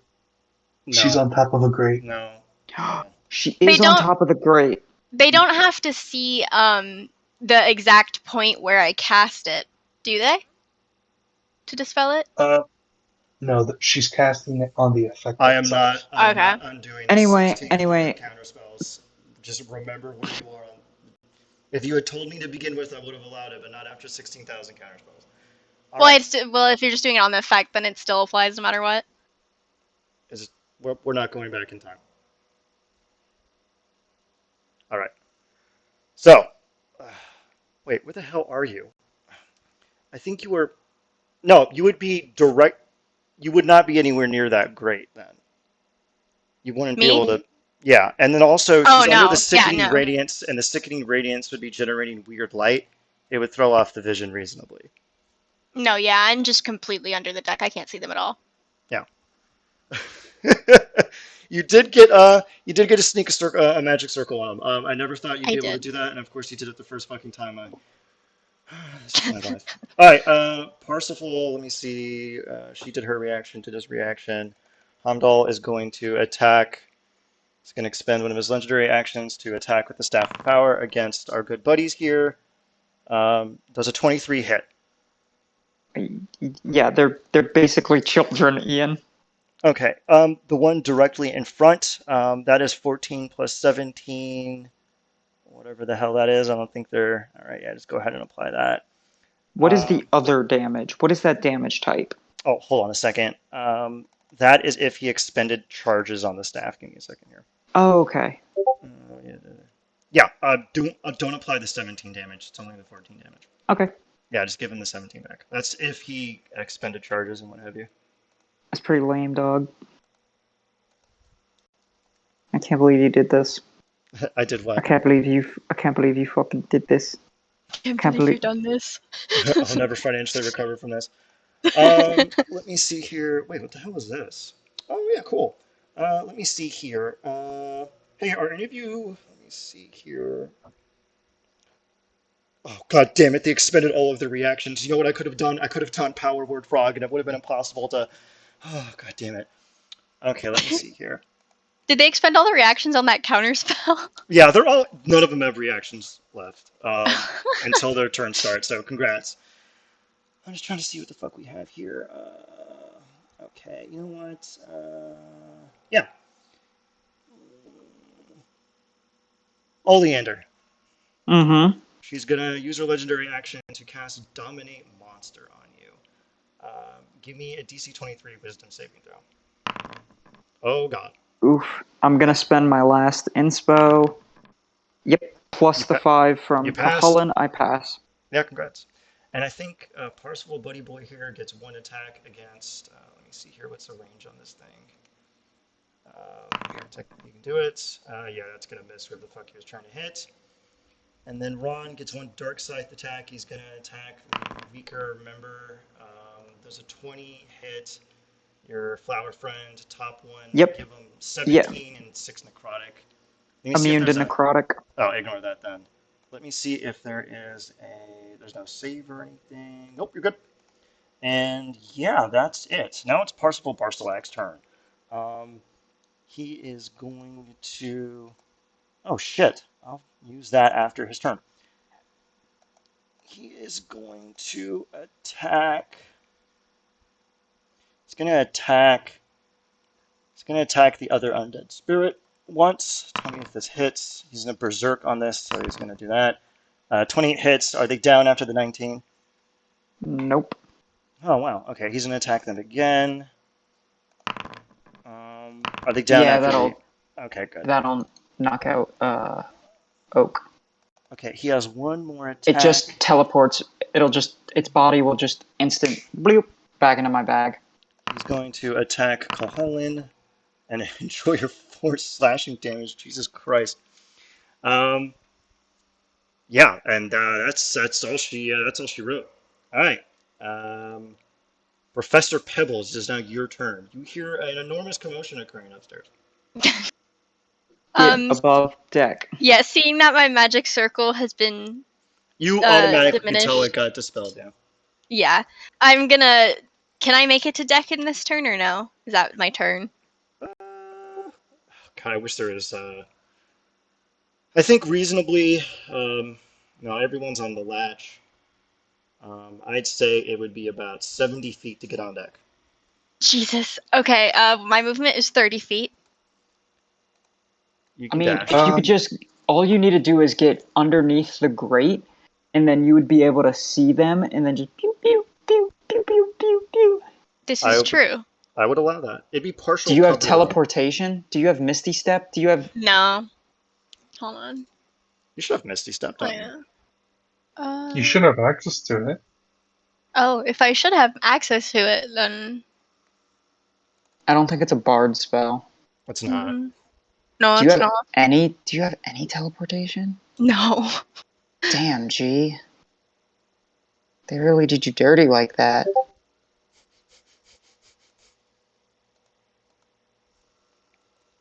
I mean, the ship is on fire, so. I mean, if I can see them, I can do a lot. So. Yeah, just I'll get. move right there. All right, what do you want to do?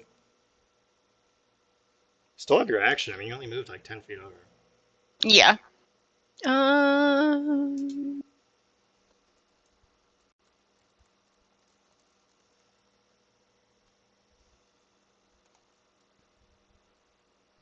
Hmm.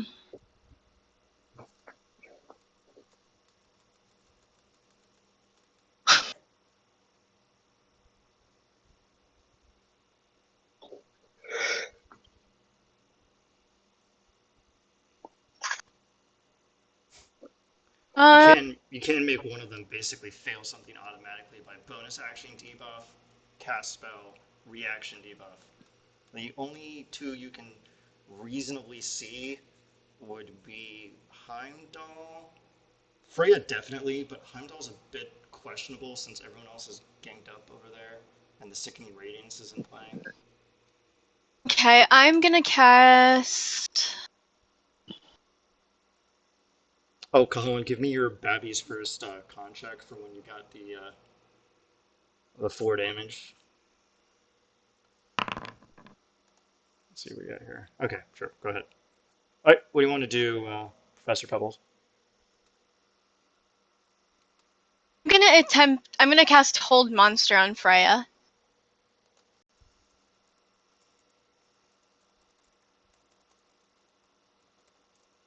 Okay.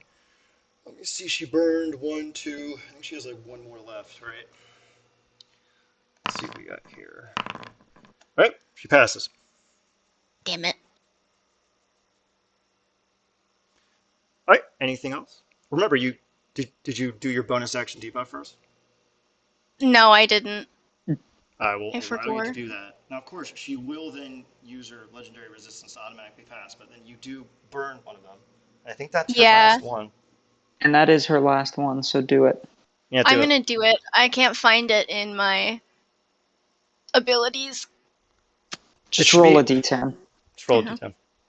And then she's gonna auto pass with her legendary resistance. And that is the last one. Oh, well, okay. It doesn't matter because she's gonna auto pass on it. I just want to see what it would have been. 4. Yeah, fear of them. All right. Anything else? She Anything has no else, features. Professor Pebbles? I think that's it. All right. Gabe, do you want to narrate what appears behind them at layer action 20?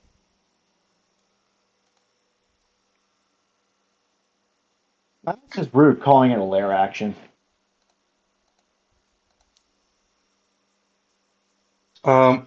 Yeah, why would he get a lair action? Huh? Yeah, that's the reason we brought him onto the fucking ship, so that way he's I out of call. his lair. Oh my God. He used one of his special abilities to summon 3 mooks at round 20. That's what he did. Oh, then don't call it a lair action. Okay, it's like he had a contingency prepared in case he got fucking mooked where a bunch of jackasses would pick up. The fucking thing kicked in. That's what it was.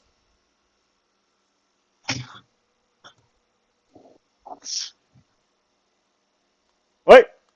Gabe, you ready to clobber? This is bad. You unleashed me on these people. You know that, right?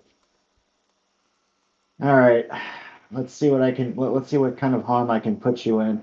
Taru, unfortunately, you're literally right in this guy's face, so this one's coming for you. Great. Now, this means have multi attacks, which aren't fun. Mul Let's see. All of these are directed at you. Oh, Jesus.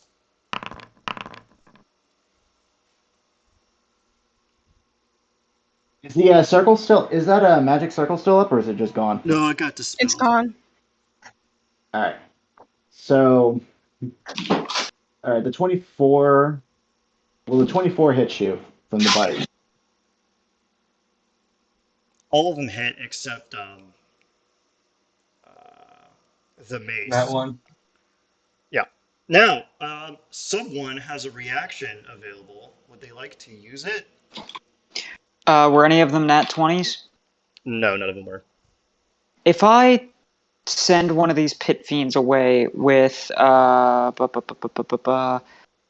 the first if I what is it called, temporal shunt the first attack, Then they then get no more the attacks. rest the rest of the attacks will miss as well. So I just have the temporal shunt on the bite, That is correct. and then everything else is gone. That is correct. No. You know, leave your I'm reaction sorry? open. Yeah. Now, I'm fucking sorry? No. Were any of them a crit? No. I'm a healer. You're not gonna fucking die. All right. Now, Pebbles, you do have your action to give them a debuff. You could reasonably cause one of those attacks to fail. Which one do you want to fail? If you want to expend your reaction. Yeah, I'll Well- expend my reaction. Okay. Oh God. Dealer's choice. I guess the bite looked like it was the worst. Yeah, I'll go with the bite. Bite comes with a con save, so. Yeah, I'll avoid- go with the bite. All right. Give me a D10. And all you got to do is, oh God, a 6 and above. Jesus. Actually, a 7. Oh wow. Yeah. Yeah, they missed. All right. Nice.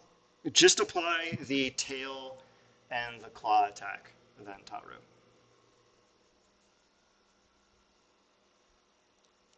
All right. Anything else? Pit thing number 1.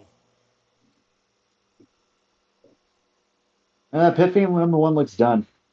Actually, hold on a second. I have to change their names really quick. Keep playing, Gabe. While Sure. you do this.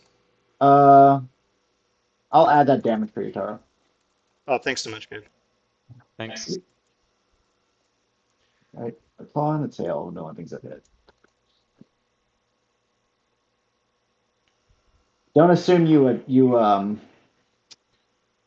I can't assume that you are. I don't want to assume, but you're not resistant to slashing or bludgeoning, are you?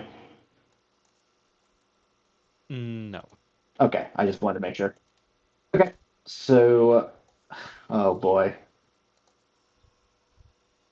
really, really, I had to. you're naming the Pete Beans after the fucking Three Stooges? Yeah, I Okay, have what? God damn it! to. All right, go ahead. If they crit, it's on you. Hey, you can't technically see Professor Pebble, so just ignore them. All right, I'll ignore him. What kind of other shenanigans can I do? By the way, did What's up? Parsifal and yeah, Oh Parsifal yeah, let me give him and his con Huntsmaker save for the thing. Yeah. he fails. Was a pass? He fails. Okay. Give me the Carfax. 30. 30? Jesus, that is not good. And is he immune to exhaustion? Okay, I'll mark that. Oh, they got rid of the exhaustion marker on here. God damn it. All right. All right. In Fine. any case, Curly's going to go after you with another multi-attack, Oleander. Cool. I will Silvery Barbs the crit. Okay. Oh my god. Fuck me.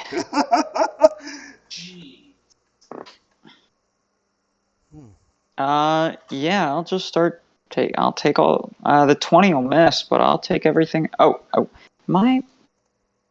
No, it's necrotic and cold. I'm resistant to. Okay. Yeah, I'll take all these damage. Beep, beep, beep, beep, I beep, think I know why Ian let me come. Oh, let me come over on this one. beep. Yeah, that fucking sucked. Did that knock you down? I am at 45 hit points. Wow. I will give myself advantage with the silvery barbs on that con save. Go ahead. Oh, here, let me cast the spell. My spell book.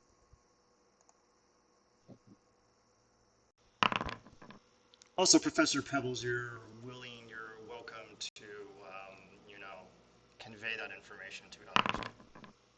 Okay. With the +5, I pass. Okay, good. Oh, sorry, ignore that. Now, if I pass the con save, do I take the poison damage? Let me see if it's saber stuck really quick. Doop, doop, doop, doop, doop, doop. You do not. If you pass, you don't take it. So you can admit the poison Okay. damage. Okay. Can I see Oleander? Yes, you Yes, you can. can. Mm-hmm. Uh-oh, scheming. Okay. Anything else, Larry? That was Curly. Oh, yeah, my mistake, Curly. And Mo. Hey, Mo's all the way at the tippy top. Yeah, I know. I'm going to just have them because they have a flying speed. I'm just going to Can they position them. fly at 800 miles per hour? No. Because the second their feet leave the ship is gonna zip 800 miles per hour from underneath them. Yeah, it'll be tough for them to catch up. They have to stay rooted on the ship. That is true. Oh, in top of round, we will then roll a D100 to determine what goofy nonsense happens because somebody threw a grenade on the deck of the ship. The ship is actively on fire. Yes. We'll see how bad it got. All right, All right. In give any it to me, case, Mo. then I'm going to move. I'm going to move Mo here, Okay. just edge him slightly in, and this bite is going to go for Taru. The rest are going to go for our paladin. What's the reach on that? 10 feet on each of those. Jesus. All right. Mm-hmm. So the claw and the tail hit. So that's what? 38? So 19.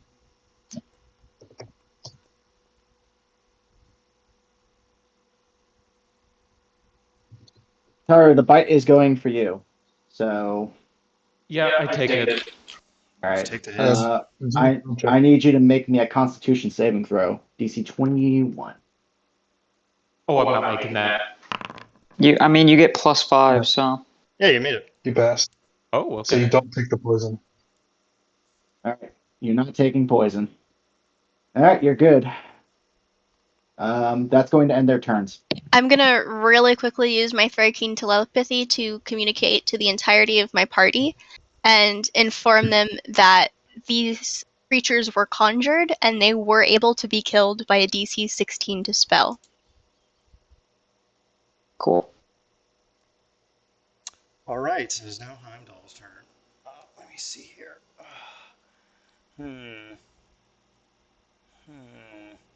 Yeah, no, who's top of initiative? Cahullin? Yeah, Cahullin, if you get your next turn, tap that staff and let's just bamf back to the fucking lair and let the ship crash. It's on Uh, fire. This is not a winnable fight.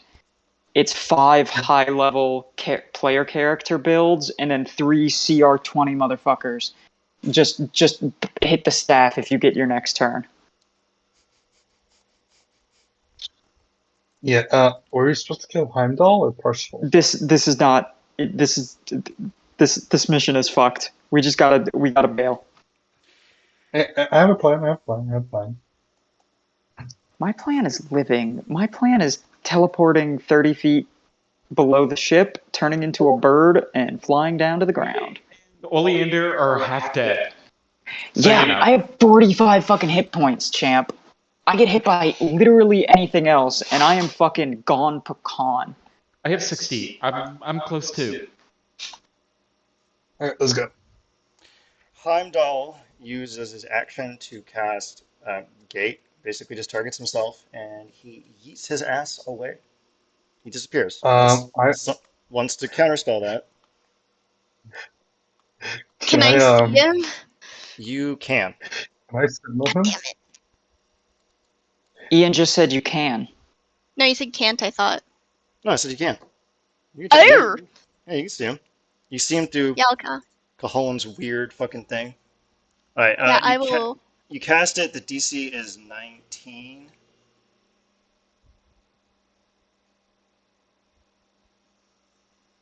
Okay, you got to roll a D20 plus 5.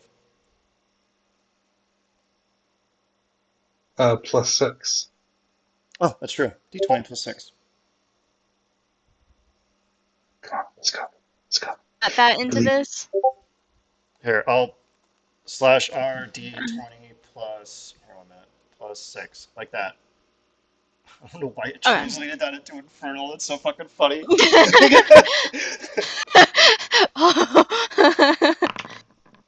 Oh, okay, good. He teleports away. Can I sentinel him? Can you what? Damn It's it. teleportation. Teleportation, you can't do that. All right, that is all she wrote.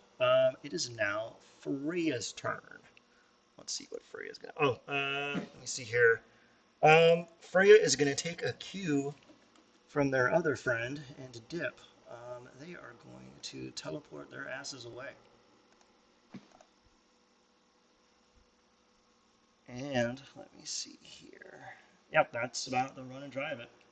And Bersinga, Wait. but What's the chances of them failing that? very limited. They know exactly where they're This going. same plan. It was just that your permitted determines whether you banish D100 and solve the table. Jack, just Oh, let them teleport away. Jack, we're not Yeah, winning the fight. Jack, we have lost. Accept the L. Let them teleport away. We'll teleport back to the lair and deal with him later. There are 3 CR20 motherfuckers and 5 high level motherfuckers. Accept the Yeah. L. all right. Bersinga teleports away. Kahalan, it is your turn. If you do anything but teleport everyone away, you will be beat to death. Alright, Right? alright. I mean, I wouldn't be upset because then I get to play Ford truck. I get to play Ford tough, but in character, I'm screaming at you telepathically to just activate the fucking rod. Pebbles is like looking around, frantically taking as many notes as Alright, humanly possible before you teleport away. All right, okay. go ahead and activate the I'm Tontine acting pretty Scepter. fucking bad. And there's no one left to counter spell you, so this is like Well, foolproof. is the scepter a spell? It casts the teleport spell, so technically, yeah, but no one can even has that spell, so yeah, you can just leave. All right, the lot of you teleport back to the lair. You find yourselves back in form. The professor is sunbathing on the front porch. A lot of you are bloodied and beaten and nightmarishly overcooked. He looks at the lot of you and goes, "Oh my word, what happened?"